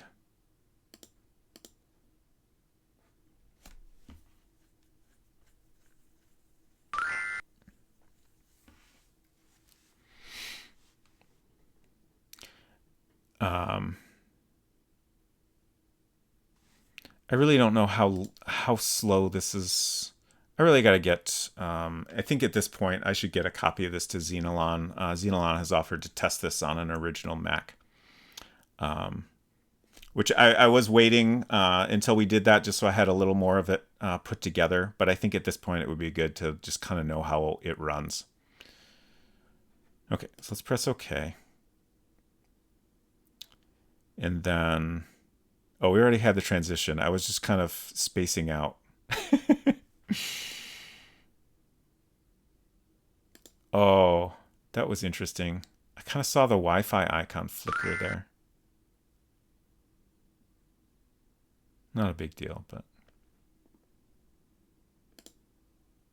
And that's probably something I could fix. You can just see a couple pixels of it there while it's turning off.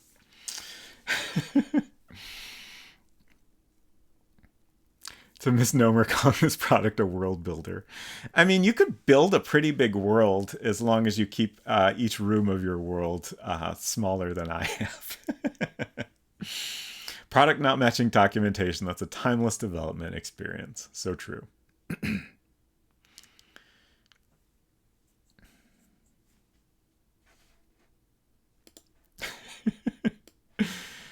All right. That's enough. No.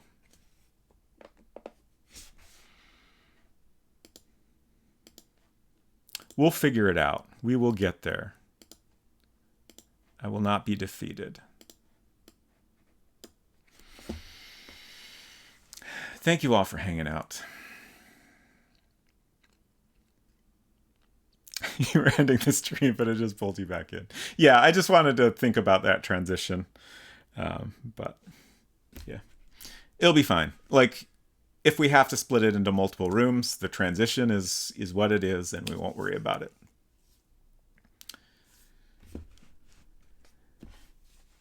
Okay, let's see if we can find somebody to raid. I might just log off, or we might go see some turtles or something, but we'll see who's online.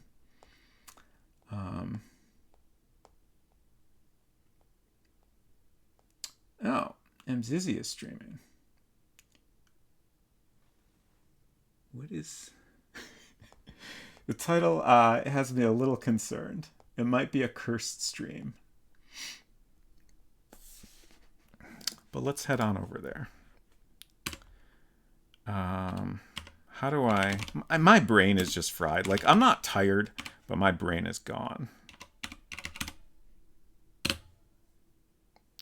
Invalid username. Oh. I got so close. XYZZY. I put an extra Y in. It's fine. Thank you all. I didn't do my schedule, but I'll press the button real quick. I'll be back Tuesday for more Hugo's House of Horrors.